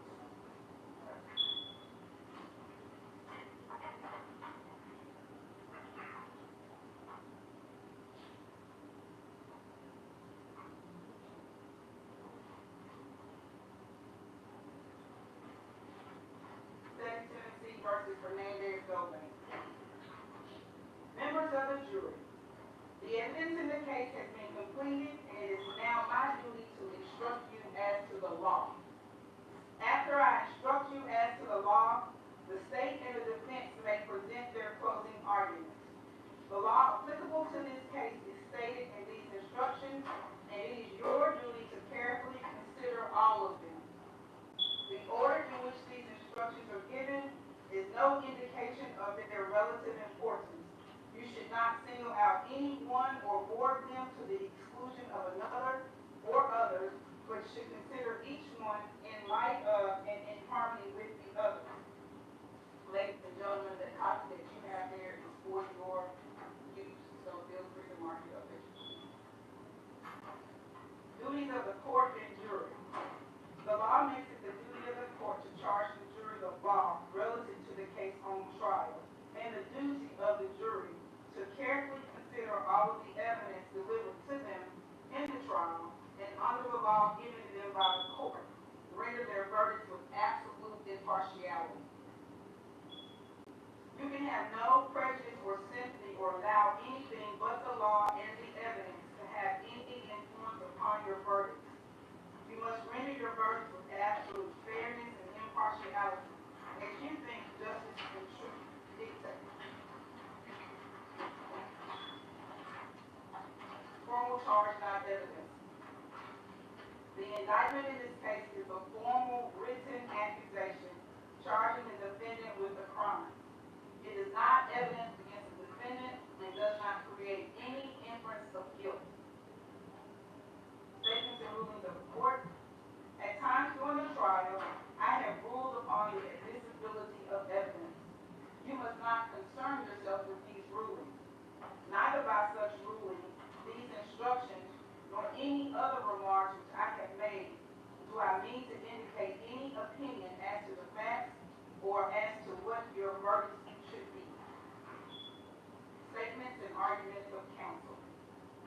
Statements, arguments, and remarks of attorneys are intended to help you in understanding the evidence and applying the law, but they are not evidence.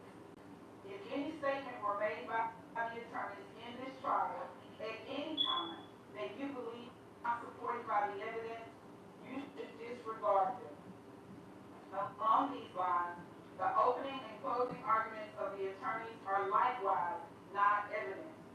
You must base your decision in this case on the evidence that was actually presented in this court, not on the statements of attorneys. Furthermore, the questions the lawyers ask the witnesses are not evidence. You should not think that something is true just because one of the lawyers asks questions that assume or suggest that it is true. Jury, judges of fact and law. You are the exclusive judges of the fact in this case. Also, you are the exclusive judges of the law under the direction of the court. You should apply the law to the facts in deciding the case. You should consider all of the evidence in light of your own observations and experiences in life. Presumption of innocence. The law presumes that the defendant is innocent of the charges against him. This presumption remains with the defendant throughout every stage of the trial and is not overcome unless all of the evidence is the case. You are convinced beyond a reasonable doubt that the defendant is guilty. Burden of proof. The state has the burden of proving the guilt of the defendant beyond a reasonable doubt. And this burden never shifts but remains on the state throughout the trial of the case. The defendant is not required to prove his innocence. The state must have proven beyond a reasonable doubt all of the elements of the crime charged and that it was committed before the finding and returning of the indictment in this case. Reasonable doubt. Reasonable doubt is that doubt engendered by an investigation of all the proof in the case and an inability after such investigation to let the mind rest easily as to the certainty of guilt. Absolute certainty of guilt is not demanded by the law to convict of any criminal charge, but moral certainty is required, and this certainty is required as to every element necessary to constitute the offense. Crimes charged and proved. The first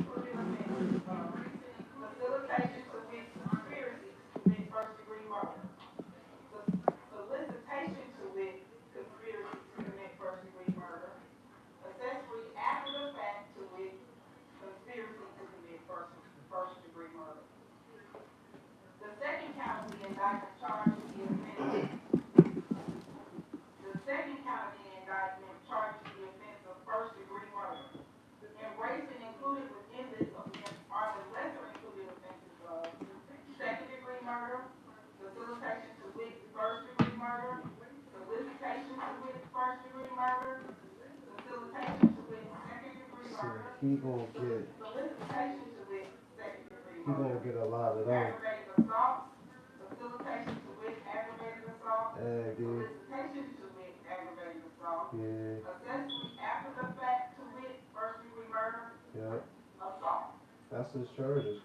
The court will now explain to you the law applicable to count 1 in this indictment. That's gonna be his charges. Conspiracy to commit first degree murder. Any person who conspires to commit an offense is guilty of a crime. For you to find a defendant guilty of conspiracy to commit first degree murder, the state must have proven beyond a reasonable doubt the existence of the following essential elements. That the defendant entered into an agreement with one or more people to commit the offense of first degree murder. It is not necessary that the object of the agreement be attained, and that each of the parties to the conspiracy had the intent to commit the offense of first degree murder, and that each party acting for the purpose of promoting or facilitating the commission of the offense of first degree murder agreed that one or more of them would engage in conduct which constitutes the offense. It's like she giving him his charges. And that one of the parties to the conspiracy committed an overt act in furtherance of the conspiracy. Yeah. An overt act is an act done by one of the parties to carry out the intent of the conspiracy. Straight and drop. it must be a step toward the execution of the conspiracy. Straight drop. Intent means that a person acts intentionally when it is the person's conscious objective or desire to cause the death of the alleged victim. Conspiracy is a continuing course of conduct which terminates when the objectives of the conspiracy are completed or the agreement that they be completed is abandoned by the person and by those with whom the person conspired. So why them other niggas ain't got it? But are not limited to escape from the offense, distribution of the proceeds of the offense, and measures other than silence for concealing the crime or obstructing justice in relation to it.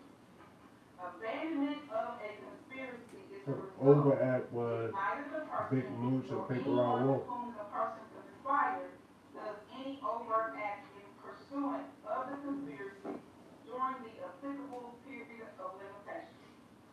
If an individual abandons the agreement, the conspiracy is terminated as to that person only if and when the person advises those with whom the person conspired of the abandonment, or the person informs law enforcement authorities of the existence of the conspiracy and of the person's participation therein.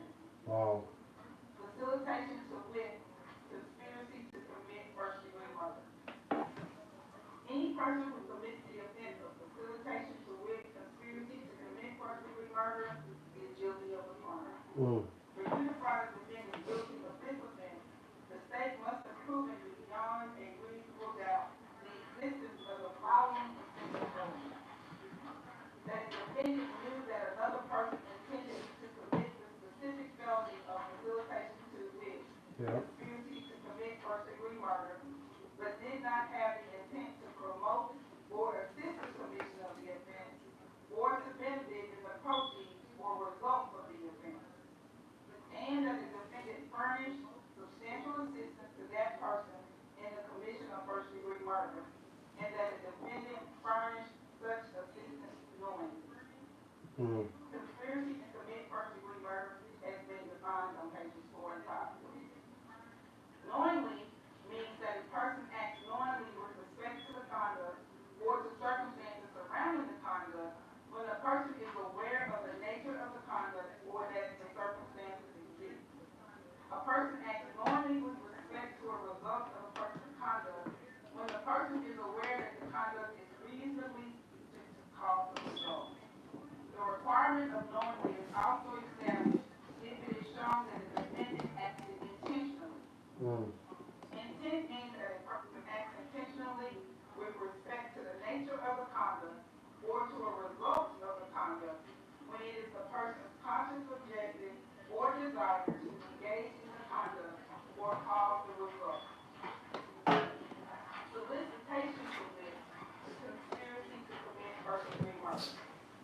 That's what they want anyway. Or attempt to solicit another to commit an Guilty of a crime. For you to find a defendant guilty of solicitation, the state must have proven beyond a reasonable doubt the existence of the following essential elements. That the defendant, by means of oral, written, electronic communication, directly or through another intentionally commanded, requested, hired, another to commit the offense of conspiracy to commit first-degree murder, with the intent that the offense of conspiracy to commit first-degree murder be committed. Intentionally intent means that a person acts intentionally when it is a person's conscious objective or desire to cause the death of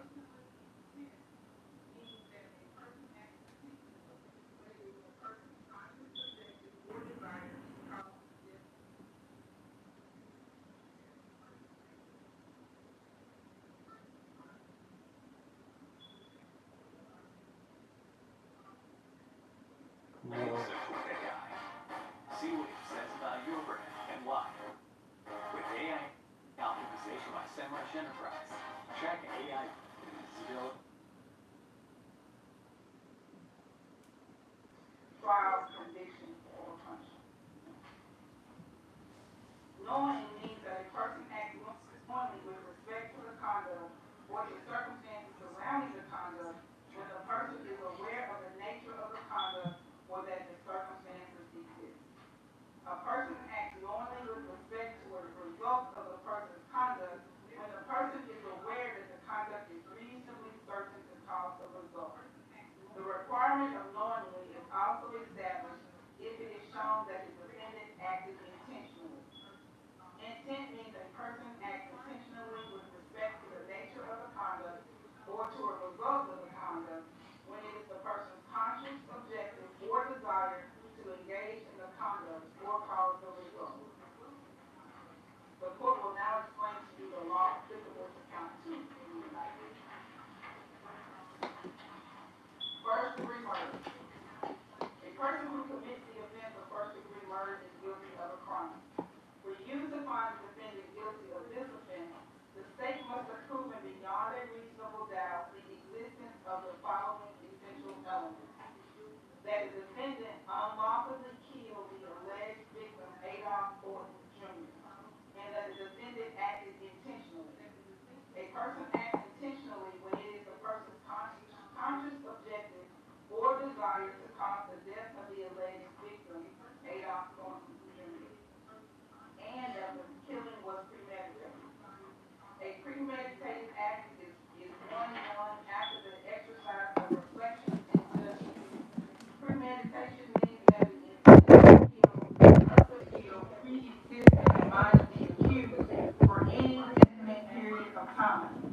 The mental state of the accused at the time he allegedly decided to kill must be carefully considered in order to determine whether the accused was sufficiently free from excitement and passion as to be capable of premeditation. If the design to kill was formed with premeditation, it is immaterial that the accused may have been in a state of passion or excitement when the design was carried into effect. Furthermore, premeditation can be found if the decision to kill is first formed during the heat of passion, but the accused commits the act after the passion has subsided. Second-degree murder. Any person who commits second-degree murder is guilty of a crime. For you to find the defendant guilty of this offense, the state must have proven beyond a reasonable doubt the existence of the following essential elements. That the defendant unlawfully killed the alleged victim, Adolph Thornton Jr., and that the defendant acted knowingly. Knowingly means that a person acts with an awareness that his conduct is reasonably certain to cause the death of the alleged victim. The requirement of knowingly is also established if it is shown that the defendant acted intentionally. Intentionally means that a person acts intentionally when it is the person's conscious objective or desire to cause the death of the alleged victim. Facilitation to wit first degree murder. Any person who commits the offense of facilitation to wit first degree murder is guilty of a crime. For you to find a defendant guilty of this offense, the state must have proven beyond a reasonable doubt the existence of the following essential elements. That the defendant knew that another person intended to commit the specific felony of first degree murder, but did not have the intent to promote or assist the commission of the offense or to benefit in the proceeds or the results of the offense. And that the defendant furnished substantial assistance to that person in the commission of first degree murder, and that the defendant furnished such assistance knowingly. First degree murder is defined on page 10. Knowingly means that a person acts knowingly with respect to the conduct or to circumstances surrounding the conduct when the person is aware of the nature of the conduct or that circumstances exist.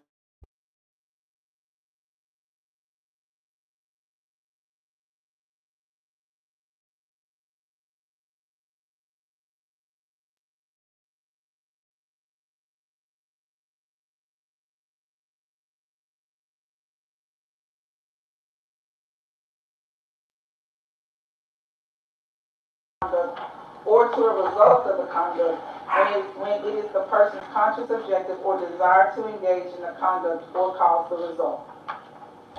Facilitation to wit second degree murder. Any person who commits the offense of facilitation to wit second degree murder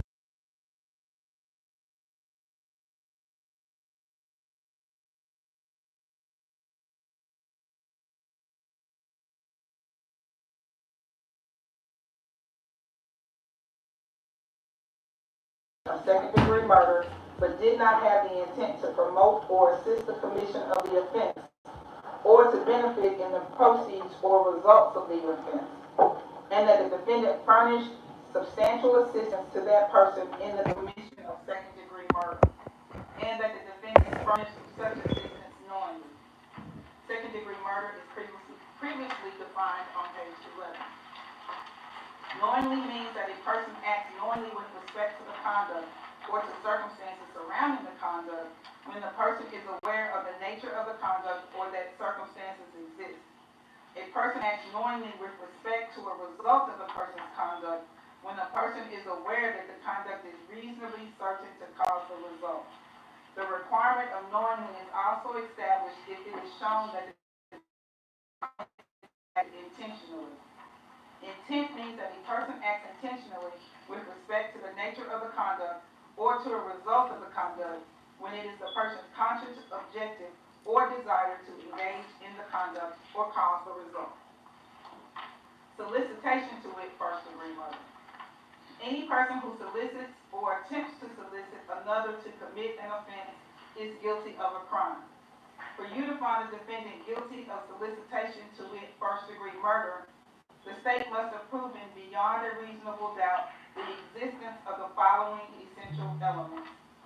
That the defendant, by means of oral, written, electronic communication, directly or through another, intentionally commanded, requested, hired another to commit the offense of first degree murder with the intent that the offense of first degree murder be committed. Intentionally, intent means that a person acts intentionally when it is the person's conscious objective or desire to cause the death of the alleged victim. Solicitation to wit second degree murder. A person who solicits or attempts to solicit another to commit an offense is guilty of a crime. For you to find a defendant guilty of solicitation to wit second degree murder, the state must have proven beyond a reasonable doubt the existence of the following essential elements. I believe that's what they're going to get. Oral, written, Second degree murder. electronic communication directly or through another, intentionally commanded, requested, hired another to commit the offense of second degree murder with the intent that the offense of second degree murder be committed. Intentionally, intent means that a person acts intentionally when it is the person's conscious objective or desire to cause the death of the alleged victim. Aggravated assault.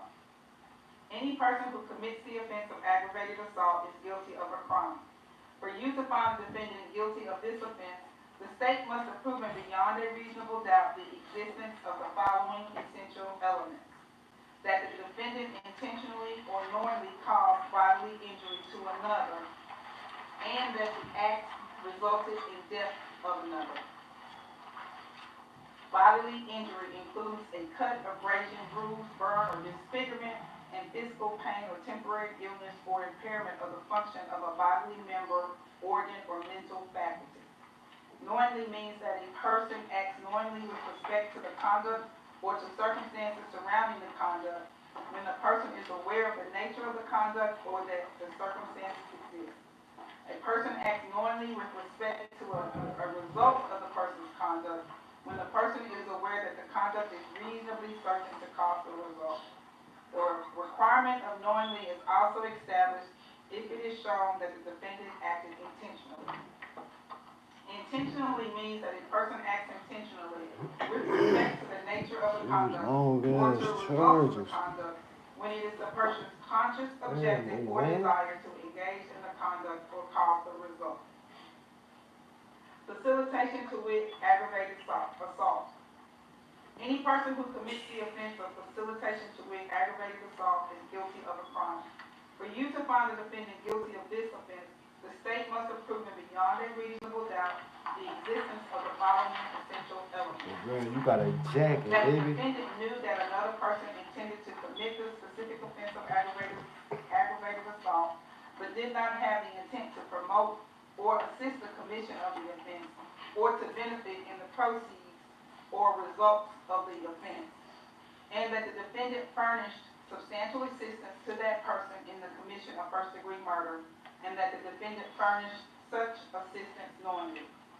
Aggravated assault has been previously defined on page 15.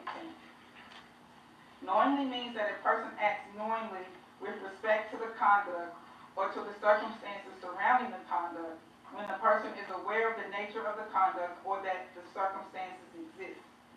A person acts knowingly with respect to a result of the person's conduct when the person is aware that the conduct is reasonably certain to cause the result. The requirement of knowingly is also established if it is shown that the defendant acted intentionally. Intent means that a person acts intentionally with respect to the nature of the conduct or to a result of the conduct when it is the person's conscious objective or desire to engage in the conduct or cause the result. Solicitation to wit, aggravated assault. Any person who solicits or attempts to solicit another to commit an offense is guilty of a crime. For you to find a defendant guilty of solicitation to wit, aggravated assault, the state must have proven beyond a reasonable doubt the existence of the following essential elements: that the defendant, by means of oral, written, electronic communication, directly or through another, intentionally commanded, requested, hired another to commit the offense of aggravated assault with the intent that the offense of aggravated assault be committed. Intentionally intent means that a person acts intentionally when it is the person's conscious objective or desire to cause the death of the alleged victim. Accessory after the fact to wit, first-degree murder. Any person who commits the offense of accessory after the fact is guilty of a crime. For you to find the defendant guilty of this offense, the state must have proven beyond a reasonable doubt the existence of the following essential elements: that the defendant knew or had reasonable grounds to believe that Justin Johnson and Cornelius Smith committed first-degree murder, a felony, that the defendant acted with the intent to hinder the arrest, trial, conviction, or punishment of Justin Johnson and Cornelius Smith, and that the defendant provided or aided in providing Justin Johnson and Cornelius Smith with any means of avoiding arrest, trial, conviction, or punishment. Knowing means that a person acts knowingly with respect to the conduct or to the circumstances surrounding the conduct when the person is aware of the nature of the conduct or that the circumstances exist. A person acts knowingly with respect to a result of the person's conduct when the person is aware that the conduct is reasonably certain to cause the result. The requirement of knowingly is also established if it is shown that the defendant acted intentionally. Intent conduct or to a result of the conduct when it is the person's conscious objective or desire to engage in the conduct or cause the result. Assault. Any person who commits an assault upon another is guilty of a crime. For you to find the defendant guilty of this offense, the state must have proven beyond a reasonable doubt the existence of the following essential elements: that the defendant caused bodily injury to another, and that the defendant acted intentionally, knowingly, or recklessly. Intentionally means that the person acts intentionally with respect to the nature of the conduct or to a result of the conduct when it is the person's conscious objective or desire to engage in the conduct or cause the result. Knowingly means that a person acts knowingly with respect to the conduct or to the circumstances surrounding the conduct when the person is aware of the nature of the conduct or that the circumstances exist. A person acts knowingly with respect to a result of the person's conduct when the person is aware that the conduct is reasonably certain to cause the result. Recklessly means that a person acts recklessly with respect to the circumstances surrounding the conduct or the result of the conduct when the person is aware of but consciously disregards a substantial and unjustifiable risk that the circumstances exist or the result will occur. The risk must be of such a nature and degree that its disregard constitutes a gross deviation from the standard of care that an ordinary person would exercise under all of the circumstances as viewed from the accused person's standpoint. The defendant has pleaded not guilty to each and every offense charged and included in the indictment.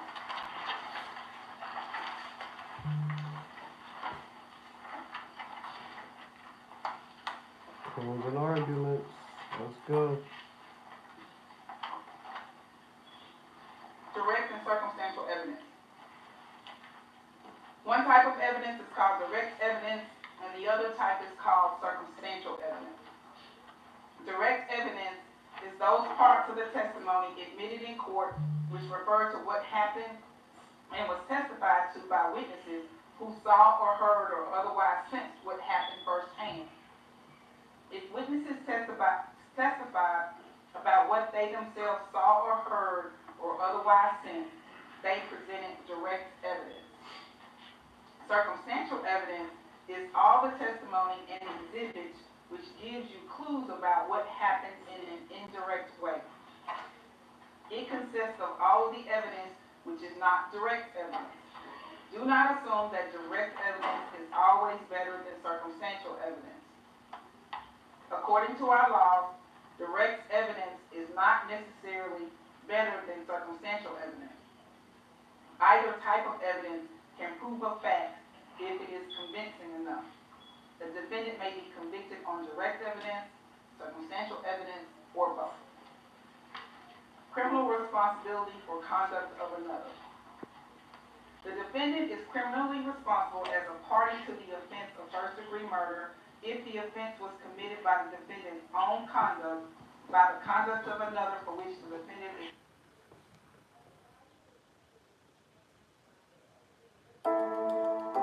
Hi, I'm Jeff. I'm a former workers' compensation judge, and I used to represent insurance companies. Now I represent you. The defendant is criminally responsible for an offense committed by the conduct of another if, acting with the intent to promote or assist the commission of the offense, or to benefit in the proceeds or results of the offense, the defendant solicits, directs, aids, or attempts to aid another person to commit the offense. To find the criminally responsible for the act of another, it is not necessary that you find the defendant was present or that the defendant took a physical part in the crime. Encouragement of the principal offender is sufficient. However, mere presence during the commission of the offense is not sufficient to support a conviction. Before you find the defendant guilty of being criminally responsible for the said offense committed by the conduct of another, you must find that all the essential elements of said offense have been proven by the state beyond a reasonable doubt. Accomplice. The prosecution has presented a witness who claims to have been a participant with the defendant in the crime charged. While you may convict upon this testimony alone, you should act upon it with great caution. Give it careful examination in light of other evidence in the case. You are not to convict upon this testimony alone unless you are convinced beyond a reasonable doubt that it is true. Credibility of witnesses. You are the exclusive judges of the credibility of the witnesses and the weight to be given to their testimony. You should consider all of the evidence presented in this case by the state and by the defendant and give it a full, fair, and impartial consideration. Part of your responsibility is to determine what the facts are based on what you heard from the witnesses.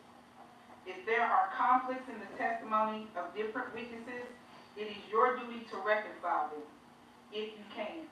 For the law presumes that every witness has told the truth. But when you cannot reconcile the statements of different witnesses, then you must decide which witness or witnesses you believe and how important his or her testimony was. You do not have to accept or reject everything a witness says. You are free to believe all, none, or part of any person's testimony. In forming your opinion as to which witness you believe, you may consider the following factors: how the witness looked, acted, and whether the witness appeared to you to be telling the truth when he or she testified. Was the witness able to see or hear clearly? How long was the witness watching or listening? Was anything else going on that might have distracted the witness? Whether the witness was in a position to know about the matter to which he or she testified. In other words, how well could the witness see or hear what he or she testified he or she saw or heard? Whether the witness's statements were consistent and how believable the statements were. Whether the witness had a motive to testify truthfully or to testify untruthfully. And any proof presented of the witness's reputation for telling the truth. All in all, how reasonable does the witness's testimony seem when you think about all of the evidence in the case? Another factor for you to consider in evaluating a witness's testimony is whether the witness has made material statements at some point before he or she testified, which are different from his or her testimony at trial.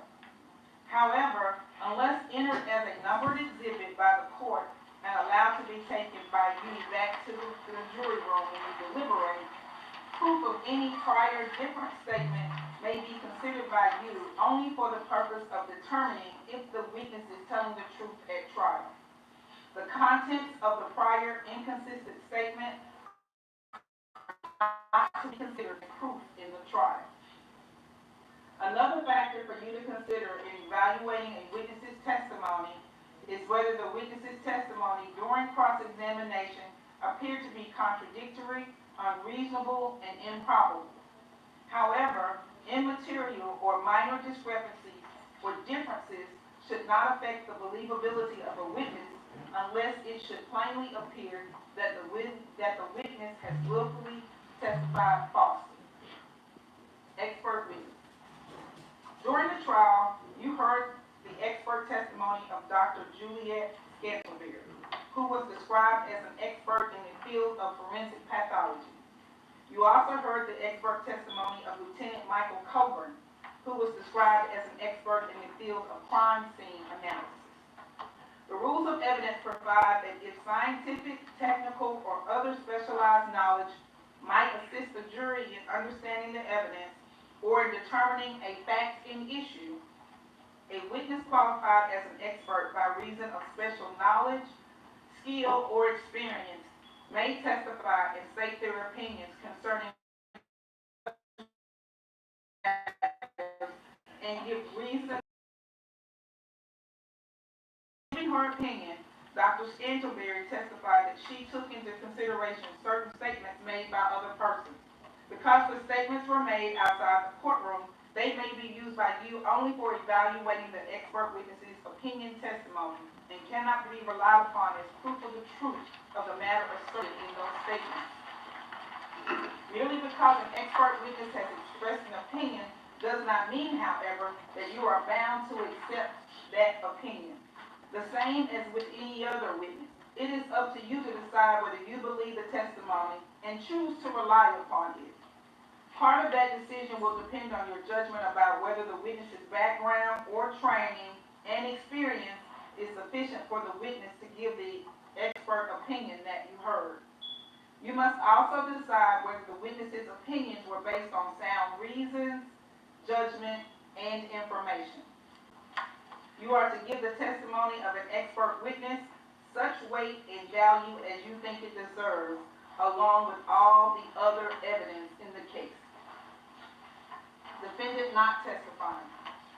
The defendant has not taken the stand to testify as a witness, but you shall place no significance on this fact. The defendant is presumed innocent, and the burden is on the state to prove his guilt beyond a reasonable doubt. He is not required to take the stand, so cannot be considered for any purpose against him, nor can any inference be drawn from such fact.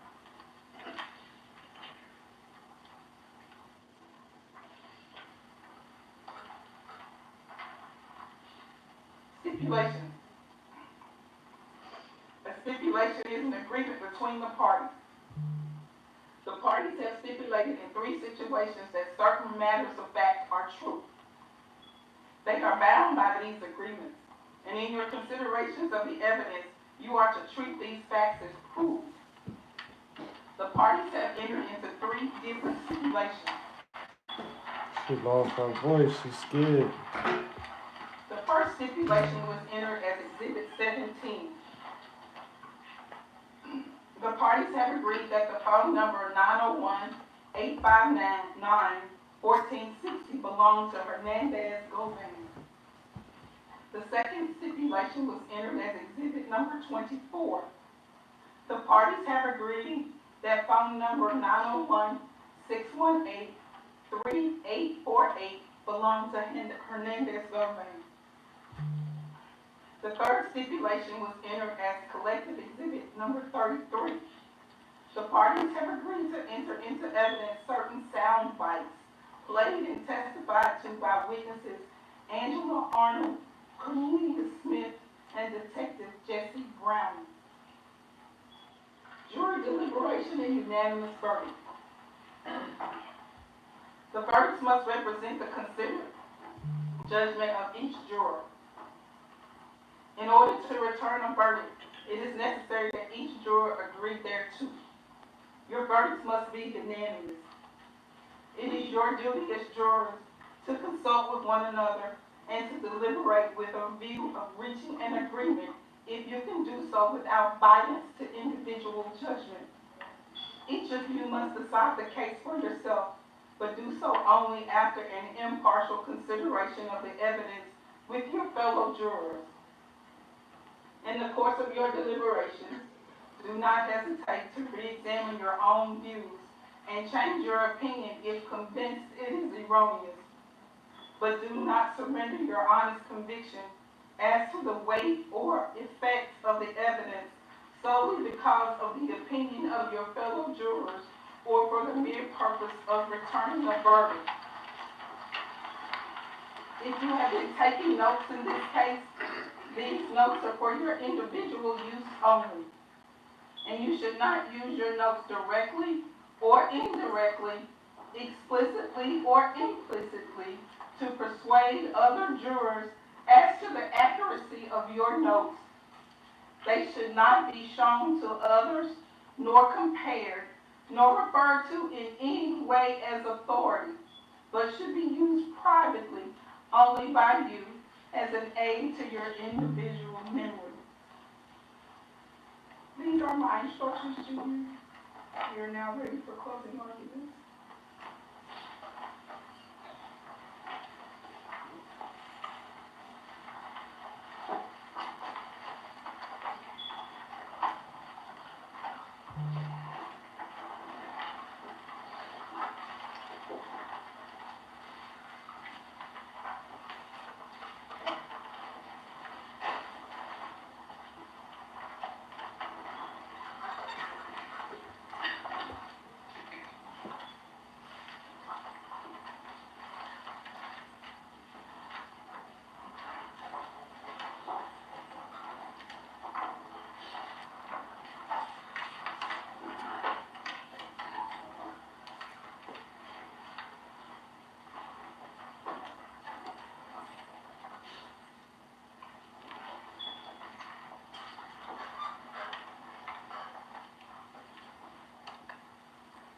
afternoon.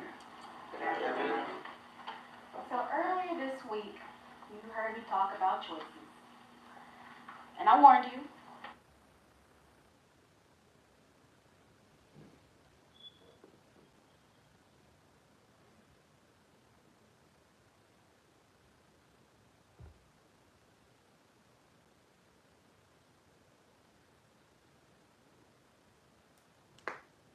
If you remember, that the name that you needed to focus on and the name that you needed to remember is Hernandez Govan.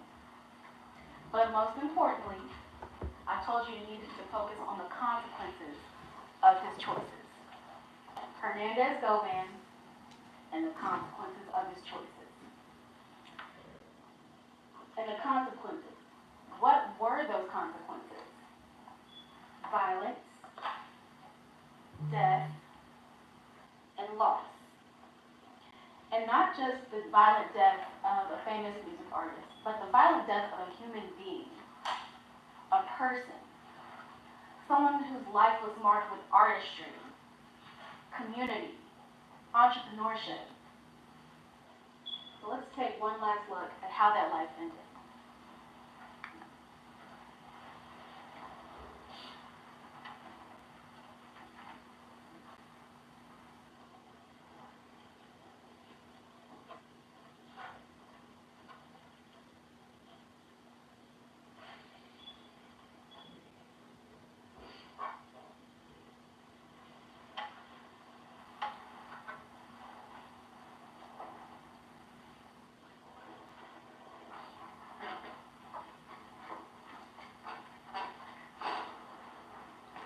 Why y'all zoom in on Govan?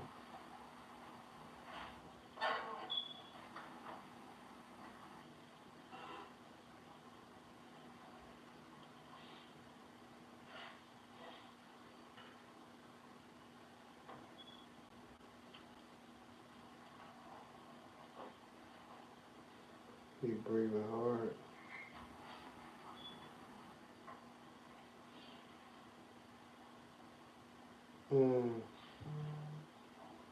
His face expression.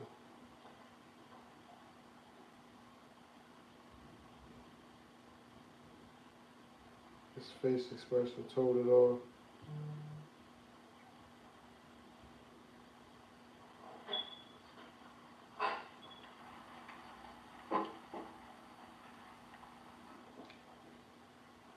His face expression told it all.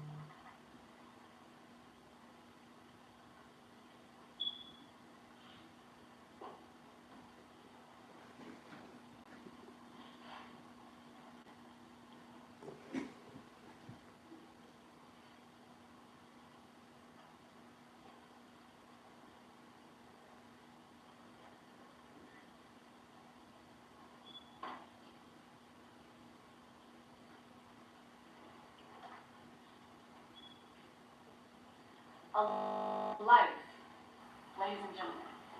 But before I get into how much we've heard this week and what exactly we've heard this week, let's talk about the law, and let's talk about what the judge instructed you. Conspiracy to commit first-degree murder. That's the first count. In order for there to be a conspiracy to commit first-degree murder, there has to be four things. There has to be an agreement with one or more people to commit the offense of first-degree murder. There has to be, or number two, each of the parties to the conspiracy had the intent to commit the first-degree murder. 3, each party acting for the purpose of promoting or facilitating the commission of the offense of the first-degree murder agreed that one or more of them would engage in the conduct which constitutes the first-degree murder. And 4, one of the parties to the conspiracy committed an overt act in furtherance of the conspiracy. The two important things about this charge is an agreement and an overt act. Mm-hmm. And in the jury instructions, you heard that an overt act is done by one or more of the parties in order to carry out the intent of the conspiracy. And it must be a step towards the execution of the conspiracy. In first-degree murder cases, often enough, the overt act is the murder. Mm-hmm. Count number 2. First-degree murder. A definition of first-degree murder is the premeditated killing of another. Number 1, someone unlawfully killed the victim. 2, they acted intentionally. And 3, the killing was premeditated. Mm-hmm. You heard in the jury instruction that in order for there to be intent, there has to be a conscious objective or a desire. You also heard about criminal responsibility. Criminal responsibility, that basically means that you don't have to be the person that pulls the trigger in order to be responsible for the first-degree murder. The jury instructions say that criminal responsibility is when someone acts with the intent to promote or assist the commission of the offense or to benefit from the proceeds or results of the offense. The defendant acts, solicits, directs, aids, or attempts to aid another person to commit the offense. Further, they don't have to be present when the offense is taking place. They already agreed. Encouragement of the offense is enough. Straight Drop said it too. So let's talk about what we heard this week. We heard first from Erica Thornton. She told you that she is the victim's sister. They were close. And the last time that she saw him was on FaceTime. The next thing that she hears that her brother was taken from her. She told you about the person that she knew, the brother that she had, and the life that was lost. A life, ladies and gentlemen. We also heard from Raul Hopkins. He told you that he had been employed with Mr. Thornton for years as his security. He explained to you the tension between PRE and CMG. And he explained to you that CMG wanted Thornton to sign with them, but he didn't. And because of that, there's been tension. He talked about diss tracks. He talked about various acts of violence committed on Thornton. And he told you about CMG and their connections. Well, as you heard from the testimony this week, Hernandez Govan is affiliated with CMG. He has connections within CMG. He, or CMG, was in direct conflict with Thornton and the life and the legacy that he built. Govan had an in with CMG. Govan had a direct conflict with the life and the legacy that Thornton built.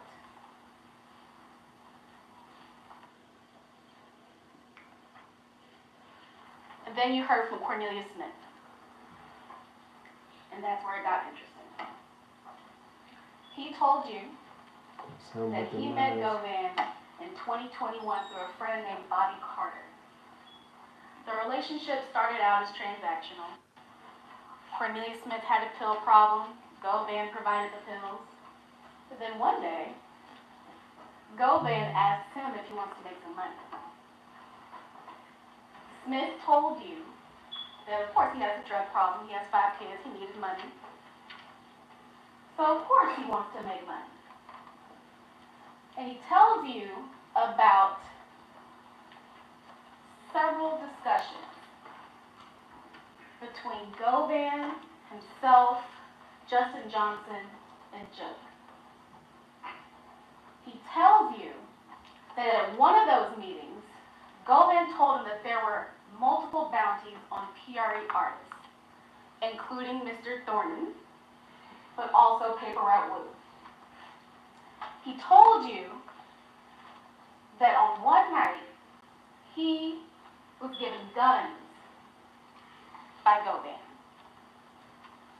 She was given guns by Govan That's the key part to right attempt there. a hit on Paper Route Wood. He told you that the multiple bounties, out of the multiple bounties on PRE artists, Thornton's was the highest. Thornton's was $100,000.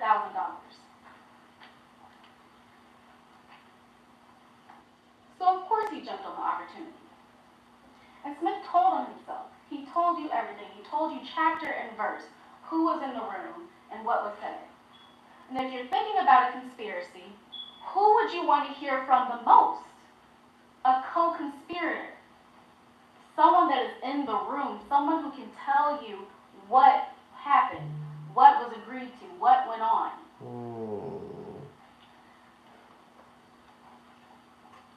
So after he found out about what this bounty was, he talked about November.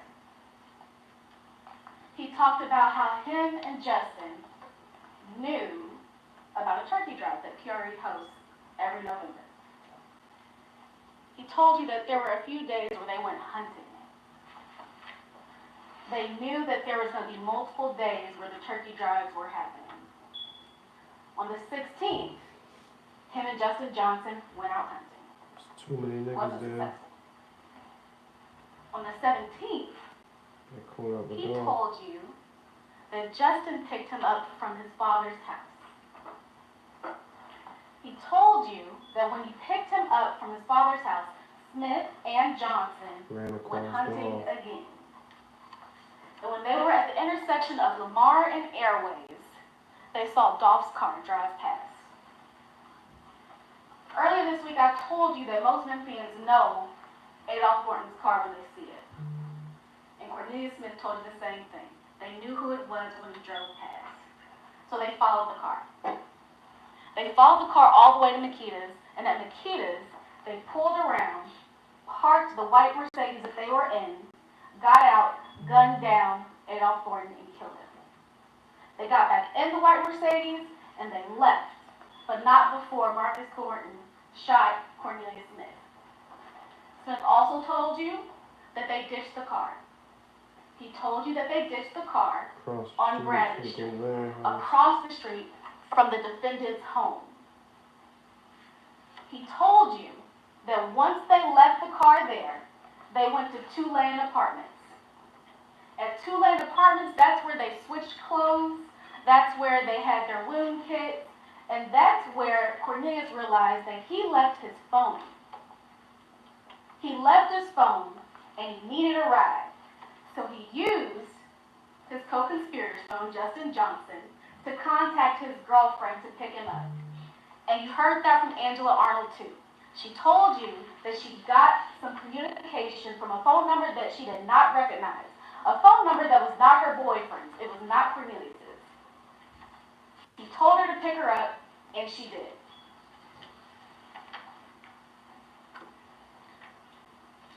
When she picked him up, he got inside the car. He told her that he had been hit. He told her what happened. And he told her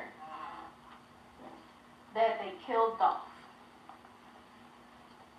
You also heard from Angela that he had previously told her that there was a hit on PRE artists, but she didn't believe him. But he told her. And he told her that there was a bounty. And when she picked him up that day, she learned that they had killed Dolph. They both testified that after they left the Two-Lane Apartments, they went to a gas station for Cornelius to buy some cigarettes. And after they left that gas station, they met up with Govan. They met up at the Pressure World. And at the Pressure World, Cornelius said that he got his phone back, and he got out the car. Well, first he got out the car. Then he went and talked to Govan, who was already outside the car. And he got his phone back and got back inside of Angela Arnold's car. Angela Arnold also testified that the same thing happened. She's never been to Pressure World before. She's driven past, but on this particular day, she pulled in, Cornelius got outside the car. Govan was waiting for him, and they went to the back and they talked. She didn't hear anything, but she saw the defendant there. And she knew that Cornelius had to get his phone.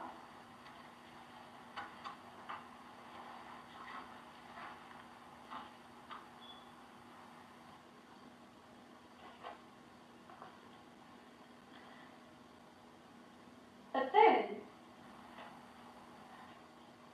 Angela tells us, and she confirms what Cornelius already told him, that they had to get a car cover. She didn't know who the order came from, but she knew that they had to get a car cover. And Cornelius testified that he got the cash from Govan to get a car cover. So that's where they went. They got the car cover. But if you remember, Angela Arnold told us that there was some point where she dropped Cornelius off on Bradley Street for him to wipe down the car. She made a loop, she came back and she picked him up. Right. Cornelius told you the same thing. Right. He told you that he wiped down the car. One piece of information given by two different people saying the same thing.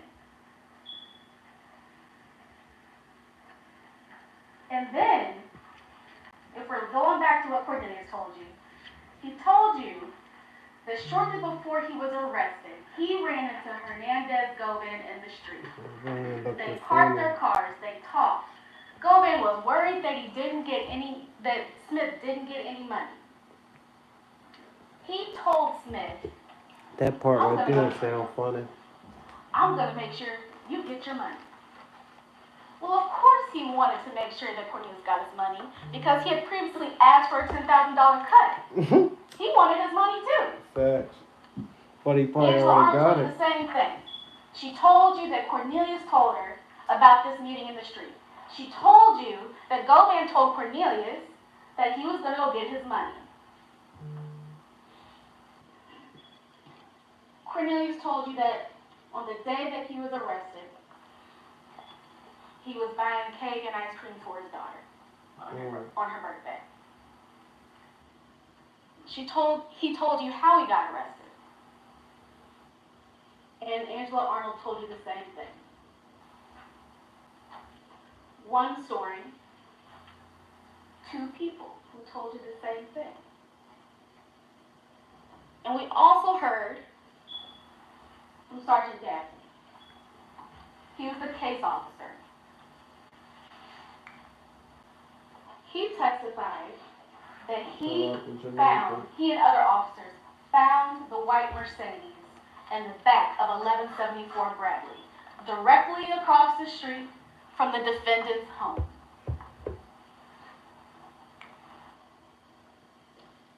Why would they park their car in front of his He door? told you, or he described the description of the car.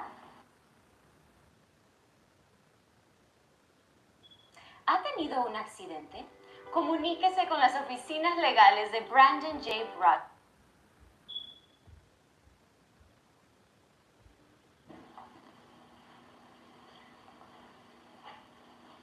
And then we got to Sergeant Brown.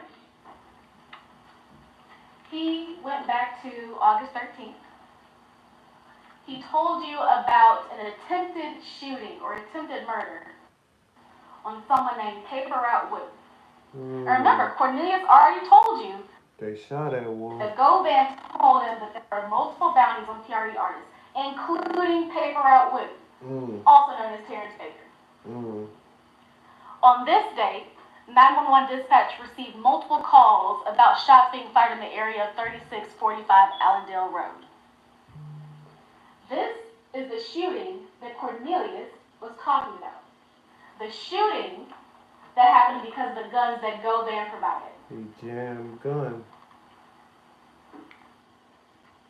And on this day, there were multiple calls from Hernandez Govan to Justin Johnson, another one of the conspirators.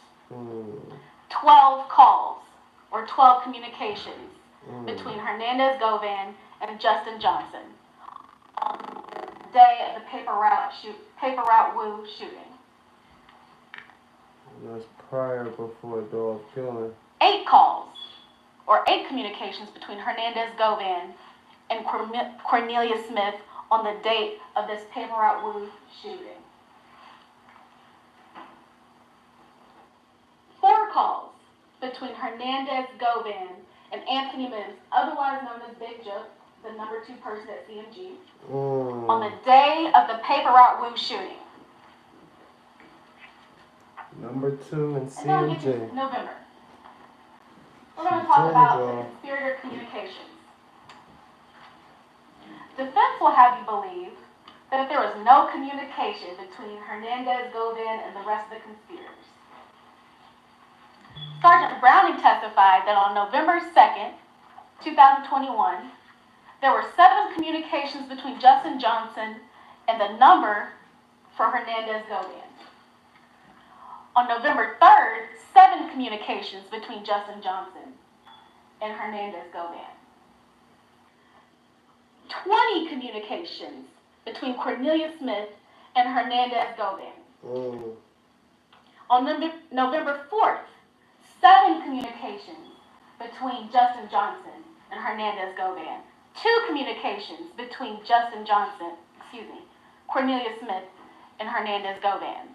On November 5th, 1 communication between Justin Johnson and Hernandez Govan. 4 communications between Cornelius Smith and Hernandez Govan. And as we get closer to the murder, November 6th, 4 communications between Cornelius Smith and Hernandez Govan. Just around time November drop 12th, that song. 5 communications Coming straight drop. between Cornelius Smith and Hernandez Govan.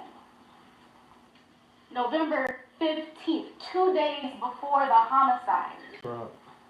2 communications between Cornelius Smith and Hernandez Govan. You heard it from defense that there was hardly any communication between Hernandez Govan and the conspirators immediately prior to the murder. But you see here that there was communication. November 17th, the day of the homicide.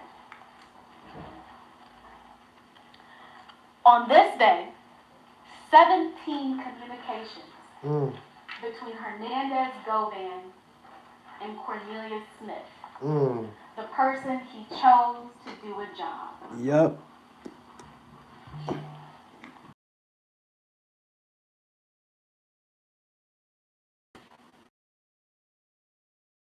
Hernandez Govan, the person Govan chose to do this job.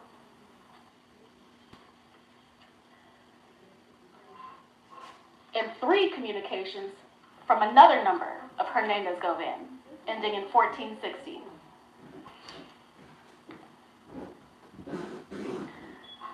Another thing about these call records is that it confirmed a lot of what Cornelius Smith told us. Cornelius Smith told us that he left his phone in the car on the day of the homicide. Well, the call records show that there are no outgoing communications from 12:04 hours to 14:36 hours, which would coincide with Cornelius Smith not having access to his phone during that time because he left it in the white Mercedes.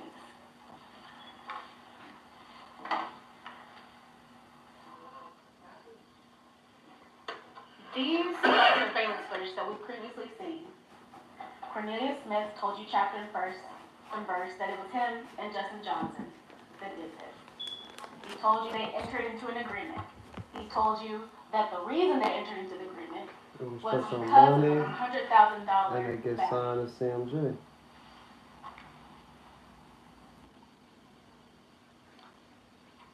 These records show that Cornelius didn't have his phone. He told you that he needed Justin Johnson's phone to contact him. And he said that he used Justin Johnson's phone, as indicated by the records. This shows that an outgoing communication from Justin Johnson's phone to Angela Arnold's phone, given the address of the 2 Lane apartments.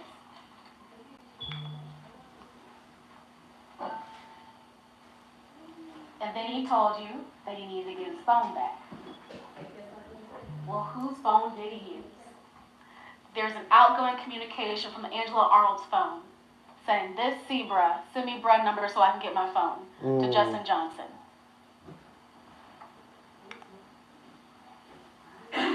And then he gets his phone. They asked for Quest's number. And shortly after these text messages were sent, Angela Arnold and Cornelia Smith met Govan at the Pressure World. For the phone. They told you that they went to AutoZone for a car cover. Well, the phone extractions say the same thing. There was a receipt from around that time from AutoZone, or at least it looked like it was from AutoZone. Gotta zoom in. Further, Cornelius told you that he wanted his money. He needed his money. And that communication with Jug wasn't really a thing. He would use Govan as the go-between person to contact Jug. But he still needed his money. So he found a way to message Jug, and he told Jug, "What's up, big bruh? I'm trying to get with you. I'm Govan's little homie you met before. I've been trying to let you hear my music if you don't mind giving me a call." Govan's homie. Govan's chosen person for the job. Second one. Ladies and gentlemen, we went from this person, this life, to this.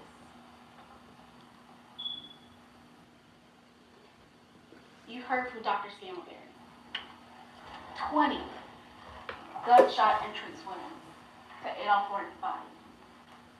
We went slide by slide, picture by picture, documenting the injuries that Adolph Thornton received on the day of the homicide.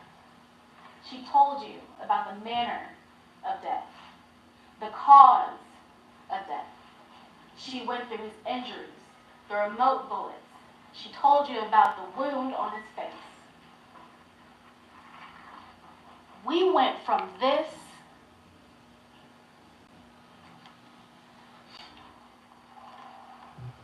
to this.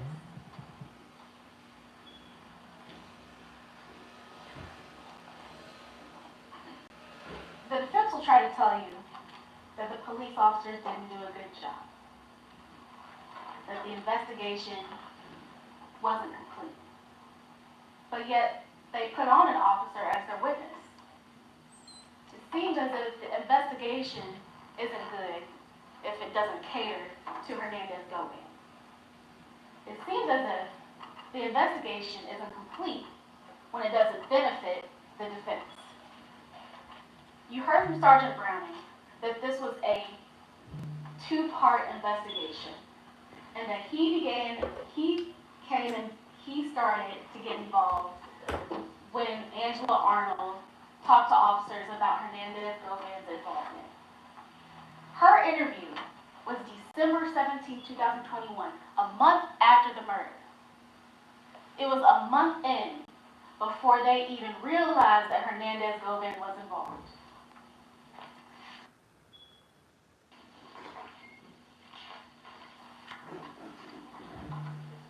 You also heard that Justin had access to Jug, and that Justin was communicating with other people and he was doing his own thing. But that doesn't take away from this conspiracy. That doesn't mean that this didn't happen. That doesn't mean that Govan is not involved. Govan already had Jug's contact information. He already had Justin Johnson's contact information. He already had Cornelius Smith's contact information. And if you look at the text messages that the defense entered into evidence, you see that there is communication with people that Hernandez Govan also communicates with, like Joshua Taylor.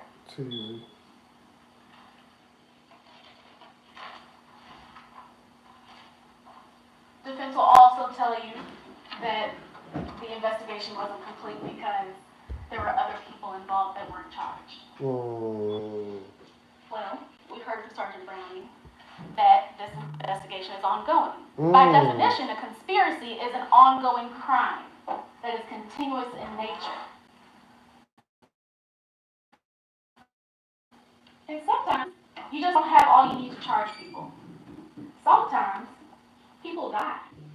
And you can't indict people that aren't here anymore.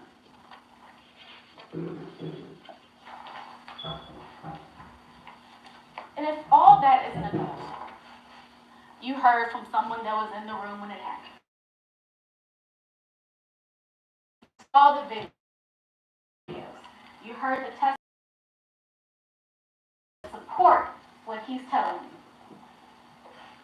Defense introduced a video of Cornelius Smith on December 9th, 2021, the day that he got arrested.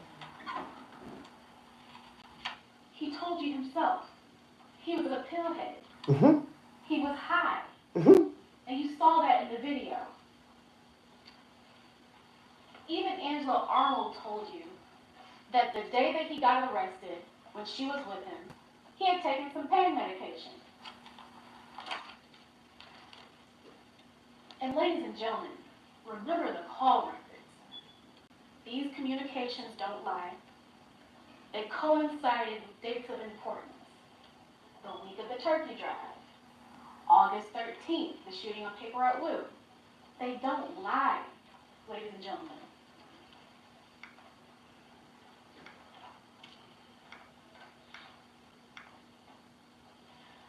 So let's get into the law one more time. Conspiracy to commit first-degree murder.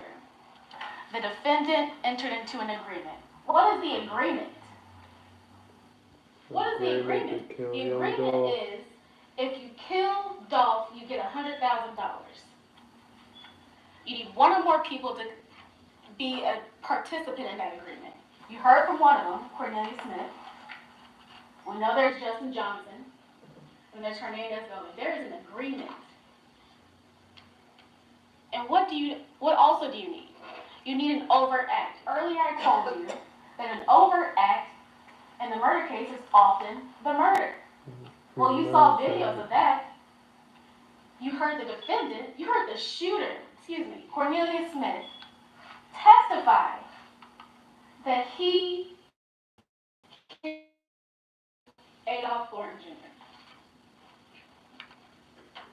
For first-degree murder, it has to be a premeditated killing of another.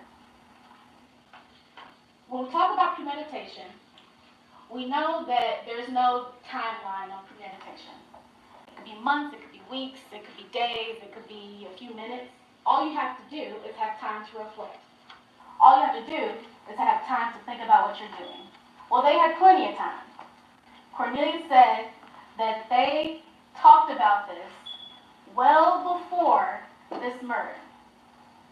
And we saw that the hit on Paper Route Woo was on August 13th.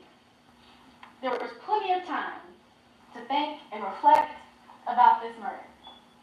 And as you saw from the video, it happened.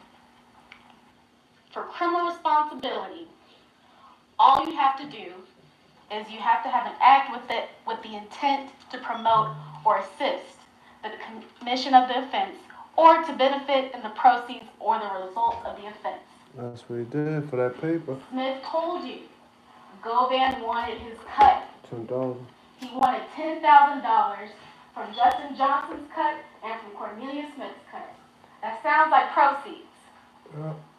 Further, you don't have to be there when the trigger is pulled. You saw the video, you know that Hernandez Govan wasn't there, but that doesn't mean that he is not responsible for ending this life.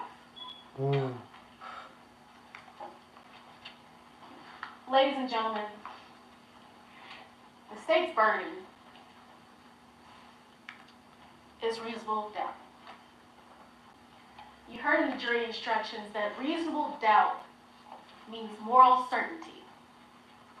You have to be certain for every element of the offense. That's my job. Certainty means that you can sleep easy at night knowing the decision that you made. It's not beyond a shadow of a doubt. It's not 100% certainty. It's not beyond all doubt. It's beyond a reasonable doubt. That is the standard. Once you've looked and reviewed all of the evidence, all of the photos, all of the videos and testimony that you've heard this week, it is the state's position that we have fulfilled our burden. We ask that you, the jury, make a choice. We ask that you make a choice to hold the defendant, Hernandez-Govan, responsible for his actions. We ask that you find him guilty of first-degree murder and conspiracy to commit first-degree murder. Thank you. We can take a break, Your Honor, just so I can set up. Hold on.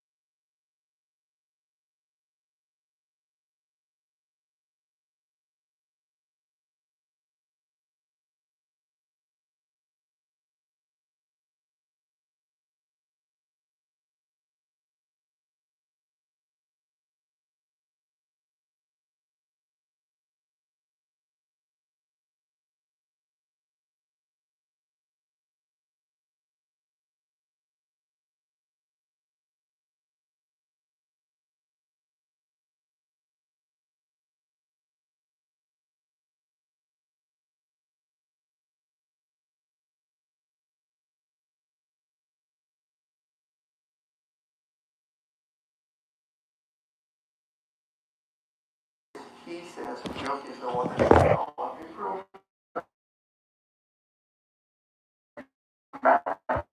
Well, he was there and he set it up. No, yeah. Keep going.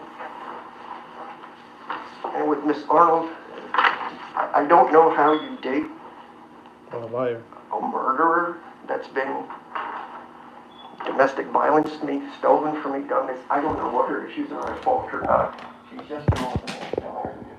They've had visits, they've talked about it, and her story is still iffy as far as that goes. And God bless her. I hope none of you would be with a essentially soon to be convicted murderer for 4 years after all this happened. Right, next. Arnold lives on Beverly. I'm calling the shooting with Mr. Courtney. Yeah, and Bobby. in fact, Angela says Bobby was involved in the dog shooting as well. Next. All right, we already know this as far as the jail calls and the family coming to see her. Next. And we also know about the varying amounts of money this whole thing was worth. So now we get to the meat and potatoes of a few things I want you to consider. Remember, the two pillars to this case is you got to believe Cornelius Smith, and the judge has told you over and over again, you have to have that agreement, you got to believe it's out there, otherwise he's come up with 15 different methods, from murder to second degree to 30, I don't care if it's 47th degree murder, none of this stuff happened. There's no assault, there's no solicitation, there's nothing. So, let's talk about the detectives. Next slide, please. All right, so the Detective Browning, the all-powerful Detective Browning, told you that Govan last talked. Oh, I'm sorry, I got my slides next up. We know Dabney, who actually I respect him, so nice talk to him. He said they didn't do it straight up. Didn't try to sugarcoat it. We just didn't do it. Didn't go to pressure roll to confirm anything this man was saying. Tells you straight up we didn't go to AutoZone. Tells you straight up there was no relevant evidence of AutoZone. So there's a mistake over receipt that's all crumbling. You can't tell what it is. That's something made up. That's supposed to be some kind of evidence now. And they didn't get around to investigating Joe, who was on Team Cornelius or whatever you want to call it. At least he was honest enough to tell you. Never. So these are the scenes at 301. Stop it right there. Up high. That was the slide. You might wonder, maybe, what's the big deal about that? It's just some phone call to somebody, no biggie, right? Yeah, he's talking to Cornelius here, no problem. But guess what? If they would have given you the full story on the slides where they're trying to bias you, next slide, you see, on the same 11/16 at 5:37:15, this is Joe's number, and he spent a 6-minute phone call. It's not on the slide. I had to pull that off the call data records that you're going to have a thumb drive. You will never find it or see it because there's thousands of pages of call information out there. But you see, this thing stops up there at 3 o'clock. They don't tell you this part that Justin Johnson talked to Joe before the murder and also sent him a turkey emoji. If you are a law enforcement officer, your job is to investigate and the facts go where they may. You don't have a job to convict people. That is why I respect Dabney. He made a mistake. He owned it. Browning is a liar. Pathological liar through and through.